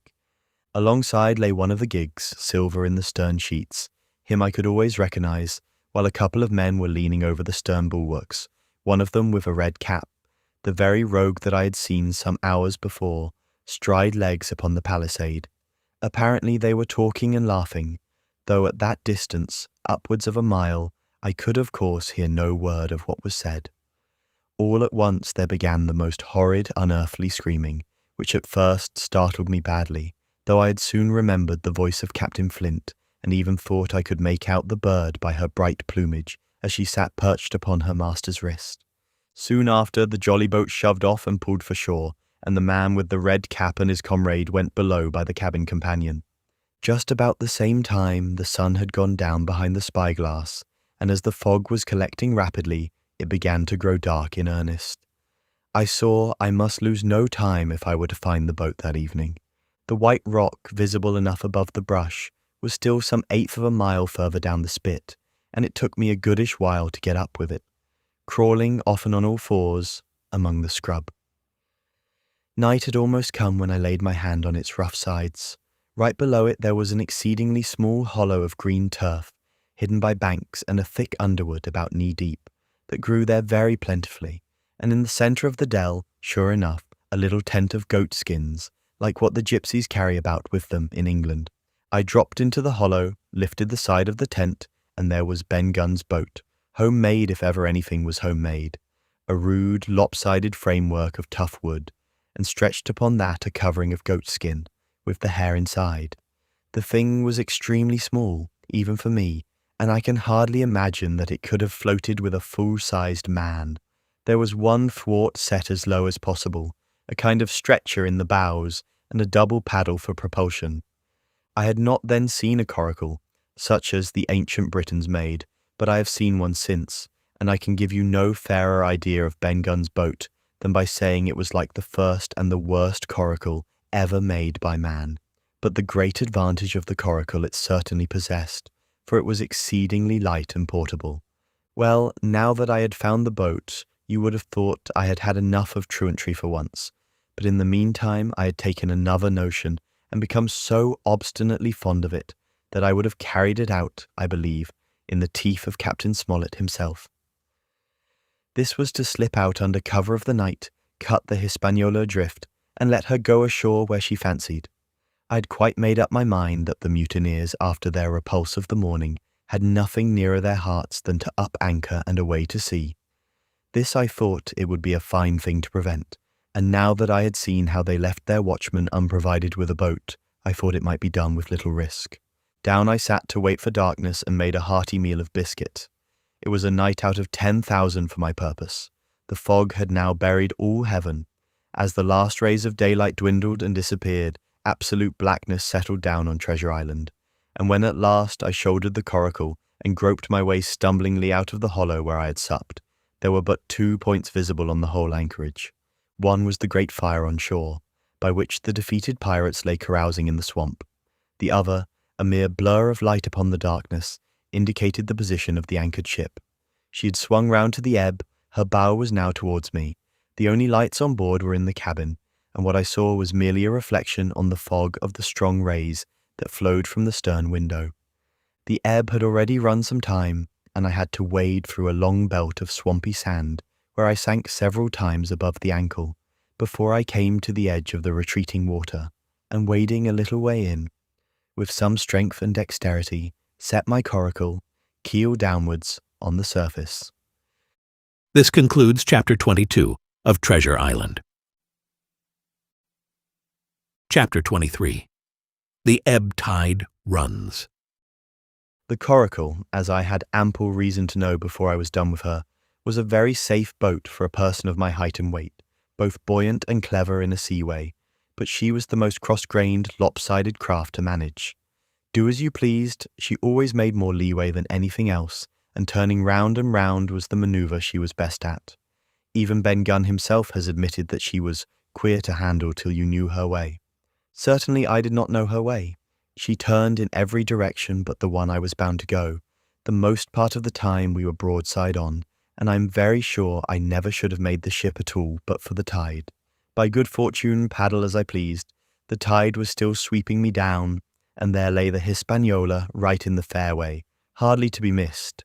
First she loomed before me like a blot of something yet blacker than darkness.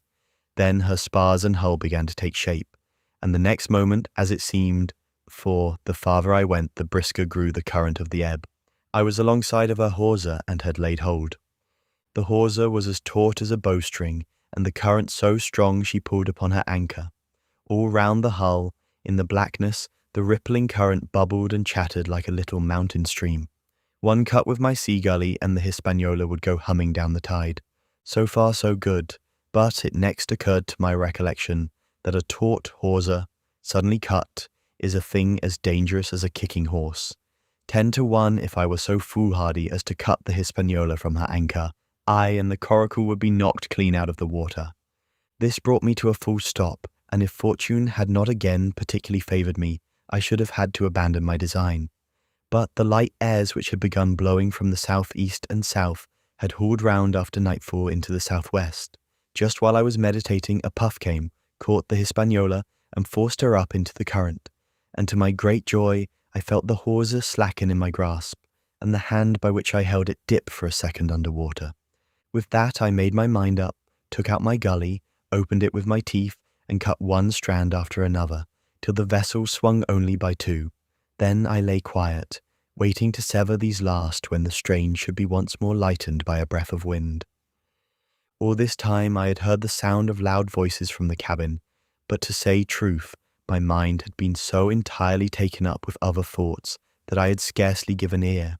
Now, however, when I had nothing else to do, I began to pay more heed. One I recognized for the coxswain's, Israel Hands, that had been Flint's gunner in former days. The other was, of course, my friend of the red nightcap. Both men were plainly the worse of drink, and they were still drinking, for even while I was listening, one of them, with a drunken cry, opened the stern window and threw out something, which I divined to be an empty bottle. But they were not only tipsy, it was plain that they were furiously angry. Oaths flew like hailstones, and every now and then there came forth such an explosion as I thought was sure to end in blows, but each time the quarrel passed off and the voices grumbled lower for a while, until the next crisis came and in its turn passed away without result. On shore I could see the glow of the great campfire burning warmly through the shoreside trees. Someone was singing a dull, old, droning sailor's song, with a droop and a quaver at the end of every verse, and seemingly no end to it at all but the patience of the singer. I'd heard it on the voyage more than once and remembered these words. But one man of her crew alive, what put to sea with 75, and I thought it was a ditty rather too dolefully appropriate for a company that had met such cruel losses in the morning. But, indeed, from what I saw, all these buccaneers were as callous as the sea they sailed on. At last the breeze came, the schooner sidled and drew nearer in the dark. I felt the hawser slacken once more, and with a good tough effort cut the last fibres through. The breeze had but little action on the Coracle, and I was almost instantly swept against the bows of the Hispaniola. At the same time the schooner began to turn upon her heel, spinning slowly end for end across the current. I wrought like a fiend, for I expected every moment to be swamped, and since I found I could not push the Coracle directly off, I now shoved straight astern. At length I was clear of my dangerous neighbour, and just as I gave the last impulsion, my hands came across a light cord that was trailing overboard across the stern bulwarks. Instantly I grasped it. Why I should have done so I can hardly say. It was at first mere instinct, but once I had it in my hands and found it fast, curiosity began to get the upper hand, and I determined I should have one look through the cabin window. I pulled in hand over hand on the cord, and when I judged myself near enough, rose at infinite risk to about half my height, and thus commanded the roof and a slice of the interior of the cabin. By this time the schooner and her little consort were gliding pretty swiftly through the water. Indeed, we had already fetched up level with the campfire. The ship was talking, as sailors say, loudly, treading the innumerable ripples with an incessant weltering splash, and until I got my eye above the window-sill, I could not comprehend why the watchman had taken no alarm. One glance, however, was sufficient, and it was only one glance that I durst take from that unsteady skiff. It showed me Hans and his companion locked together in deadly wrestle, each with a hand upon the other's throat. I dropped upon the thwart again, none too soon, for I was near overboard. I could see nothing for the moment but these two furious encrimsoned faces swaying together under the smoky lamp, and I shut my eyes to let them grow once more familiar with the darkness. The endless ballad had come to an end at last, and the whole diminished company about the campfire had broken into the chorus I had heard so often. 15 men on the dead man's chest, yo-ho-ho and a bottle of rum, drink and the devil had done for the rest. Yo-ho-ho and a bottle of rum. I was just thinking how busy drink and the devil were at that very moment in the cabin of the Hispaniola, when I was surprised by a sudden lurch of the Coracle. At the same moment she yawed sharply and seemed to change her course. The speed in the meantime had strangely increased. I opened my eyes at once. All round me were little ripples, combing over with a sharp, bristling sound and slightly phosphorescent. The Hispaniola herself, a few yards in whose wake I was still being whirled along, seemed to stagger in her course, and I saw her spars toss a little against the blackness of the night. Nay, as I looked longer, I made sure she also was wheeling to the southward. I glanced over my shoulder, and my heart jumped against my ribs. There, right behind me, was the glow of the campfire. The current had turned at right angles, sweeping round along with it the tall schooner and the little dancing Coracle. Ever quickening, ever bubbling higher, ever muttering louder, it went spinning through the narrows for the open sea. Suddenly the schooner in front of me gave a violent yaw, turning perhaps through 20 degrees, and almost at the same moment one shout followed another from on board. I could hear feet pounding on the companion ladder, and I knew that the two drunkards had at last been interrupted in their quarrel and awakened to a sense of their disaster. I lay down flat in the bottom of that wretched skiff and devoutly recommended my spirit to its maker. At the end of the straits, I made sure we must fall into some bar of raging breakers, where all my troubles would be ended speedily, and though I could perhaps bear to die, I could not bear to look upon my fate as it approached. So I must have lain for hours, continually beaten to and fro upon the billows, now and again wetted with flying sprays, and never ceasing to expect death at the next plunge. Gradually weariness grew upon me. A numbness, an occasional stupor, fell upon my mind even in the midst of my terrors, until sleep at last supervened, and in my sea-tossed coracle I lay and dreamed of home, and the old Admiral Benbow. This concludes Chapter 23 of Treasure Island. Chapter 24. The Cruise of the Coracle. It was broad day when I awoke and found myself tossing at the southwest end of Treasure Island.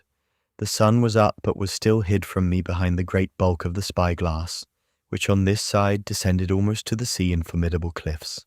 Haulbowline Head and Mizzenmast Hill were at my elbow.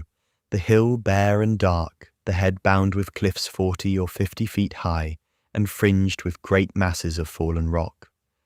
I was scarce a quarter of a mile to seaward, and it was my first thought to paddle in and land. That notion was soon given over. Among the fallen rocks the breakers spouted and bellowed.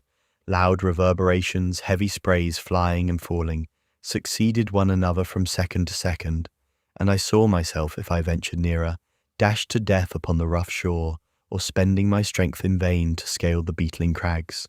Nor was that all, for crawling together on flat tables of rock or letting themselves drop into the sea with loud reports. I beheld huge slimy monsters, soft snails as it were of incredible bigness, 2 or 3 score of them together, making the rocks to echo with their barkings.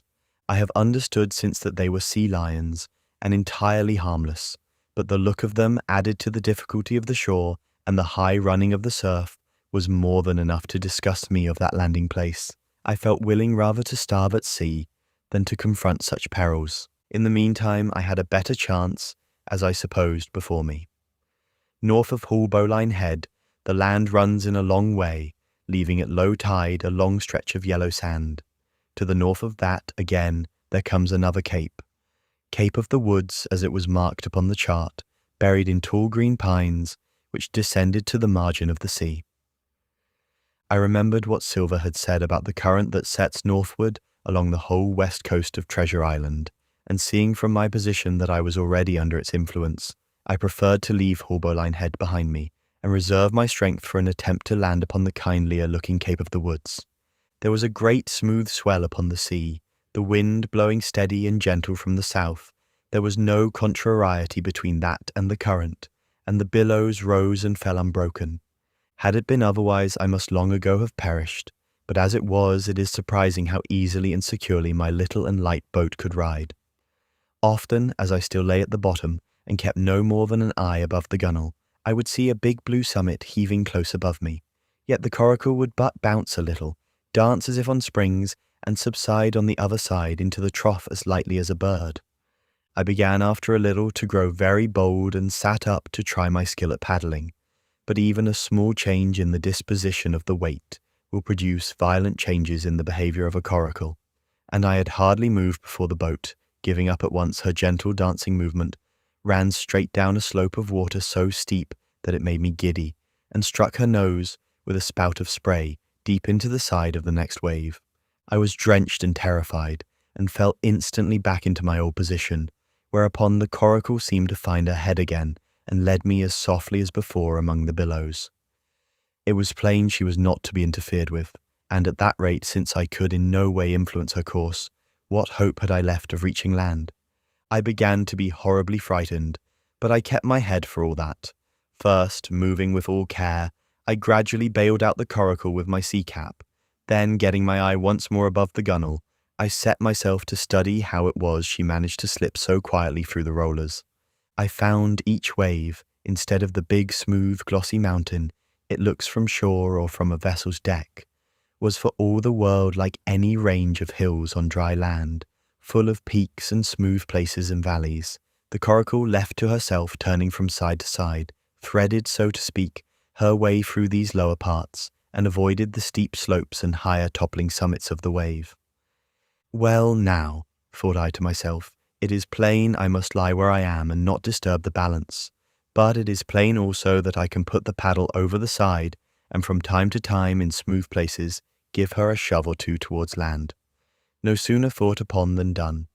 There I lay on my elbows in the most trying attitude, and every now and again gave a weak stroke or two to turn her head to shore. It was very tiring and slow work, yet I did visibly gain ground, and as we drew near the Cape of the Woods, though I saw I must infallibly miss that point, I had still made some 100 yards of easting. I was indeed close in. I could see the cool green treetops swaying together in the breeze, and I felt sure I should make the next promontory without fail. It was high time, for I now began to be tortured with thirst. The glow of the sun from above, its thousandfold reflection from the waves, the sea water that fell and dried upon me, caking my very lips with salt, combined to make my throat burn and my brain ache. The sight of the trees so near at hand had almost made me sick with longing, but the current had soon carried me past the point, and as the next reach of sea opened out, I beheld a sight that changed the nature of my thoughts. Right in front of me, not half a mile away, I beheld the Hispaniola under sail. I made sure, of course, that I should be taken, but I was so distressed for want of water that I scarce knew whether to be glad or sorry at the thought, and long before I had come to a conclusion, surprise had taken entire possession of my mind, and I could do nothing but stare and wonder. The Hispaniola was under her mainsail and 2 jibs, and the beautiful white canvas shone in the sun like snow or silver. When I first sighted her, all her sails were drawing. She was lying a course about northwest, and I presumed the men on board were going round the island on their way back to the anchorage. Presently she began to fetch more and more to the westward, so that I thought they had sighted me and were going about in chase. At last, however, she fell right into the wind's eye, was taken dead aback, and stood there a while helpless with her sails shivering. "Clumsy fellows," said I, "they must still be drunk as owls." And I thought how Captain Smollett would have set them skipping.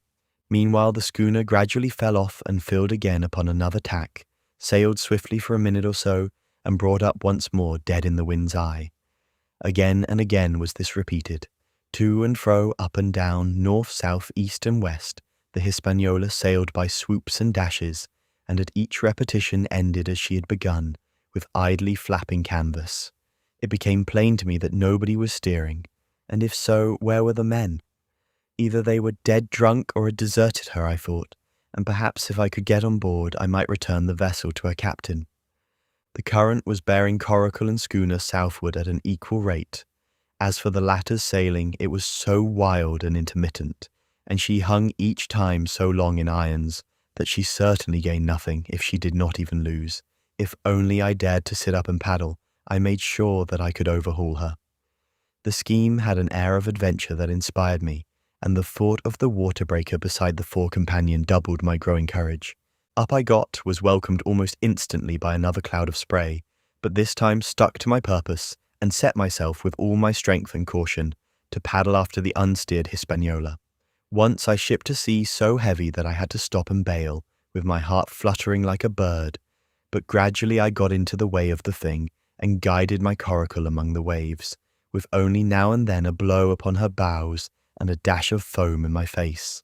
I was now gaining rapidly on the schooner. I could see the brass glisten on the tiller as it banged about, and still no soul appeared upon her decks. I could not choose but suppose she was deserted. If not, the men were lying drunk below, where I might batten them down, perhaps, and do what I chose with the ship. For some time she had been doing the worst thing possible for me, standing still. She headed nearly due south, yawing, of course, all the time. Each time she fell off, her sails partly filled, and these brought her in a moment right to the wind again.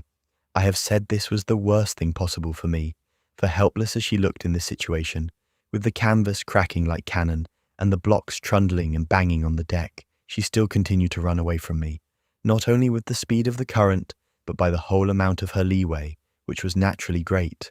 But now, at last, I had my chance.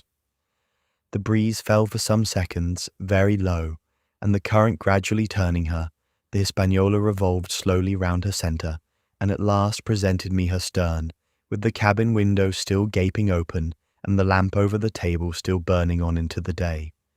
The mainsail hung drooped like a banner. She was stock still, but for the current. For the last little while I had even lost, but now redoubling my efforts, I began once more to overhaul the chase. I was not 100 yards from her when the wind came again in a clap. She filled on the port tack and was off again, stooping and skimming like a swallow. My first impulse was one of despair, but my second was towards joy. Round she came till she was broadside onto me, round still till she had covered a half and then 2/3, and then 3/4 of the distance that separated us. I could see the waves boiling white under her forefoot. Immensely tall she looked to me from my low station in the coracle. And then, of a sudden, I began to comprehend. I had scarce time to think, scarce time to act and save myself. I was on the summit of one swell when the schooner came stooping over the next. The bowsprit was over my head. I sprang to my feet and leaped, stamping the coracle under water. With one hand I caught the jib boom, while my foot was lodged between the stay and the brace, and as I still clung there panting, a dull blow told me that the schooner had charged down upon and struck the coracle, and that I was left without retreat on the Hispaniola. This concludes Chapter 24 of Treasure Island. Chapter 25. I Strike the Jolly Roger. I had scarce gained a position on the bowsprit when the flying jib flapped and filled upon the other tack, with a report like a gun. The schooner trembled to her keel under the reverse, but next moment, the other sails still drawing, the jib flapped back again and hung idle.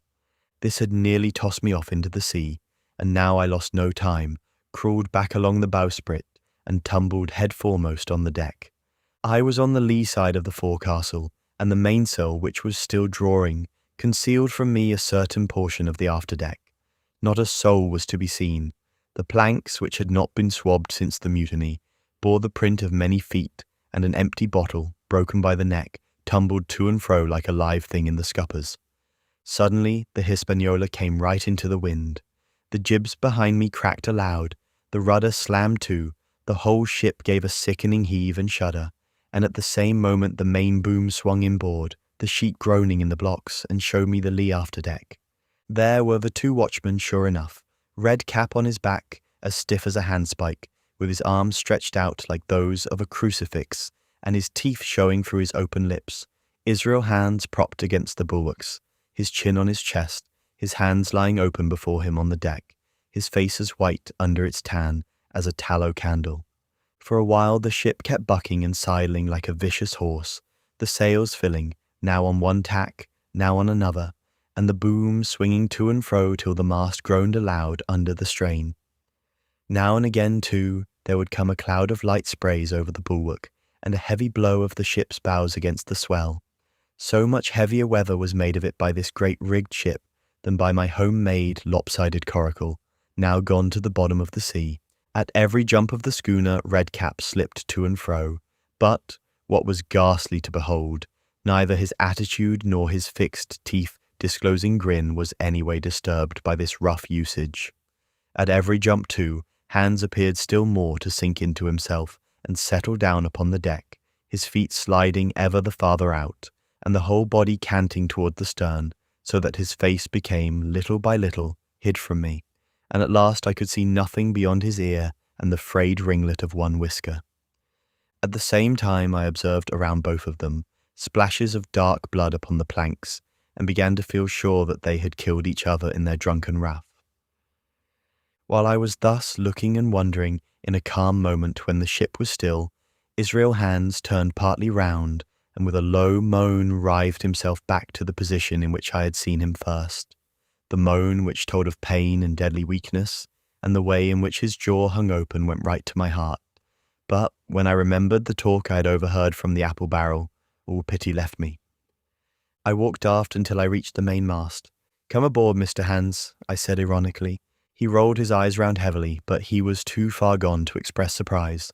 All he could do was to utter one word: brandy. It occurred to me there was no time to lose, and dodging the boom as it once more lurched across the deck, I slipped aft and down the companion stairs into the cabin. It was such a scene of confusion as you can hardly fancy. All the lockfast places had been broken open in quest of the chart. The floor was thick with mud, where ruffians had sat down to drink or consult after wading in the marshes round their camp. The bulkheads, all painted in clear white and beaded round with gilt, bore a pattern of dirty hands. Dozens of empty bottles clinked together in corners to the rolling of the ship. One of the doctor's medical books lay open on the table, half of the leaves gutted out, I suppose, for pipe lights. In the midst of all this, the lamp still cast a smoky glow, obscure and brown as umber. I went into the cellar, all the barrels were gone, and of the bottles a most surprising number had been drunk out and thrown away. Certainly, since the mutiny began, not a man of them could ever have been sober. Foraging about, I found a bottle with some brandy left, for Hans, and for myself I routed out some biscuit, some pickled fruits, a great bunch of raisins, and a piece of cheese. With these I came on deck, put down my own stock behind the rudder head and well out of the coxswain's reach, went forward to the water breaker, and had a good deep drink of water, and then, and not till then, gave Hans the brandy. He must have drunk a gill before he took the bottle from his mouth. "Aye," said he, "by thunder, but I wanted some of that." I had sat down already in my own corner and begun to eat. "Much hurt?" I asked him. He grunted, or rather, I might say he barked. "If that doctor was aboard," he said, "I'd be right enough in a couple of turns, but I don't have no manner of luck, you see, and that's what's the matter with me. As for that swab, he's good and dead, he is," he added, indicating the man with the red cap. "He warn't no seaman anyhow, and where mought you have come from?" "Well," said I, "I've come aboard to take possession of this ship, Mr. Hands, and you'll please regard me as your captain until further notice." He looked at me sourly enough, but said nothing. Some of the colour had come back into his cheeks, though he still looked very sick, and still continued to slip out and settle down as the ship banged about. By the by, I continued, I can't have these colours, Mr. Hands, and by your leave I'll strike 'em. Better none than these. And again, dodging the boom, I ran to the colour lines, handed down their cursed black flag, and chucked it overboard. God save the king, said I, waving my cap, and there's an end to Captain Silver. He watched me keenly and slyly, his chin all the while on his breast. I reckon, he said at last, I reckon, Captain Hawkins, you'll kind of want to get ashore now. Suppose we talks? Why, yes, says I, with all my heart, Mr. Hands. Say on. And I went back to my meal with a good appetite. This man, he began, nodding feebly at the corpse. O'Brien were his name, a rank islander. This man and me got the canvas on her, meaning for to sail her back. Well, he's dead now, he is, as dead as bilge. And who's to sail this ship, I don't see. Without I gives you a hint, you ain't that man, as far as I can tell. Now, look here, you gives me food and drink and an old scarf or handkerchief to tie my wound up. You do, and I'll tell you how to sail her. And that's about square all round, I take it. I'll tell you one thing, says I. I'm not going back to Captain Kidd's anchorage. I mean to get into North Inlet and beach her quietly there. To be sure you did, he cried. Why, I ain't sich an infernal lubber after all. I can see, can't I? I've tried my fling, I have, and I've lost, and it's you has the wind of me. North Inlet? Why, I haven't no choice, not I. I'd help you sail her up to Execution Dock by thunder, so I would.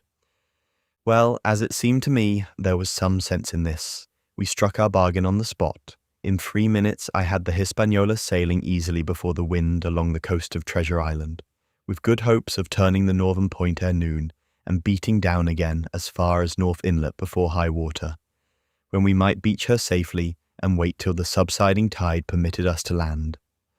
Then I lashed the tiller and went below to my own chest, where I got a soft silk handkerchief of my mother's. With this, and with my aid, Hans bound up the great bleeding stab he had received in the thigh, and after he had eaten a little and had a swallow or two more of the brandy, he began to pick up visibly, sat straighter up, spoke louder and clearer, and looked in every way another man. The breeze served us admirably. We skimmed before it like a bird, the coast of the island flashing by, and the view changing every minute. Soon we were past the high lands, and bowling beside low, sandy country, sparsely dotted with dwarf pines, and soon we were beyond that again, and had turned the corner of the rocky hill that ends the island on the north. I was greatly elated with my new command, and pleased with the bright sunshiny weather and these different prospects of the coast. I had now plenty of water and good things to eat, and my conscience, which had smitten me hard for my desertion, was quieted by the great conquest I had made. I should, I think, have had nothing left me to desire but for the eyes of the coxswain, as they followed me derisively about the deck, and the odd smile that appeared continually on his face. It was a smile that had in it something both of pain and weakness, a haggard old man's smile, but there was, besides that, a grain of derision, a shadow of treachery in his expression as he craftily watched and watched and watched me at my work. This concludes Chapter 25 of Treasure Island. Please like this video and subscribe to our channel. Your support is appreciated. Chapter 26. Israel Hands. The wind serving us to a desire now hauled into the west, we could run so much the easier from the northeast corner of the island to the mouth of the North Inlet, only as we had no power to anchor and dared not beach her till the tide had flowed a good deal farther, time hung on our hands. The coxswain told me how to lay the ship to. After a good many trials, I succeeded, and we both sat in silence over another meal. "Captain," said he at length with that same uncomfortable smile, "here's my old shipmate, O'Brien. Suppose you was to heave him overboard. I ain't particular as a rule, and I don't take no blame for settling his hash, but I don't reckon him ornamental now, do you? I'm not strong enough, and I don't like the job, and there he lies for me," said I. "This here's an unlucky ship, this Hispaniola, Jim," he went on blinking. "There's a power of men been killed in this Hispaniola, a sight of poor seamen dead and gone since you and me took ship to Bristol, I never seen such dirty luck, not I. There was this here O'Brien now. He's dead, ain't he? Well, now, I'm no scholar, and you're a lad as can read and figure, and to put it straight, do you take it as a dead man is dead for good, or do he come alive again? You can kill the body, Mr. Hands, but not the spirit. You must know that already, I replied. O'Brien there is in another world, and may be watching us. Ah, says he, well, that's unfortunate. Appears as if killing parties was a waste of time. Howsomever, sperits don't reckon for much by what I've seen. I'll chance it with the sperits, Jim. And now, you've spoke up free, and I'll take it kind if you'd step down into that there cabin and get me a shiver my timbers. I can't hit the name on't. Well, you get me a bottle of wine, Jim. This here brandy's too strong for my head. Now the coxswain's hesitation seemed to be unnatural, and as for the notion of his preferring wine to brandy, I entirely disbelieved it. The whole story was a pretext. He wanted me to leave the deck, so much was plain, but with what purpose I could in no way imagine. His eyes never met mine. They kept wandering to and fro, up and down, now with a look to the sky, now with a flitting glance upon the dead O'Brien. All the time he kept smiling and putting his tongue out in the most guilty, embarrassed manner, so that a child could have told that he was bent on some deception. I was prompt with my answer, however, for I saw where my advantage lay, and that with a fellow so densely stupid I could easily conceal my suspicions to the end. Some wine? I said. Far better. Will you have white or red? Well, I reckon it's about the blessed same to me, shipmate, he replied. So it's strong and plenty of it. What's the odds?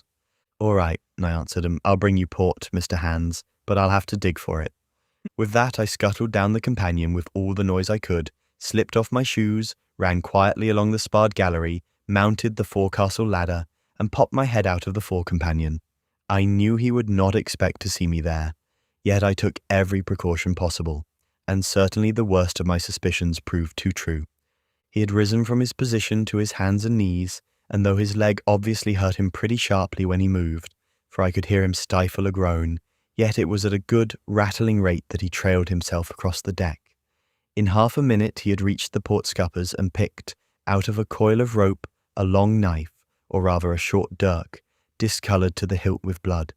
He looked upon it for a moment, thrusting forth his underjaw, tried the point upon his hand, and then, hastily concealing it in the bosom of his jacket, trundled back again into his old place against the bulwark. This was all that I required to know. Israel could move about, he was now armed, and if he had been at so much trouble to get rid of me, it was plain that I was meant to be the victim. What he would do afterwards, whether he would try to crawl right across the island from North Inlet to the camp among the swamps, or whether he would fire Long Tom, trusting that his own comrades might come first to help him, was, of course, more than I could say. Yet I felt sure that I could trust him in one point, since in that our interests jumped together, and that was in the disposition of the schooner. We both desired to have her stranded safe enough, in a sheltered place, and so that when the time came, she could be got off again with as little labour and danger as might be. And until that was done, I considered that my life would certainly be spared. While I was thus turning the business over in my mind, I had not been idle with my body.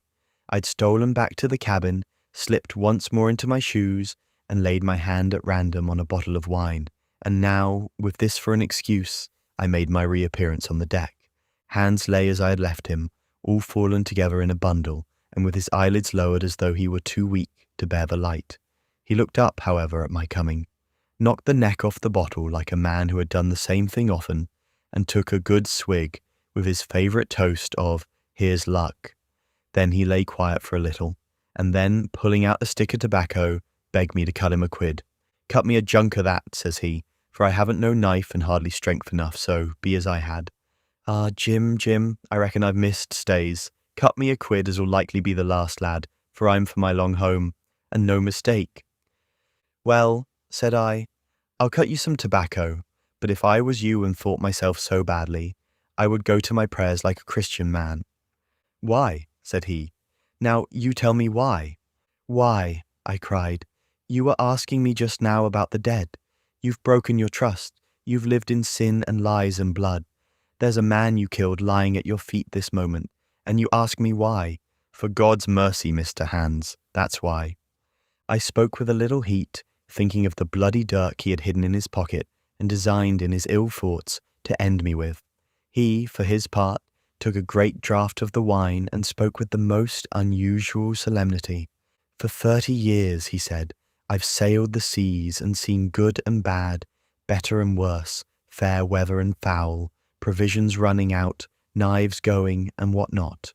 Well, now I tell you, I never seen good come o' goodness yet. Him as strikes first is my fancy. Dead men don't bite, them's my views. Amen, so be it. And now, you look here, he added, suddenly changing his tone. We've had about enough of this foolery. The tide's made good enough by now. You just take my orders, Captain Hawkins, and we'll sail slap in and be done with it. All told, we had scarce 2 miles to run, but the navigation was delicate. The entrance to this northern anchorage was not only narrow and shoal, but lay east and west, so that the schooner must be nicely handled to be got in. I think I was a good, prompt subaltern, and I am very sure that Hans was an excellent pilot, for we went about and dodged in, shaving the banks, with a certainty and a neatness that were a pleasure to behold. Scarcely had we passed the heads before the land closed around us. The shores of North Inlet were as thickly wooded as those of the southern anchorage, but the space was longer and narrower and more like, what in truth it was, the estuary of a river. Right before us, at the southern end, we saw the wreck of a ship in the last stages of dilapidation. It had been a great vessel of 3 masts, but had lain so long exposed to the injuries of the weather that it was hung about with great webs of dripping seaweed, and on the deck of it shore bushes had taken root, and now flourished thick with flowers. It was a sad sight, but it showed us that the anchorage was calm. Now, said Hans, look there. There's a pet bit for to beach a ship in. Fine flat sand, never a cat's paw, trees all around of it, and flowers are blowing like a guarding on that old ship. And once beached, I inquired, how shall we get her off again? Why, so, he replied. You take a line ashore there on the other side at low water, take a turn about one of them big pines, bring it back, take a turn around the capstan, and lie to for the tide. Come high water, all hands take a pull upon the line, and off she comes as sweet as nature. And now, boy, you stand by. We're near the bit now, and she's too much way on her. Starboard a little, so steady, starboard. Larboard a little, steady, steady. So he issued his commands, which I breathlessly obeyed, till, all of a sudden, he cried, Now, my hearty loof! And I put the helm hard up, and the Hispaniola swung round rapidly and ran stem on for the low wooded shore. The excitement of these last manoeuvres had somewhat interfered with the watch I had kept hitherto, sharply enough upon the coxswain. Even then I was still so much interested, waiting for the ship to touch, that I had quite forgot the peril that hung over my head, and stood craning over the starboard bulwarks and watching the ripples spreading wide before the bows. I might have fallen without a struggle for my life had not a sudden disquietude seized upon me and made me turn my head. Perhaps I had heard a creak or seen his shadow moving with the tail of my eye.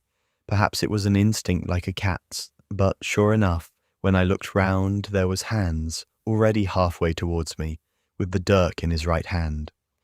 We must both have cried out aloud when our eyes met, but while mine was the shrill cry of terror, his was a roar of fury like a charging bully's. At the same instant he threw himself forward, and I leapt sideways towards the bows. As I did so, I let go of the tiller, which sprang sharp to leeward, and I think this saved my life, for it struck Hans across the chest and stopped him, for the moment, dead. Before he could recover, I was safe out of the corner where he had me trapped, with all the deck to dodge about. Just forward of the mainmast I stopped, drew a pistol from my pocket, took a cool aim, though he had already turned and was once more coming directly after me, and drew the trigger. The hammer fell, but there followed neither flash nor sound. The priming was useless with sea-water. I cursed myself for my neglect. Why had not I, long before, reprimed and reloaded my only weapons? Then I should not have been as now, a mere fleeing sheep before this butcher. Wounded as he was, it was wonderful how fast he could move, his grizzled hair tumbling over his face, and his face itself as red as a red ensign, with his haste and fury. I had no time to try my other pistol, nor indeed much inclination, for I was sure it would be useless. One thing I saw plainly, I must not simply retreat before him, or he would speedily hold me boxed into the bows, as a moment since he had so nearly boxed me in the stern. Once so caught, and 9 or 10 inches of the blood-stained dirk would be my last experience on this side of eternity. I placed my palms against the main mast, which was of a goodish bigness, and waited, every nerve upon the stretch. Seeing that I meant to dodge, he also paused, and a moment or two passed in feints on his part, and corresponding movements upon mine. It was such a game as I had often played at home about the rocks of Black Hill Cove, but never before, you may be sure, with such a wildly beating heart as now. Still, as I say, it was a boy's game, and I thought I could hold my own at it against an elderly seaman with a wounded thigh. Indeed, my courage had begun to rise so high that I allowed myself a few darting thoughts on what would be the end of the affair. And while I saw certainly that I could spin it out for long, I saw no hope of any ultimate escape. Well, while things stood thus, suddenly the Hispaniola struck, staggered, ground for an instant in the sand, and then, swift as a blow, canted over to the port side till the deck stood at an angle of 45 degrees, and about a puncheon of water splashed into the scupper holes, and lay in a pool between the deck and bulwark. We were both of us capsized in a second, and both of us rolled almost together into the scuppers, the dead red Cap, with his arms still spread out, tumbling stiffly after us. So near were we indeed that my head came against the coxswain's foot with a crack that made my teeth rattle. Blow and all, I was the first to foot again, for hands had got involved with the dead body. The sudden canting of the ship had made the deck no place for running on.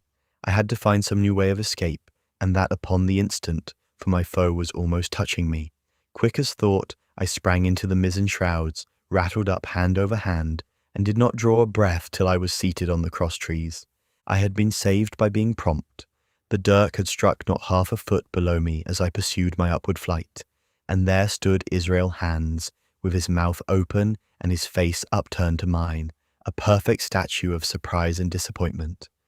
Now that I had a moment to myself, I lost no time in changing the priming of my pistol, and then, having one ready for service, and to make assurance doubly sure, I proceeded to draw the load of the other and recharge it afresh from the beginning. My new employment struck Hands all of a heap. He began to see the dice going against him, and after an obvious hesitation, he also hauled himself heavily into the shrouds, and with the dirk in his teeth, began slowly and painfully to mount. It cost him no end of time and groans to haul his wounded leg behind him, and I'd quietly finished my arrangements before he was much more than a third of the way up. Then, with a pistol in either hand, I addressed him. "One more step, Mr. Hands," said I, "and I'll blow your brains out. Dead men don't bite, you know," I added with a chuckle. He stopped instantly. I could see by the working of his face that he was trying to think, and the process was so slow and laborious that, in my new-found security, I laughed aloud. At last, with a swallow or two, he spoke, his face still wearing the same expression of extreme perplexity. In order to speak, he had to take the dagger from his mouth, but in all else he remained unmoved. "Jim," says he, "I reckon we're fouled, you and me, and we'll have to sign articles. I'd have had you but for that there lurch, but I don't have no luck, not I, and I reckon I'll have to strike, which comes hard, you see, for a master mariner to a ship's younker like you, Jim." I was drinking in his words and smiling away, as conceited as a cock upon a wall, when, all in a breath, back went his right hand over his shoulder. Something sang like an arrow through the air. I felt a blow and then a sharp pang, and there I was pinned by the shoulder to the mast. In the horrid pain and surprise of the moment, I scarce can say it was by my own volition, and I am sure it was without a conscious aim. Both my pistols went off, and both escaped out of my hands. They did not fall alone. With a choked cry, the coxswain loosed his grasp upon the shrouds and plunged head first into the water. This concludes Chapter 26 of Treasure Island. Chapter 27. Pieces of 8. Owing to the cant of the vessel, the mast hung far out over the water, and from my perch on the cross-trees I had nothing below me but the surface of the bay. Hands, who was not so far up, was in consequence nearer to the ship, and fell between me and the bulwarks. He rose once to the surface in a lava of foam and blood, and then sank again for good. As the water settled, I could see him lying huddled together on the clean, bright sand in the shadow of the vessel's sides. A fish or two whipped past his body. Sometimes, by the quivering of the water, he appeared to move a little, as if he were trying to rise. But he was dead enough for all that, being both shot and drowned, and was food for fish in the very place where he had designed my slaughter. I was no sooner certain of this than I began to feel sick, faint, and terrified. The hot blood was running over my back and chest. The dirk, where it had pinned my shoulder to the mast, seemed to burn like a hot iron. Yet it was not so much these real sufferings that distressed me, for these, it seemed to me, I could bear without a murmur. It was the horror I had upon my mind of falling from the cross trees into that still green water beside the body of the coxswain. I clung with both hands till my nails ached, and I shut my eyes as if to cover up the peril. Gradually my mind came back again, my pulses quieted down to a more natural time, and I was once more in possession of myself. It was my first thought to pluck forth the dirk, but either it stuck too hard or my nerve failed me, and I desisted with a violent shudder. Oddly enough, that very shudder did the business. The knife, in fact, had come the nearest in the world to missing me altogether. It held me by a mere pinch of skin, and this the shudder tore away. The blood ran down the faster, to be sure, but I was my own master again, and only tacked to the mast by my coat and shirt. These last I broke through with a sudden jerk, and then regained the deck by the starboard shrouds. For nothing in the world would I have again ventured, shaken as I was, upon the overhanging port shrouds from which Israel had so lately fallen. I went below and did what I could for my wound. It pained me a good deal and still bled freely, but it was neither deep nor dangerous, nor did it greatly gall me when I used my arm. Then I looked around me, and as the ship was now, in a sense, my own, I began to think of clearing it from its last passenger. The dead man, O'Brien. He had pitched, as I have said, against the bulwarks, where he lay like some horrible, ungainly sort of puppet, life-size indeed, but how different from life's colour or life's comeliness. In that position I could easily have my way with him, and as the habit of tragical adventures had worn off almost all my terror for the dead, I took him by the waist as if he had been a sack of bran, and with one good heave, tumbled him overboard. He went in with a sounding plunge, the red cap came off and remained floating on the surface, and as soon as the splash subsided, I could see him and Israel lying side by side, both wavering with the tremulous movement of the water. O'Brien, though still quite a young man, was very bald. There he lay, with that bald head across the knees of the man who had killed him, and the quick fishes steering to and fro over both. I was now alone upon the ship. The tide had just turned. The sun was within so few degrees of setting that already the shadow of the pines upon the western shore began to reach right across the anchorage and fall in patterns on the deck. The evening breeze had sprung up, and though it was well warded off by the hill, with the two peaks upon the east, the cordage had begun to sing a little softly to itself, and the idle sails to rattle to and fro. I began to see a danger to the ship. The jibs I speedily doused and brought tumbling to the deck, but the mainsail was a harder matter. Of course, when the schooner canted over, the boom had swung outboard, and the cap of it and a foot or two of sail hung even under water. I thought this made it still more dangerous, yet the strain was so heavy that I half feared to meddle. At last I got my knife and cut the halyards. The peak dropped instantly.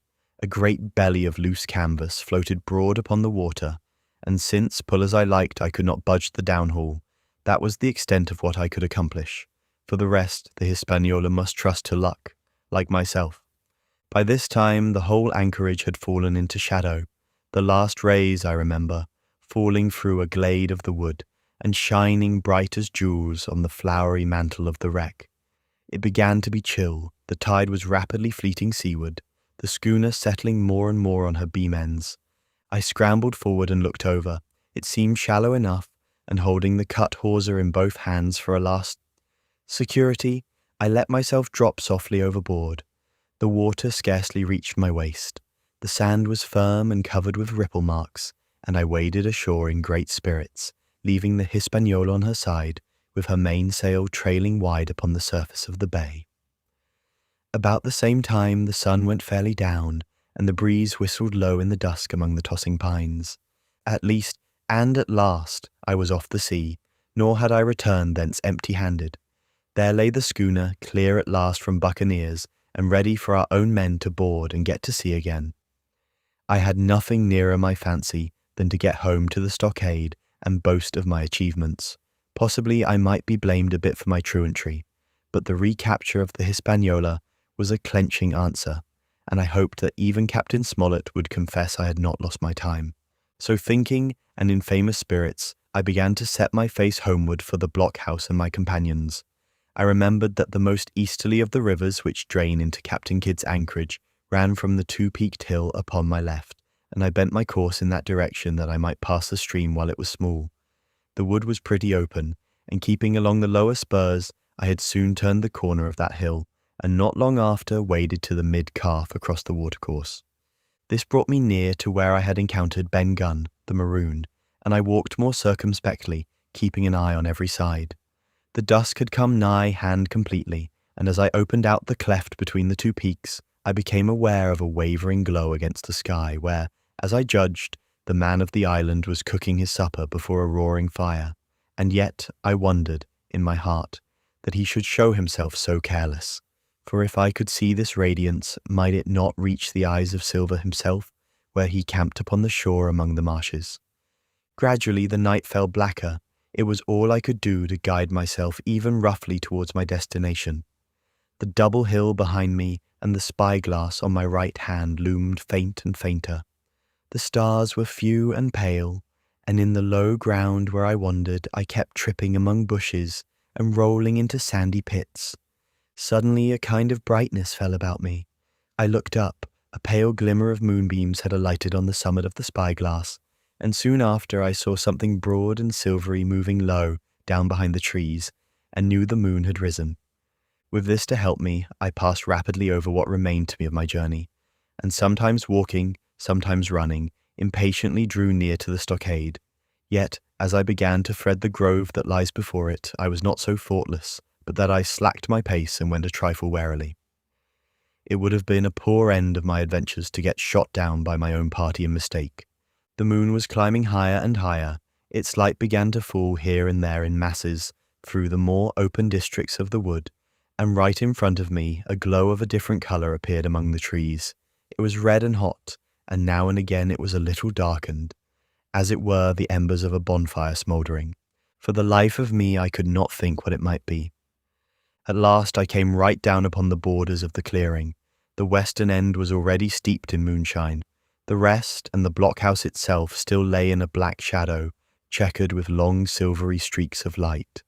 On the other side of the house an immense fire had burned itself into clear embers and shed a steady red reverberation, contrasted strongly with the mellow paleness of the moon. There was not a soul stirring nor a sound beside the noises of the breeze. I stopped with much wonder in my heart, and perhaps a little terror also. It had not been our way to build great fires. We were indeed, by the captain's orders, somewhat niggardly of firewood, and I began to fear that something had gone wrong while I was absent. I stole round by the eastern end, keeping close in shadow, and at a convenient place where the darkness was thickest, crossed the palisade. To make assurance surer, I got upon my hands and knees and crawled, without a sound, towards the corner of the house. As I drew nearer, my heart was suddenly and greatly lightened. It is not a pleasant noise in itself, and I have often complained of it at other times, but just then it was like music to hear my friends snoring together so loud and peaceful in their sleep. The sea cry of the watch, that beautiful "all's well," never fell more reassuringly on my ear. In the meantime there was no doubt of one thing. They kept an infamous bad watch. If it had been Silver and his lads that were now creeping in on them, not a soul would have seen daybreak. That was what it was, thought I, to have the captain wounded. And again I blame myself sharply for leaving them in that danger, with so few to mount guard. By this time I got to the door and stood up. All was dark within, so that I could distinguish nothing by the eye. As for sounds, there was the steady drone of the snorers, and a small occasional noise, a flickering or pecking that I could in no way account for. With my arms before me, I walked steadily in. I should lie down in my own place, I thought with a silent chuckle, and enjoy their faces when they found me in the morning. My foot struck something yielding. It was a sleeper's leg, and he turned and groaned, but without awaking. And then, all of a sudden, A shrill voice broke forth out of the darkness. Pieces of 8, pieces of 8, pieces of 8, pieces of 8, pieces of 8, and so forth without pause or change, like the clacking of a tiny mill. Silver's green parrot, Captain Flint. It was she whom I had heard pecking at a piece of bark. It was she, keeping better watch than any human being, who thus announced my arrival with her wearisome refrain. I had no time left me to recover. At the sharp, clipping tone of the parrot, the sleepers awoke and sprang up, and with a mighty oath the voice of Silver cried, "Who goes?" I turned to run, struck violently against one person, recoiled and ran full into the arms of a second, who for his part closed upon and held me tight. "Bring a torch, Dick," said Silver when my capture was thus assured, and one of the men left the log-house and presently returned with a lighted brand. This concludes Chapter 27 of Treasure Island. Part 6, Captain Silver. Chapter 28, In the Enemy's Camp. The red glare of the torch, lighting up the interior of the blockhouse, showed me the worst of my apprehensions realized. The pirates were in possession of the house and stores. There was the cask of cognac, there were the pork and bread as before, and what tenfold increased my horror, not a sign of any prisoner. I could only judge that all had perished, and my heart smote me sorely that I had not been there to perish with them. There were 6 of the buccaneers, all told. Not another man was left alive. 5 of them were on their feet, flushed and swollen, suddenly called out of the first sleep of drunkenness. The 6th had only risen upon his elbow. He was deadly pale, and the blood-stained bandage round his head told that he had recently been wounded, and still more recently dressed. I remembered the man who had been shot and had run back among the woods in the great attack, and doubted not that this was he. The parrot sat, preening her plumage on Long John's shoulder.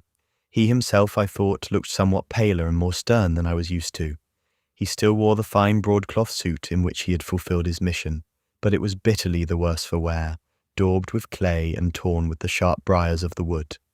"So," said he, "here's Jim Hawkins, shiver my timbers. Dropped in like, eh? Well, come, I take that friendly." And thereupon he sat down across the brandy cask and began to fill a pipe.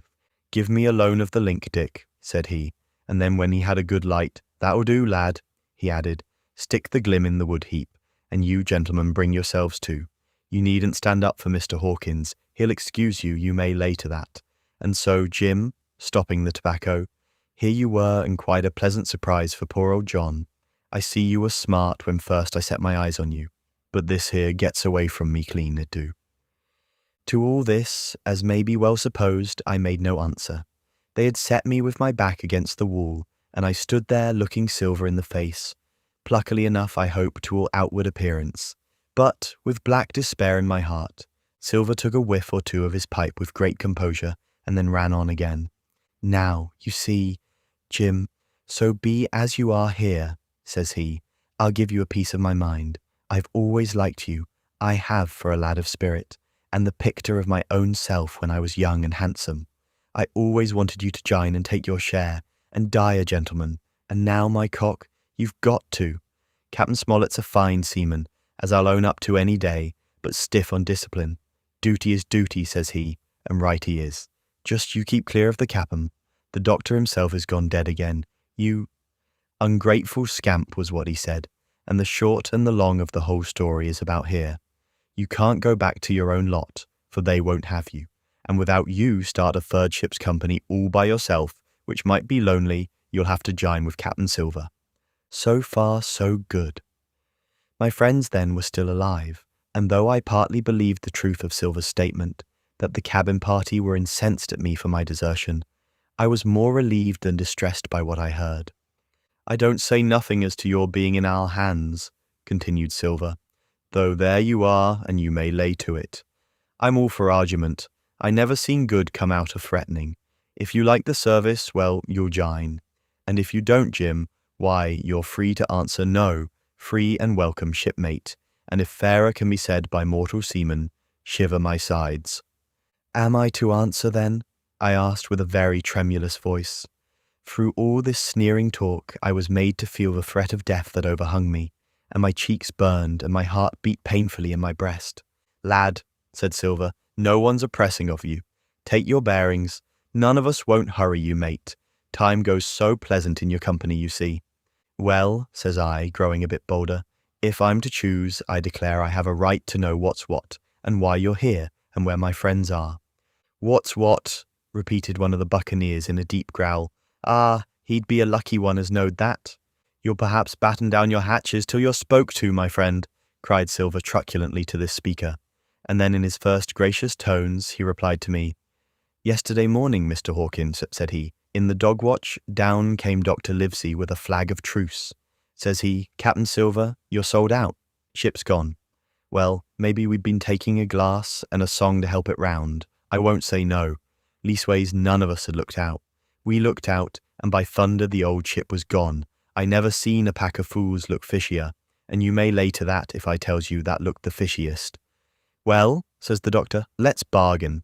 We bargained, him and I, and here we are. Stores, brandy, blockhouse, the firewood you was thoughtful enough to cut, and in a manner of speaking, the whole blessed boat, from Cross Trees to Kelson. As for them, they've tramped. I don't know where's they are. He drew again quietly at his pipe. And lest you should take it into that head of yours, he went on, that you was included in the treaty, here's the last word that was said. How many are you, says I, to leave? 4, says he. 4 and one of us wounded. As for that boy, I don't know where he is, confound him, says he, nor I don't much care. We're about sick of him.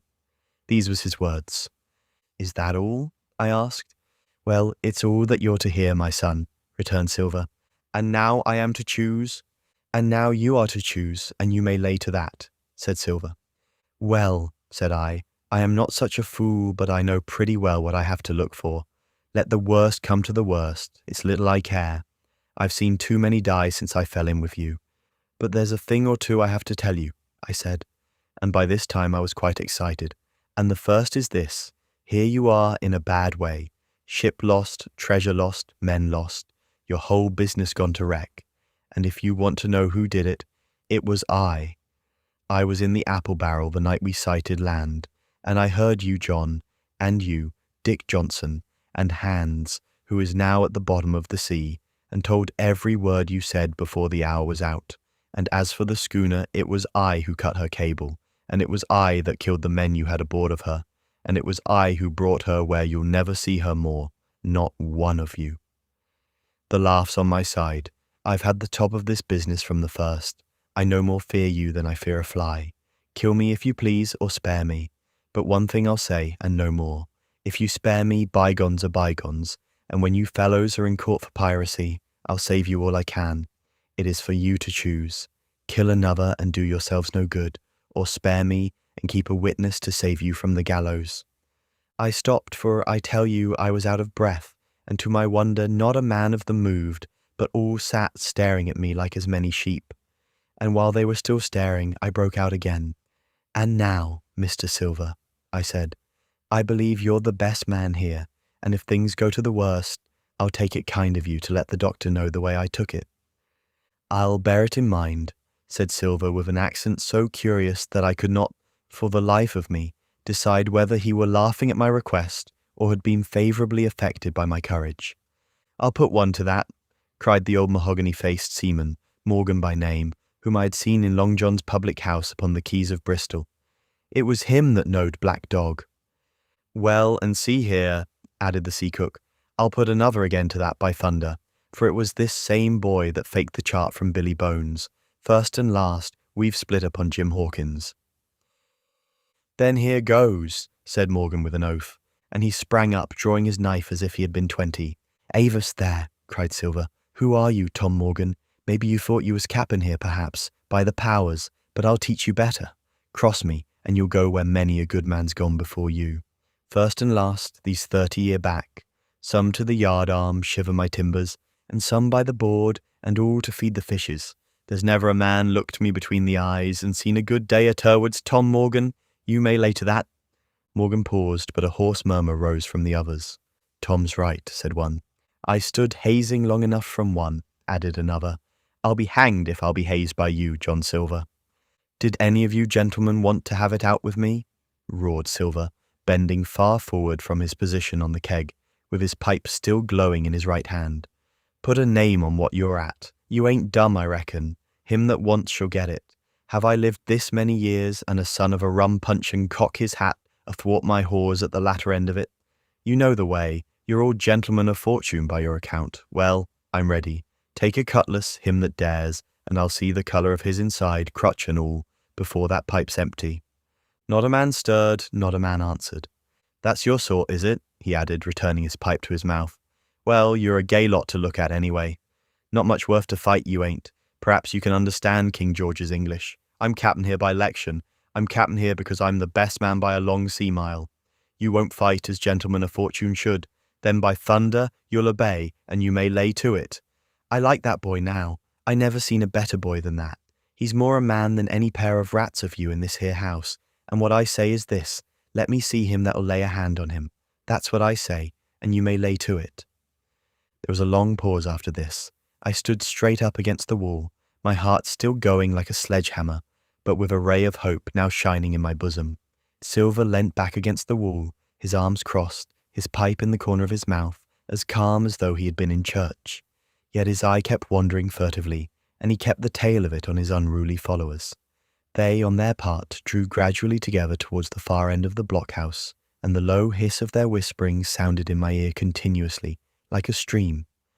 One after another they would look up, and the red light of the torch would fall for a second on their nervous faces, but it was not towards me.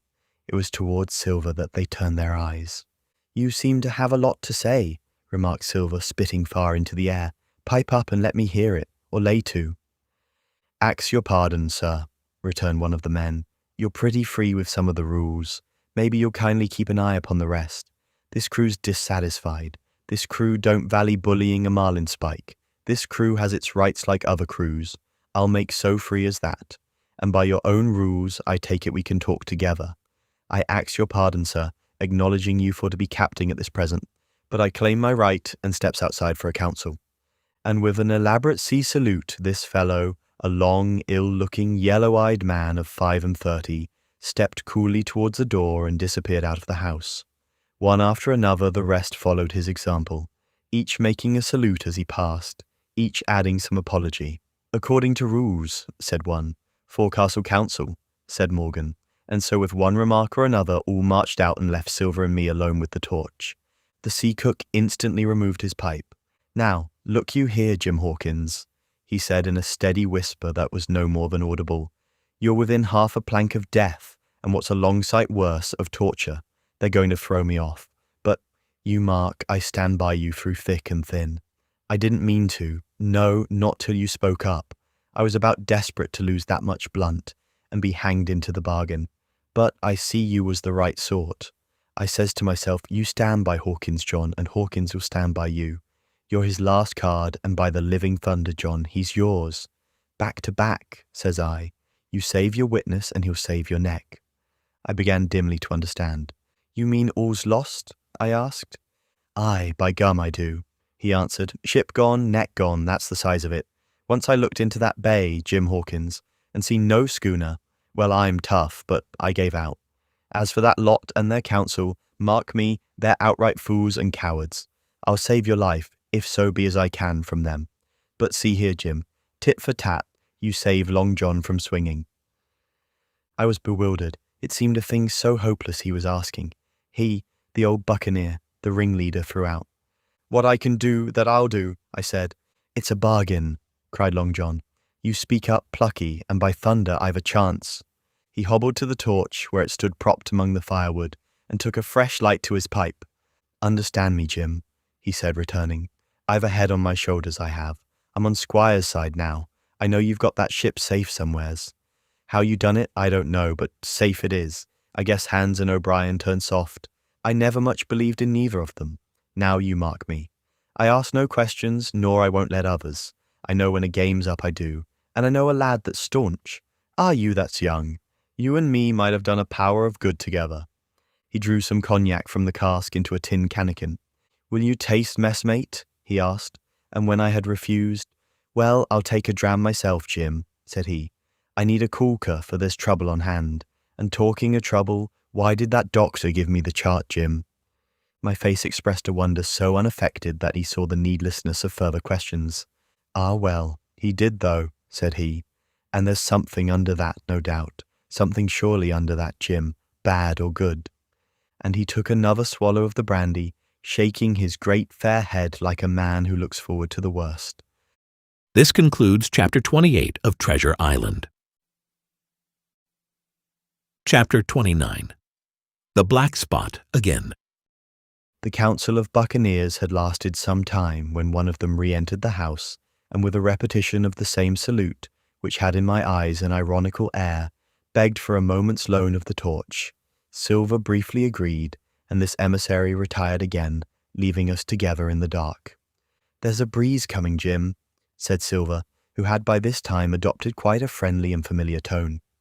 I turned to the loophole nearest me and looked out. The embers of the great fire had so far burned themselves out, and now glowed so low and duskily that I understood why these conspirators desired a torch.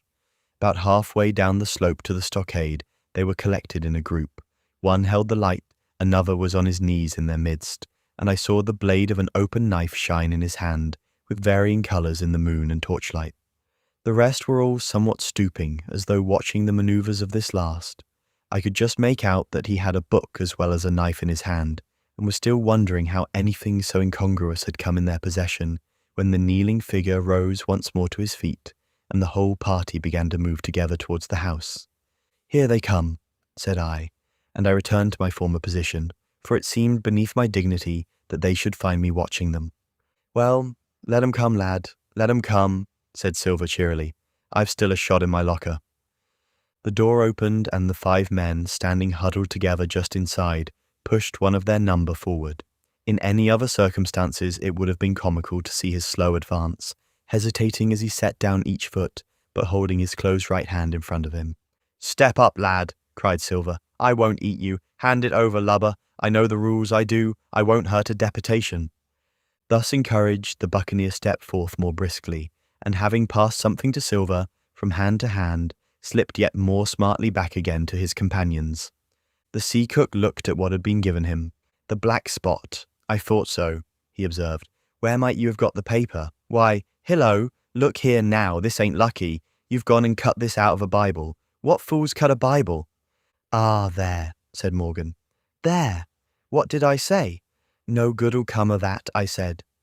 "Well, you've about fixed it now among you," continued Silver. "You'll all swing now, I reckon. What soft-headed lubber had a Bible?" "It was Dick," said one. "Dick, was it? Then Dick can get to prayers," said Silver.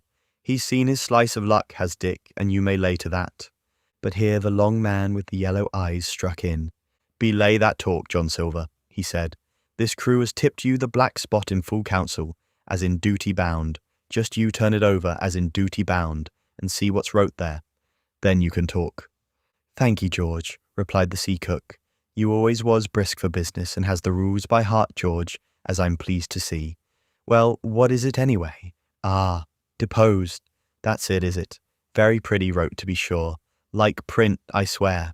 Your hand a right, George? Why, you was getting quite a leading man in this here crew. You'll be captain next, I shouldn't wonder. Just oblige me with that torch again, will you? This pipe don't draw." "Come now," said George. "You don't fool this crew no more. You're a funny man by your account, but you're over now, and you'll maybe step down off that barrel and help vote." "I thought you said you knowed the rules," returned Silver contemptuously. "Leastways, if you don't, I do, and I wait here, and I'm still your cap'n, mind, till you outs with your grievances and I reply. In the meantime, your black spot ain't worth a biscuit. After that, we'll see." "Oh," replied George, "you don't be under no kind of apprehension. We're all square, we are. First, you've made a hash of this cruise. You'll be a bold man to say no to that. Second, you let the enemy out of this here trap for nothing. Why did they want out? I dunno, but it's pretty plain they wanted it. Third, you wouldn't let us go at them upon the march. Oh, we see through you, John Silver. You want to play booty, that's what's wrong with you. And then, fourth, there's this here boy."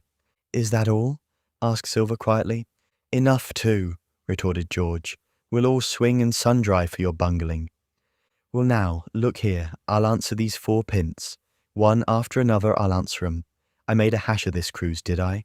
Well now, you all know what I wanted, and you all know if that had been done, that we'd have been aboard the Hispaniola this night as ever was. every man of us alive and fit, and full of good plum duff, and the treasure in the hold of her, by thunder. Well, who crossed me? Who forced my hand, as was the lawful captain? Who tipped me the black spot the day we landed and began this dance? Ah, it's a fine dance, I'm with you there, and looks mighty like a hornpipe in a rope's end at Execution Dock by London town, it does. But who done it? Why, it was Anderson and Hans and you, George Merry, and you're the last above board of that same meddling crew, and you have the Davy Jones's insolence to up and stand for captain over me. You that sank the lot of us, by the powers, but this tops the stiffest yarn to nothing. Silver paused, and I could see by the faces of George and his late comrades that these words had not been said in vain. That's for number one, cried the accused, wiping the sweat from his brow, for he had been talking with a vehemence that shook the house. Why, I give you my word, I'm sick to speak to you. You've neither sense nor memory, and I leave it to fancy where your mother's was, that let you come to sea. See, gentlemen of fortune, I reckon tailors is your trade. Go on, John, said Morgan. Speak up to the others. Ah, the others, returned John. They're a nice lot, ain't they? You say this cruise is bungled. Ah, by gum, if you could understand how bad it's bungled, you would see. We're that near the gibbet that my neck's stiff with thinking on it. You've seen 'em, maybe, hanged in chains, birds about 'em, seamen pinting 'em out as they go down with the tide. Who's that? Says one. That? Why, that's John Silver. I knowed him well, says another, and you can hear the chains a-jangle as you go about and reach for the other boy. Now, that's about where we are, every mother's son of us, thanks to him and Hans and Anderson and other ruination fools of you. And if you want to know about number 4 and that boy, why, shiver my timbers, isn't he a hostage? Are we going to waste a hostage? No, not us. He might be our last chance, and I shouldn't wonder. Kill that boy. Not me, mates. And number 3? Ah, well, there's a deal to say to number 3. Maybe you don't count it nothing to have a real college doctor to see you every day. You, John, with your head broke. Or you, George Merry, that had the ague shakes upon you not 6 hours agone, and has your eyes the colour of lemon peel to this same moment on the clock. And maybe, perhaps, you didn't know there was a consort coming either, but there is, and not so long till then, and we'll see who will be glad to have a hostage when it comes to that. And as for number 2, and why I made a bargain, well, you came crawling on your knees to me to make it. On your knees you came, you was that downhearted, and you'd have starved too if I hadn't, but that's a trifle. You look there, that's why. And he cast down upon the floor a paper that I instantly recognized, none other than the chart on yellow paper, with the 3 red crosses that I had found in the oilcloth at the bottom of the captain's chest. Why the doctor had given it to him was more than I could fancy. But if it were inexplicable to me, the appearance of the chart was incredible to the surviving mutineers. They leaped upon it like cats upon a mouse. It went from hand to hand, one tearing it from another, and by the oaths and the cries and the childish laughter with which they accompanied their examination, you would have thought not only they were fingering the very gold, but were at sea with it, besides, in safety. Yes, said one, that's Flint, sure enough. JF and a score below, with a clove hitched to it, so he done ever. Mighty pretty, said George, but how are we to get away with it, and us no ship? Silver suddenly sprang up, and supporting himself with a hand against the wall, Now, I give you warning, George, he cried. One more word of your sauce, and I'll call you down and fight you. How?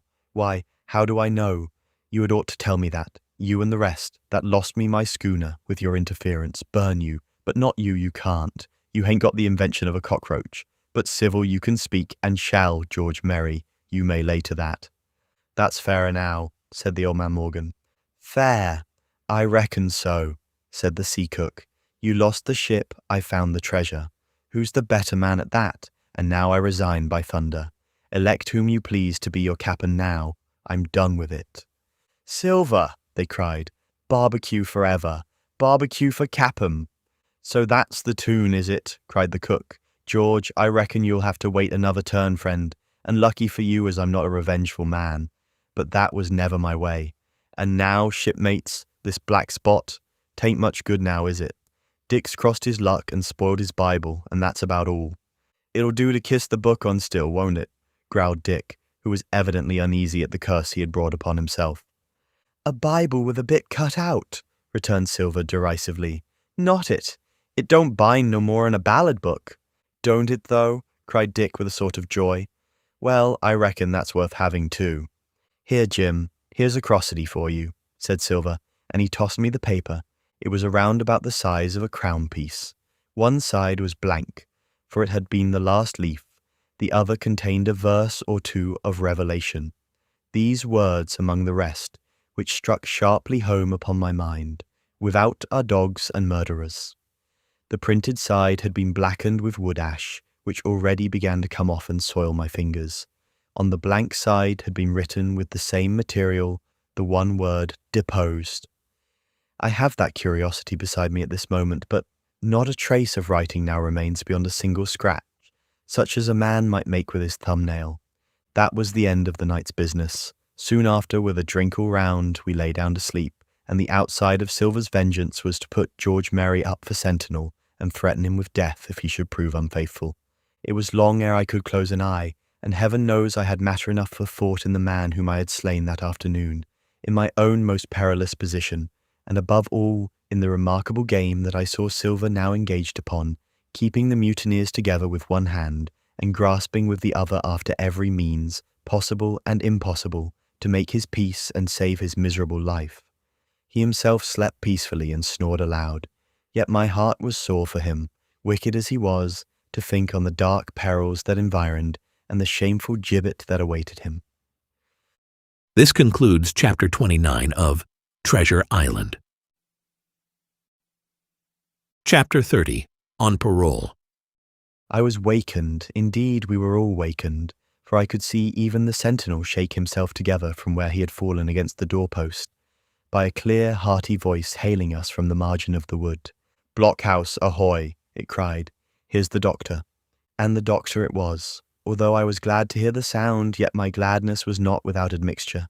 I remembered with confusion my insubordinate and stealthy conduct, and when I saw where it had brought me, among what companions and surrounded by what dangers, I felt ashamed to look him in the face. He must have risen in the dark, for the day had hardly come, and when I ran to a loophole and looked out, I saw him standing, like Silver once before, up to the mid-leg in creeping vapour. "You, doctor, top of the morning to you, sir," cried Silver, broad awake and beaming with good nature in a moment. "Bright and early, to be sure, and it's the early bird, as the saying goes, that gets the rations.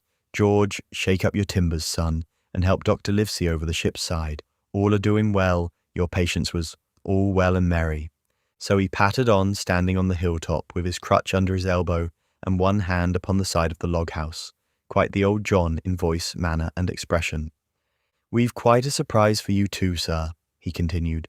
"We've a little stranger here. He, a new boarder and lodger, sir, and looking fit and taut as a fiddle. Slept like a supercargo, he did, right alongside of John, stem to stem we was, all night." Dr. Livesey was by this time across the stockade, and pretty near the cook, and I could hear the alteration in his voice as he said, "Not Jim?" "The very same Jim as ever was," says Silver.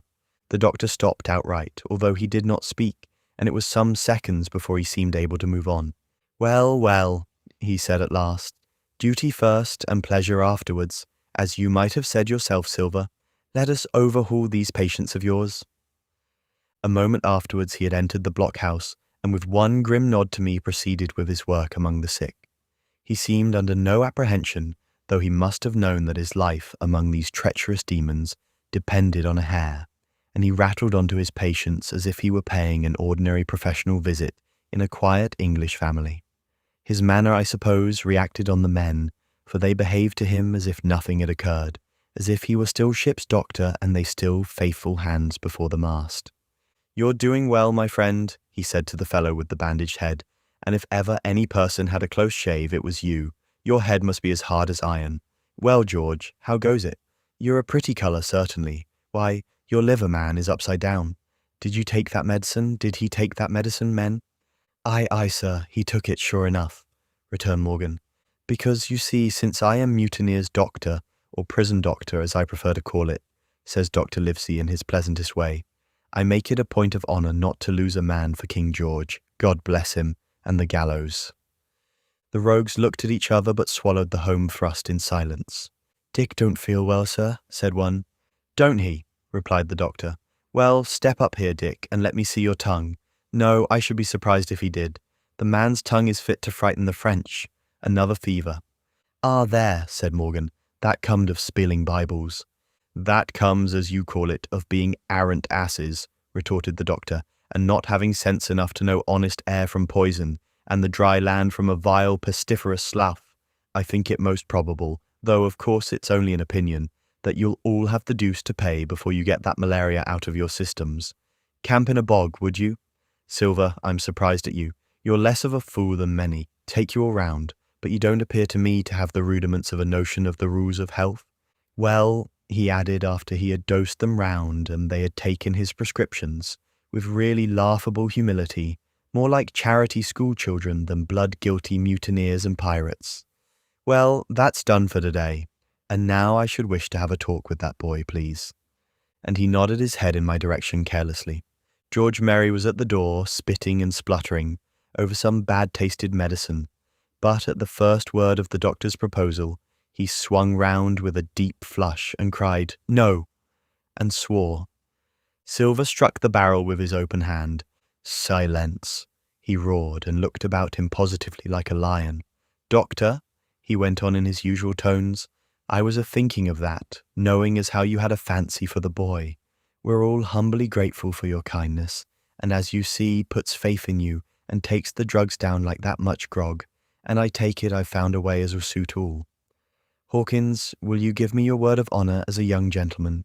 For a young gentleman you are, although poor born, your word of honour not to slip your cable." I readily gave the pledge required. "Then, doctor," said Silver, "you just step outside of that stockade, and once you're there I'll bring the boy down on the inside, and I reckon you can yarn through the spars. Good day to you, sir, and all our duties to the squire and Captain Smollett." The explosion of disapproval which nothing but Silver's black looks had restrained broke out immediately the doctor had left the house. Silver was roundly accused of playing double, of trying to make a separate peace for himself, of sacrificing the interests of his accomplices and victims, and in one word, of the identical, exact thing that he was doing. It seemed to me so obvious in this case that I could not imagine how he was to turn their anger. But he was twice the man the rest were, and his last night's victory had given him a huge preponderance on their minds. He called them all the fools and dolts you can imagine, said it was necessary I should talk to the doctor, fluttered the chart in their faces, asked them if they could afford to break the treaty, the very day they were bound to treasure hunting. "No, by thunder," he cried, "it's us must break the treaty when the time comes. Until then I'll gammon that doctor, if I have to ile his boots with brandy." And then he bade them get the fire lit, and stalked out upon his crutch, with his hand on my shoulder, leaving them in a disarray, and silenced by his volubility rather than convinced. "Slow, lad, slow," he said. "They might round upon us in a twinkle of an eye if we was seen to hurry." Very deliberately then did we advance across the sand to where the doctor awaited us on the other side of the stockade, and as soon as we were within easy speaking distance, Silver stopped. "You'll make a note of this here also, doctor," says he, "and the boy'll tell you how I saved his life, and were deposed for it too, and you may lay to that. Doctor, when a man's steering as near the wind as me, playing chuck-farthing with the last breath in his body, like, you wouldn't think it too much mayhap to give him one good word? You'll please bear in mind it's not my life only now, it's that boy's into the bargain, and you'll speak me fair, doctor, and give me a bit of hope to go on, for the sake of mercy." Silver was a changed man once he was out there, and had his back to his friends and the blockhouse. His cheek seemed to have fallen in, his voice trembled. Never was a soul more dead in earnest. "Why, John, you're not afraid?" asked Dr. Livesey. "Doctor, I'm no coward. No, not I, not so much." And he snapped his fingers. "If I was, I wouldn't say it. But I'll own up fairly. I've the shakes upon me for the gallows. You're a good man and a true. I never seen a better man, and you'll not forget what I done good, not any more than you'll forget the bad, I know. And I step aside, see here, and leave you and Jim alone, and you'll put that down for me too, for it's a long stretch, is that." So saying, he stepped back a little way, till he was out of earshot. and there sat down upon a tree stump and began to whistle, spinning round now and again upon his seat, so as to command a sight, sometimes of me and the doctor, and sometimes of his unruly ruffians, as they went to and fro in the sand between the fire, which they were busy rekindling, and the house from which they brought forth pork and bread to make the breakfast. "So, Jim," said the doctor sadly, "here you are.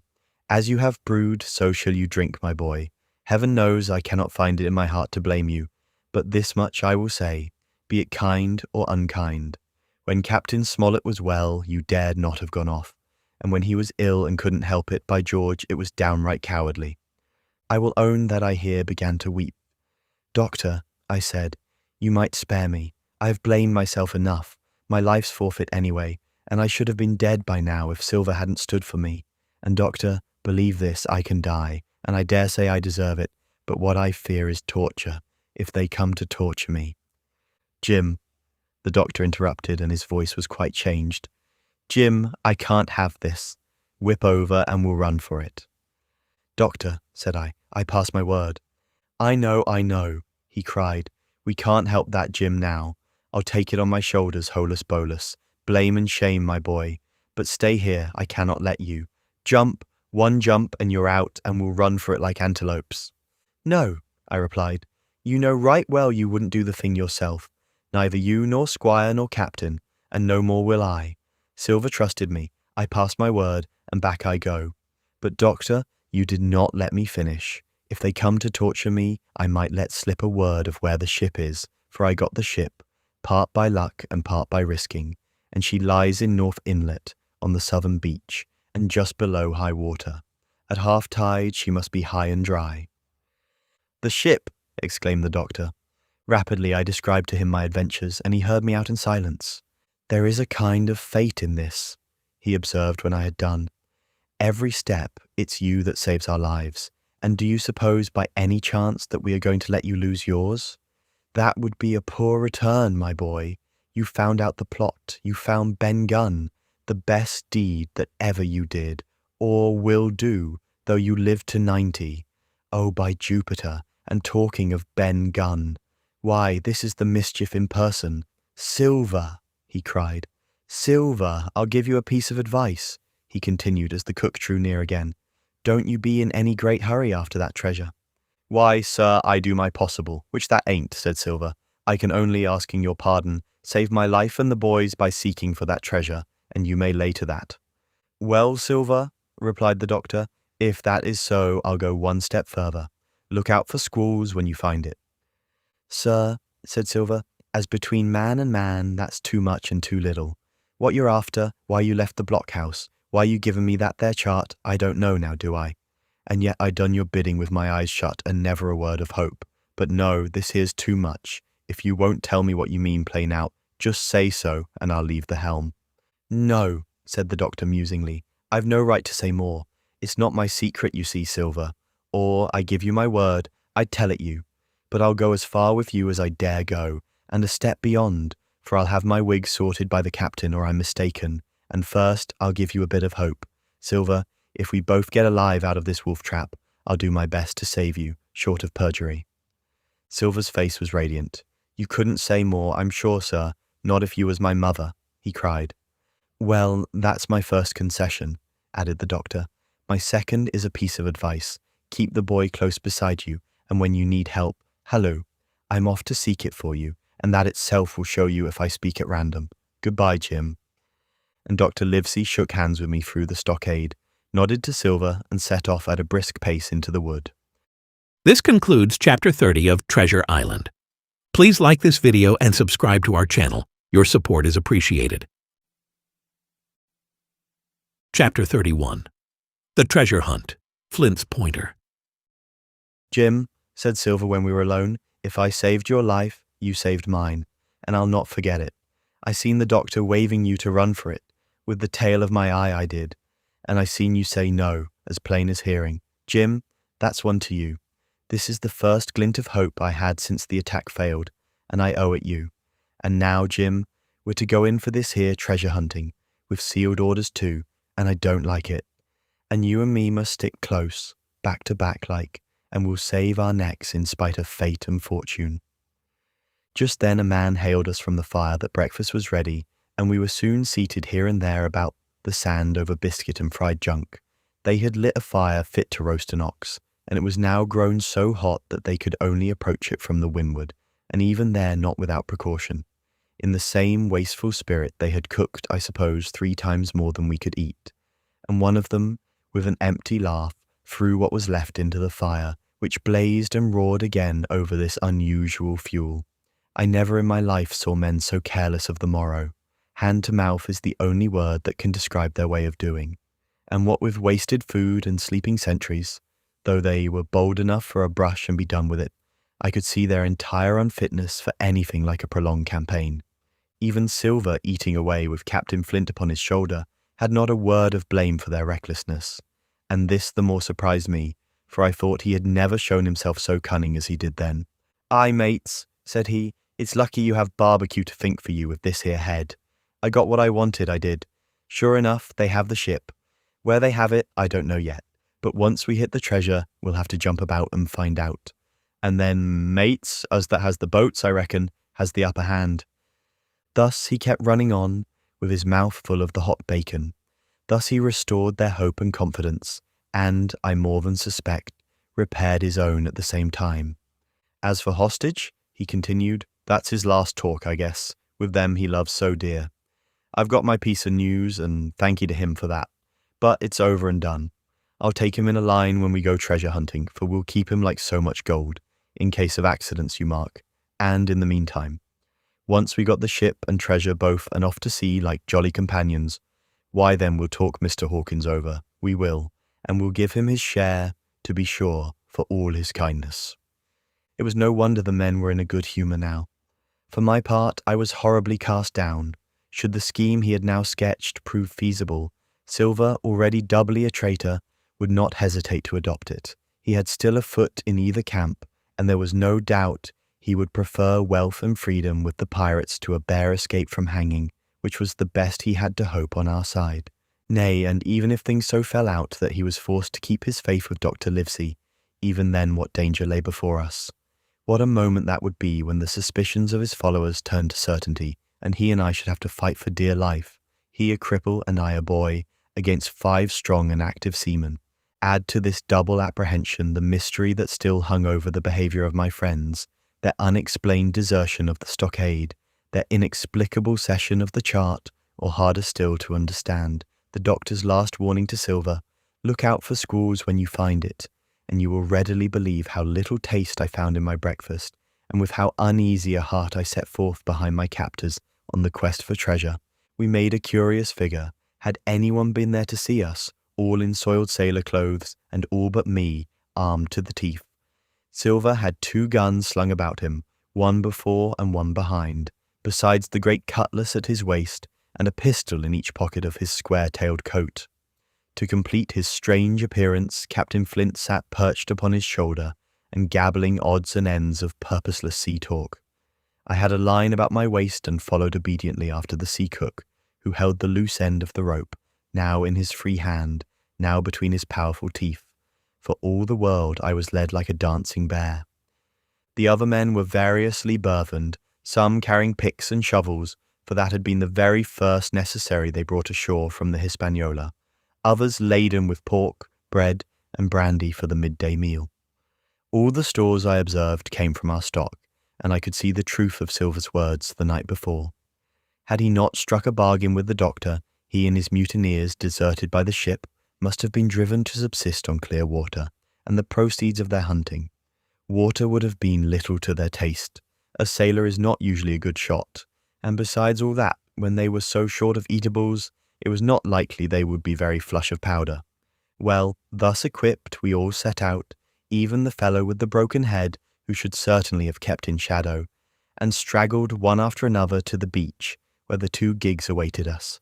Even these bore trace of the drunken folly of the pirates, one in a broken thwart, and both in their muddy and unbaled condition.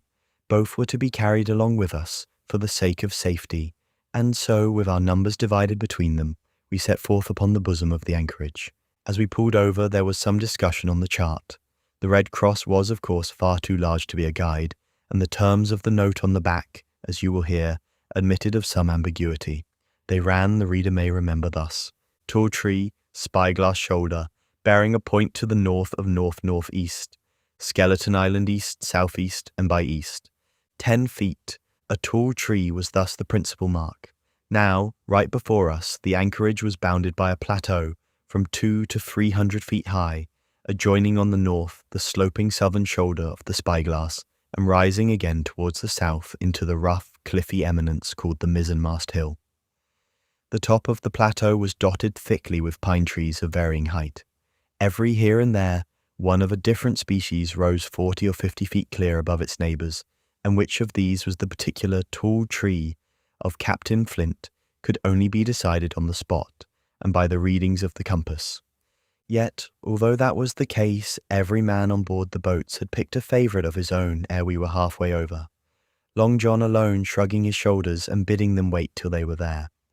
We pulled easily by Silver's directions, not to weary the hands prematurely, and after quite a long passage, landed at the mouth of the second river, that which runs down a woody cleft of the spyglass. Thence, bending to our left, we began to ascend the slope towards the plateau. At the first outset, heavy miry ground and a matted marish vegetation greatly delayed our progress, but by little and little the hill began to steepen and become stony underfoot, and the wood to change its character and to grow in a more open order. It was indeed a most pleasant portion of the island that we were now approaching. A heavy-scented broom and many flowering shrubs had almost taken the place of grass. Thickets of green nutmeg trees were dotted here and there with the red columns and the broad shadow of the pines, and the first mingled their spice with the aroma of the others. The air, besides, was fresh and stirring, and this, under the sheer sunbeams, was a wonderful refreshment to our senses. The party spread itself abroad in a fan shape, shouting and leaping to and fro. About the centre and a good way behind the rest, Silver and I followed, I tethered by my rope, he ploughing with deep pants among the sliding gravel. From time to time, indeed, I had to lend him a hand, or he must have missed his footing and fallen backward down the hill. We had thus proceeded for about half a mile, and were approaching the brow of the plateau, when the man upon the farthest left began to cry aloud, as if in terror. Shout after shout came from him, and the others began to run in his direction. "He can't have found the treasure," said old Morgan, hurrying past us from the right, "for that's clean atop." Indeed, as we found when we also reached the spot, it was something very different. At the foot of a pretty big pine, and involved in a green creeper, which had even partly lifted some of the smaller bones, a human skeleton lay, with a few shreds of clothing, on the ground. I believe a chill struck for a moment to every heart. "He was a seaman," said George Merry, who, bolder than the rest, had gone up close and was examining the rags of clothing. "Leastways, this is good sea cloth." "Aye, aye," said Silver, "like enough. You wouldn't look to find a bishop here, I reckon. But what sort of a way is that for bones to lie? Taint in nature?"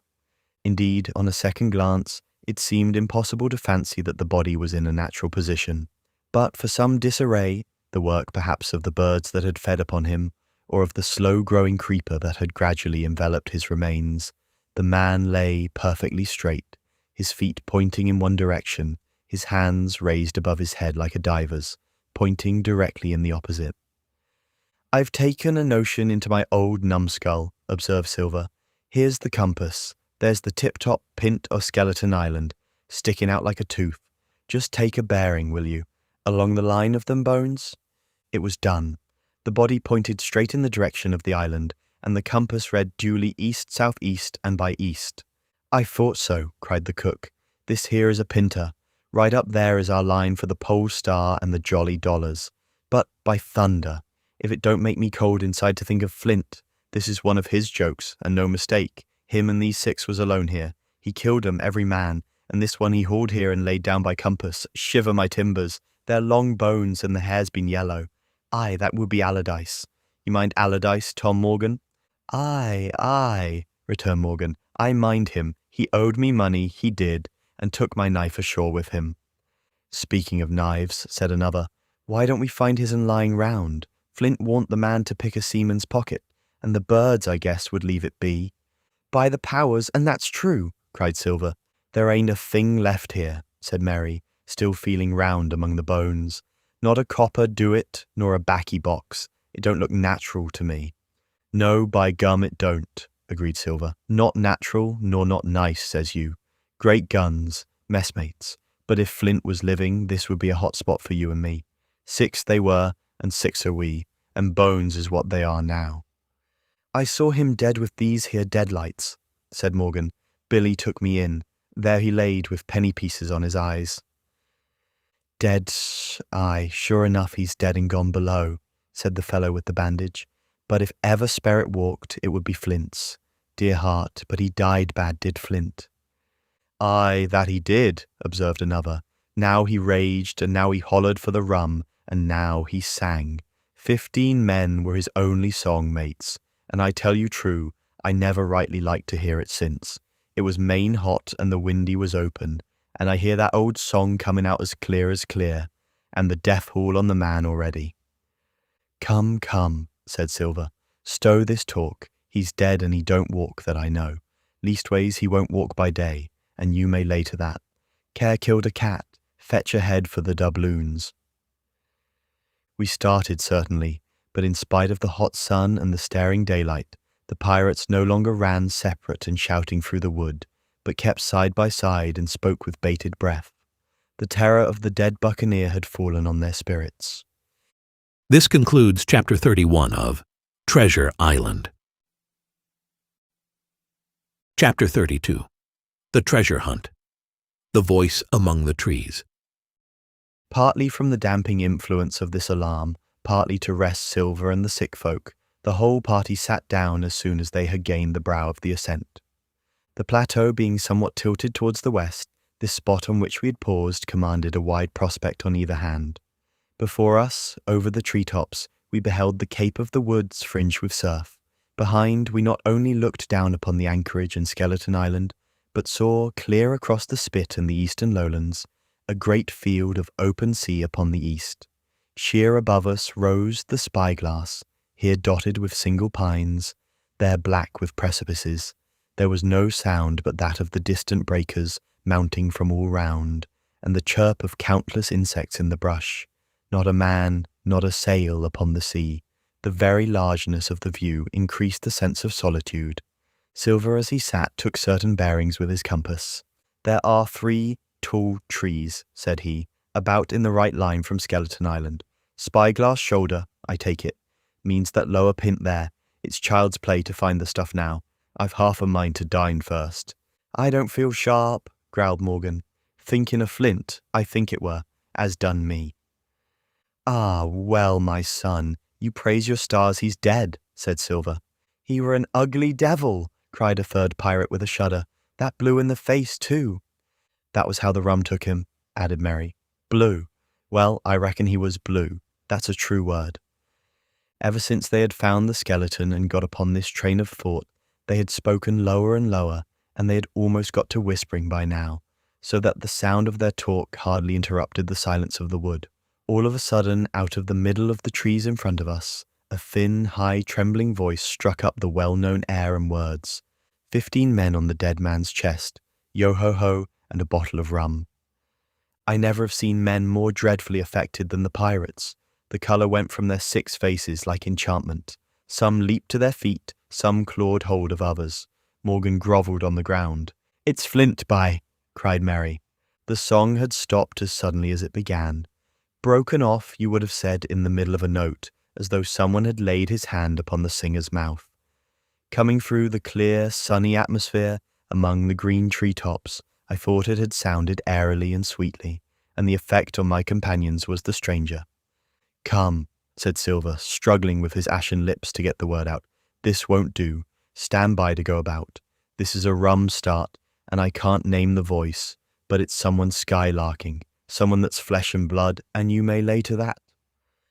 His courage had come back as he spoke, and some of the colour to his face along with it.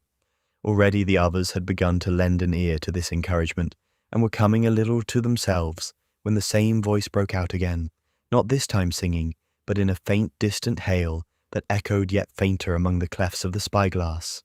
"Darby McGraw," it wailed, for that is the word that best describes the sound. "Darby McGraw, Darby McGraw," again and again and again, and then rising a little higher and with an oath that I leave out, "Fetch aft the rum, Darby." The buccaneers remained rooted to the ground, their eyes starting from their heads. Long after the voice had died away, they still stared in silence dreadfully before them. "That fixes it," gasped one. "Let's go." "They was his last words," moaned Morgan, "his last words above board." Dick had his Bible out and was praying volubly. He had been well brought up, had Dick, before he came to sea and fell among bad companions. Still Silver was unconquered. I could hear his teeth rattle in his head, but he had not yet surrendered. "Nobody in this here island ever heard of Darby," he muttered. "Not one but us that's here." And then, making a great effort, "Shipmates," he cried, "I'm here to get that stuff, and I'll not be beat by man or devil. I never was feared of Flint in his life, and by the powers I'll face him dead. There's £700,000 not a quarter of a mile from here. When did ever a gentleman of fortune show his stern to that much dollars for a boozy old seaman with a blue mug, and him dead too?" But there was no sign of reawakening courage in his followers, rather indeed of growing terror at the irreverence of his words. "Belay there, John," said Merry. "Don't you cross a sperrit," and the rest were all too terrified to reply. They would have run away severally had they dared, but fear kept them together and kept them close by John, as if his daring helped them. He, on his part, had pretty well fought his weakness down. "Sperrit? Well, maybe," he said. "But there's one thing not clear to me. There was an echo. Now no man ever seen a sperrit with a shadow. Well then, what's he doing with an echo to him? I should like to know. That ain't in nature, surely." This argument seemed weak enough to me, but you can never tell what will affect the superstitious, and to my wonder George Merry was greatly relieved. "Well, that's so," he said. "You've a head upon your shoulders, John, and no mistake. 'Bout shipmates, this here crew is on a wrong tack, I do believe. And come to think on it, it was like Flint's voice, I grant you, but not just so clear away like it after all. It was liker somebody else's voice now. It was liker." "By the powers, Ben Gunn," roared Silver.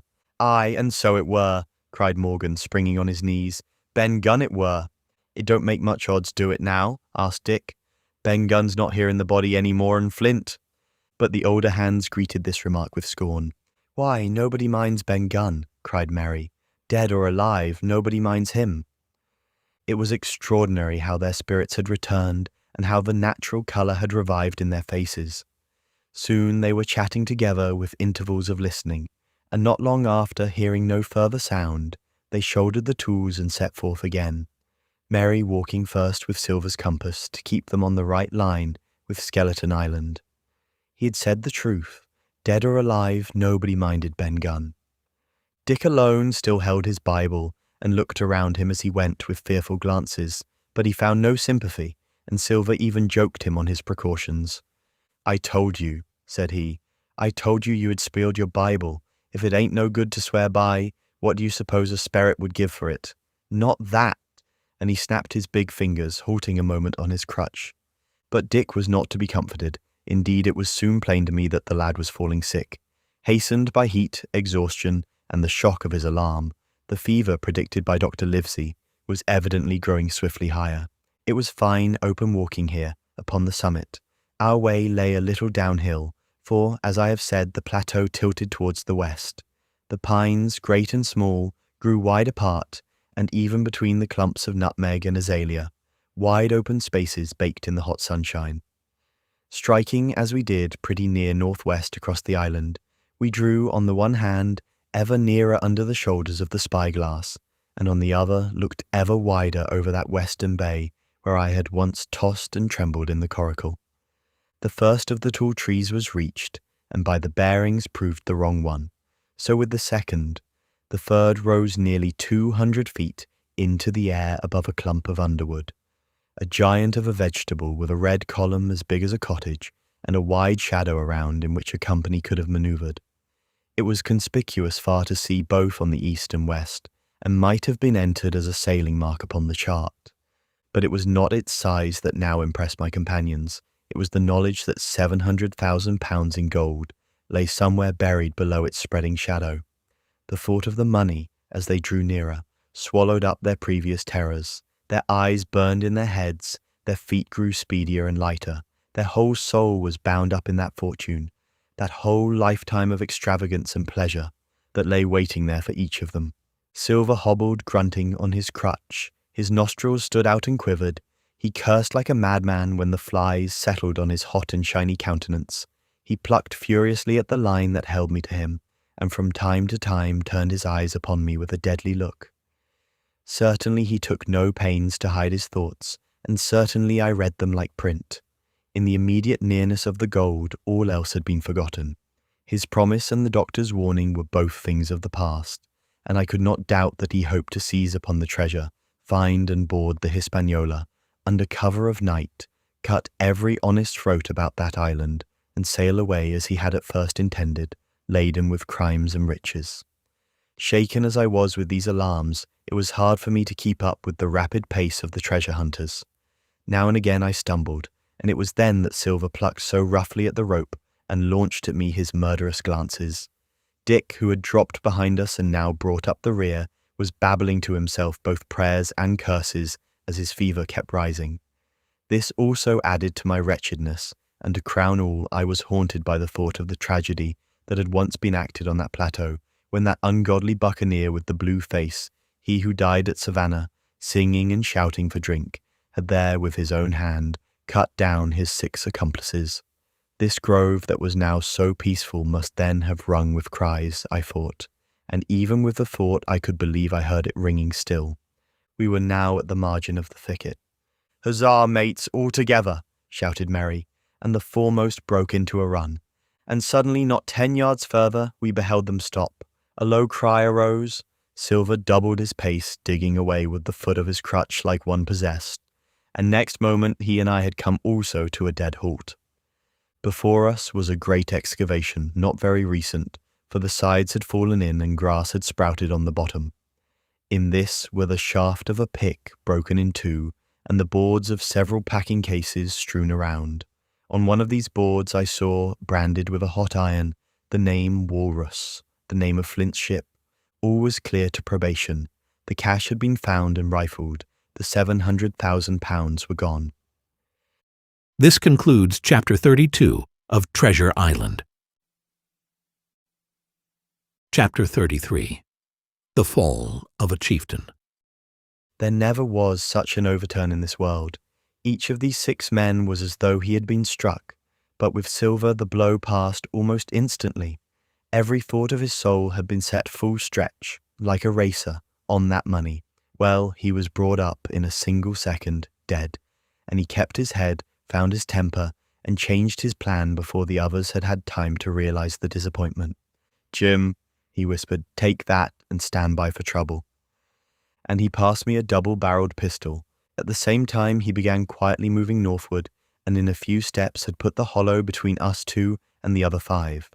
Then he looked at me and nodded, as much as to say, "Here is a narrow corner," as indeed I thought it was. His looks were not quite friendly, and I was so revolted at these constant changes that I could not forbear whispering, "So you've changed sides again." There was no time left for him to answer in. The buccaneers, with oaths and cries, began to leap, one after another, into the pit, and to dig with their fingers, throwing the boards aside as they did so. Morgan found a piece of gold. He held it up with a perfect spout of oaths. It was a 2-guinea piece, and it went from hand to hand among them for a quarter of a minute. 2 guineas, roared Merry, shaking it at Silver. "That's your £700,000, is it? You're the man for bargains, ain't you? You're him that never bungled nothing, you wooden-headed lubber." "Dig away, boys," said Silver with the coolest insolence. "You'll find some pig nuts, and I shouldn't wonder." "Pig nuts," repeated Merry in a scream. "Mates, do you hear that? I tell you now, that man there knew it all along. Look in the face of him, and you'll see it wrote there." "Ah, Merry," remarked Silver, standing for captain again. "You're a pushing lad, to be sure." But this time everyone was entirely in Merry's favour. They began to scramble out of the excavation, darting furious glances behind them. One thing I observed, which looked well for us. They all got out upon the opposite side from Silver. Well, there we stood, 2 on one side, 5 on the other, the pit between us, and nobody screwed up high enough to offer the first blow. Silver never moved. He watched them very upright on his crutch and looked as cool as ever I saw him. He was brave and no mistake. At last Mary seemed to think a speech might help matters. "Mates," says he, "there's two of them alone there.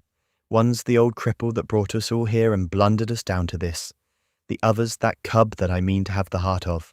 Now, mates." He was raising his arm and his voice and plainly meant to lead a charge, but just then, crack, crack, crack, 3 musket shots flashed out of the thicket. Mary tumbled head foremost into the excavation. The man with the bandage spun round like a teetotum and fell all his length upon his side, where he lay dead, but still twitching, and the other 3 turned and ran for it with all their might. Before you could wink, Long John had fired 2 barrels of a pistol into the struggling Mary, and as the man rolled up his eyes at him in the last agony, "George," said he, "I reckon I settled you." At the same moment the doctor, Gray, and Ben Gunn joined us, with smoking muskets, from among the nutmeg trees. "Forward," cried the doctor. "Double quick, my lads, we must head 'em off the boats." And we set off at a great pace, sometimes plunging through the bushes to the chest. I tell you, but Silver was anxious to keep up with us. The work that man went through, leaping on his crutch till the muscles of his chest were fit to burst, was work no sound man ever equalled, and so thinks the doctor. As it was, he was already 30 yards behind us and on the verge of strangling when we reached the brow of the slope. "Doctor," he hailed, "see there, no hurry." Sure enough, there was no hurry. In a more open part of the plateau, we could see the 3 survivors still running in the same direction as they had started, right for Mizzenmast Hill. We were already between them and the boats, and so we 4 sat down to breathe, while Long John, mopping his face, came slowly up with us. "Thank ye kindly, doctor," says he. "You came in about the nick, I guess, for me and Hawkins. And so it's you, Ben Gunn," he added. "Well, you're a nice one, to be sure." "I'm Ben Gunn, I am," replied the maroon, wriggling like an eel in his embarrassment. "And," he added after a long pause, "how do, Mr. Silver?" "Pretty well, I thank ye," says you. Ben," murmured Silver, "to think as you've done me." The doctor sent back Gray for one of the pickaxes deserted, in their flight, by the mutineers, and then as we proceeded leisurely downhill to where the boats were lying, related in a few words what had taken place. It was a story that profoundly interested Silver, and Ben Gunn, the half-idiot maroon, was the hero from beginning to end. Ben, in his long, lonely wanderings about the island, had found the skeleton. It was he that had rifled it. He had found the treasure. He had dug it up. It was the haft of his pickaxe that lay broken in the excavation.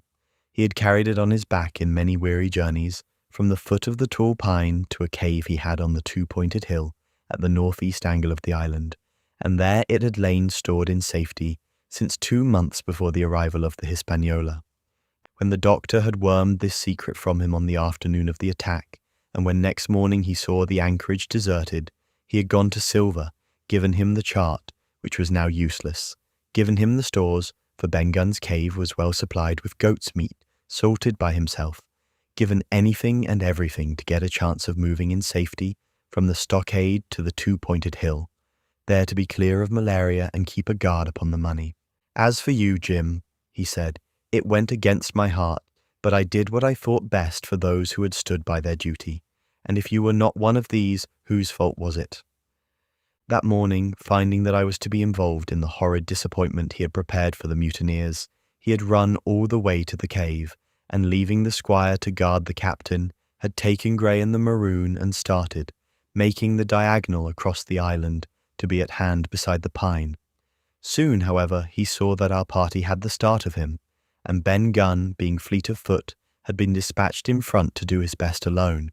Then it had occurred to him to work upon the superstitions of his former shipmates, and he was so far successful that Gray and the doctor had come up and were already ambushed before the arrival of the treasure hunters. "Ah," said Silver, "it were fortunate for me that I had Hawkins here. You would have let old John be cut to bits and never given it a thought, Doctor." "Not a thought," replied Dr. Livesey cheerily, and by this time we had reached the gigs. The doctor, with the pickaxe, demolished one of them, and then we all got aboard the other and set out, to go round by sea for North Inlet. This was a run of 8 or 9 miles. Silver, though he was almost killed already with fatigue, was set to an oar like the rest of us, and we were soon skimming swiftly over a smooth sea. Soon we passed out of the straits and doubled the southeast corner of the island, round which 4 days ago we had towed the Hispaniola. As we passed the two-pointed hill, we could see the black mouth of Ben Gunn's cave and a figure standing by it, leaning on a musket. It was the squire, and we waved a handkerchief and gave him 3 cheers, in which the voice of Silver joined as heartily as any. 3 miles farther, just inside the mouth of North Inlet, what should we meet but the Hispaniola, cruising by herself. The last flood had lifted her, and had there been much wind or a strong tide current, as in the southern anchorage, we should never have found her more, or found her stranded beyond help. As it was, there was little amiss beyond the wreck of the mainsail.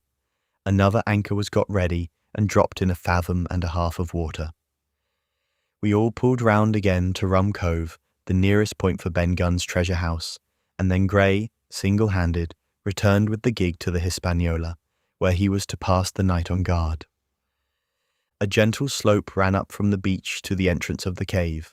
At the top the squire met us. To me he was cordial and kind, saying nothing of my escapade either in the way of blame or praise. At Silver's polite salute he somewhat flushed. "John Silver," he said, "you're a prodigious villain and impostor, a monstrous impostor, sir. I am told I am not to prosecute you. Well then, I will not. But the dead men, sir, hang about your neck like millstones." "Thank you kindly, sir," replied Long John, again saluting. "I dare you to thank me," cried the squire. "It is a gross dereliction of my duty. Stand back." And thereupon we all entered the cave. It was a large airy place with a little spring and a pool of clear water overhung with ferns. The floor was sand. Before a big fire lay Captain Smollett, and in a far corner, only duskily flickered over by the blaze, I beheld great heaps of coin and quadrilaterals built of bars of gold. That was Flint's treasure that we had come so far to seek, and that had cost already the lives of 17 men from the Hispaniola. How many it had cost in the amassing, what blood and sorrow, what good ships scuttled on the deep, what brave men walking the plank blindfold, what shot of cannon, what shame and lies and cruelty, perhaps no man alive could tell. Yet there were still 3 upon that island, Silver and Old Morgan and Ben Gunn, who had each taken his share in these crimes, as each had hoped in vain to share in the reward. "Come in, Jim," said the captain. "You're a good boy in your line, Jim, but I don't think you and me'll go to sea again. You're too much of the born favourite for me. Is that you, John Silver? What brings you here, man?" "Come back to my duty, sir," returned Silver. "Ah," said the captain, and that was all he said. What a supper I had of it that night, with all my friends around me, and what a meal it was with Ben Gunn's salted goat and some delicacies, and a bottle of old wine from the Hispaniola. Never, I am sure, were people gayer or happier. And there was Silver, sitting back almost out of the firelight, but eating heartily, prompt to spring forward when anything was wanted, even joining quietly in our laughter, the same bland, polite, obsequious seaman of the voyage out. This concludes Chapter 33 of Treasure Island. Chapter 34, and last. The next morning we fell early to work, for the transportation of this great mass of gold near a mile by land to the beach, and thence 3 miles by boat to the Hispaniola, was a considerable task for so small a number of workmen. The 3 fellows still abroad upon the island did not greatly trouble us. A single sentry on the shoulder of the hill was sufficient to ensure us against any sudden onslaught, and we thought, besides, they had had more than enough of fighting. Therefore the work was pushed on briskly. Gray and Ben Gunn came and went with the boat, while the rest during their absences piled treasure on the beach. 2 of the bars, slung in a rope's end, made a good load for a grown man, one that he was glad to walk slowly with. For my part, as I was not much use at carrying, I was kept busy all day in the cave, packing the minted money into bread bags. It was a strange collection, like Billy Bones's hoard for the diversity of coinage, but so much larger and so much more varied that I think I never had more pleasure than in sorting them. English, French, Spanish, Portuguese, Georges and Louises, doubloons and double guineas and moidores and sequins, the pictures of all the kings of Europe for the last 100 years, strange oriental pieces stamped with what looked like wisps of string or bits of spider's web, round pieces and square pieces, and pieces bored through the middle as if to wear them round your neck, Nearly every variety of money in the world must, I think, have found a place in that collection, and for number I am sure they were like autumn leaves, so that my back ached with stooping, and my fingers with sorting them out.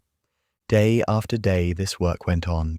By every evening a fortune had been stowed aboard, but there was another fortune waiting for the morrow, and all this time we heard nothing of the 3 surviving mutineers. At last, I think it was on the 3rd night, the doctor and I were strolling on the shoulder of the hill, where it overlooks the lowlands of the isle, when, from out the thick darkness below, the wind brought us a noise between shrieking and singing. It was only a snatch that reached our ears, followed by the former silence. "Heaven forgive them," said the doctor. "'Tis the mutineers." "All drunk, sir," struck in the voice of Silver from behind us. Silver, I should say, was allowed his entire liberty, and in spite of daily rebuffs, seemed to regard himself once more as quite a privileged and friendly dependent. Indeed, it was remarkable how well he bore these slights, and with what unwearying politeness he kept on trying to ingratiate himself with all. Yet, I think, none treated him better than a dog, unless it was Ben Gunn, who was still terribly afraid of his old quartermaster, or myself, who had really something to thank him for, although for that matter, I suppose, I had reason to think even worse of him than anybody else, for I had seen him meditating a fresh treachery upon the plateau. Accordingly, it was pretty gruffly that the doctor answered him. "Drunk or raving," said he. "Right you were, sir," replied Silver, "and precious little odds which to you and me." "I suppose you would hardly ask me to call you a humane man," returned the doctor with a sneer, "and so my feelings may surprise you, Master Silver. But if I were sure they were raving, as I am morally certain one, at least, of them is down with fever, I should leave this camp, and at whatever risk to my own carcass, take them the assistance of my skill." "Ask your pardon, sir, you would be very wrong," quoth Silver. "You would lose your precious life, and you may lay to that. I'm on your side now, hand and glove, and I shouldn't wish for to see the party weakened, let alone yourself, seeing as I know what I owes you. But these men down there, they couldn't keep their word. No, not supposing they wished to, and what's more, they couldn't believe as you could." "No," said the doctor, "you're the man to keep your word, we know that." Well, that was about the last news we had of the 3 pirates. Only once we heard a gunshot a great way off and supposed them to be hunting. A council was held, and it was decided that we must desert them on the island, to the huge glee, I must say, of Ben Gunn, and with the strong approval of Gray. We left a good stock of powder and shot, the bulk of the salt goat, a few medicines and some other necessaries, tools, clothing, a spare sail, a fathom or 2 of rope, and by the particular desire of the doctor, a handsome present of tobacco. That was about our last doing on the island.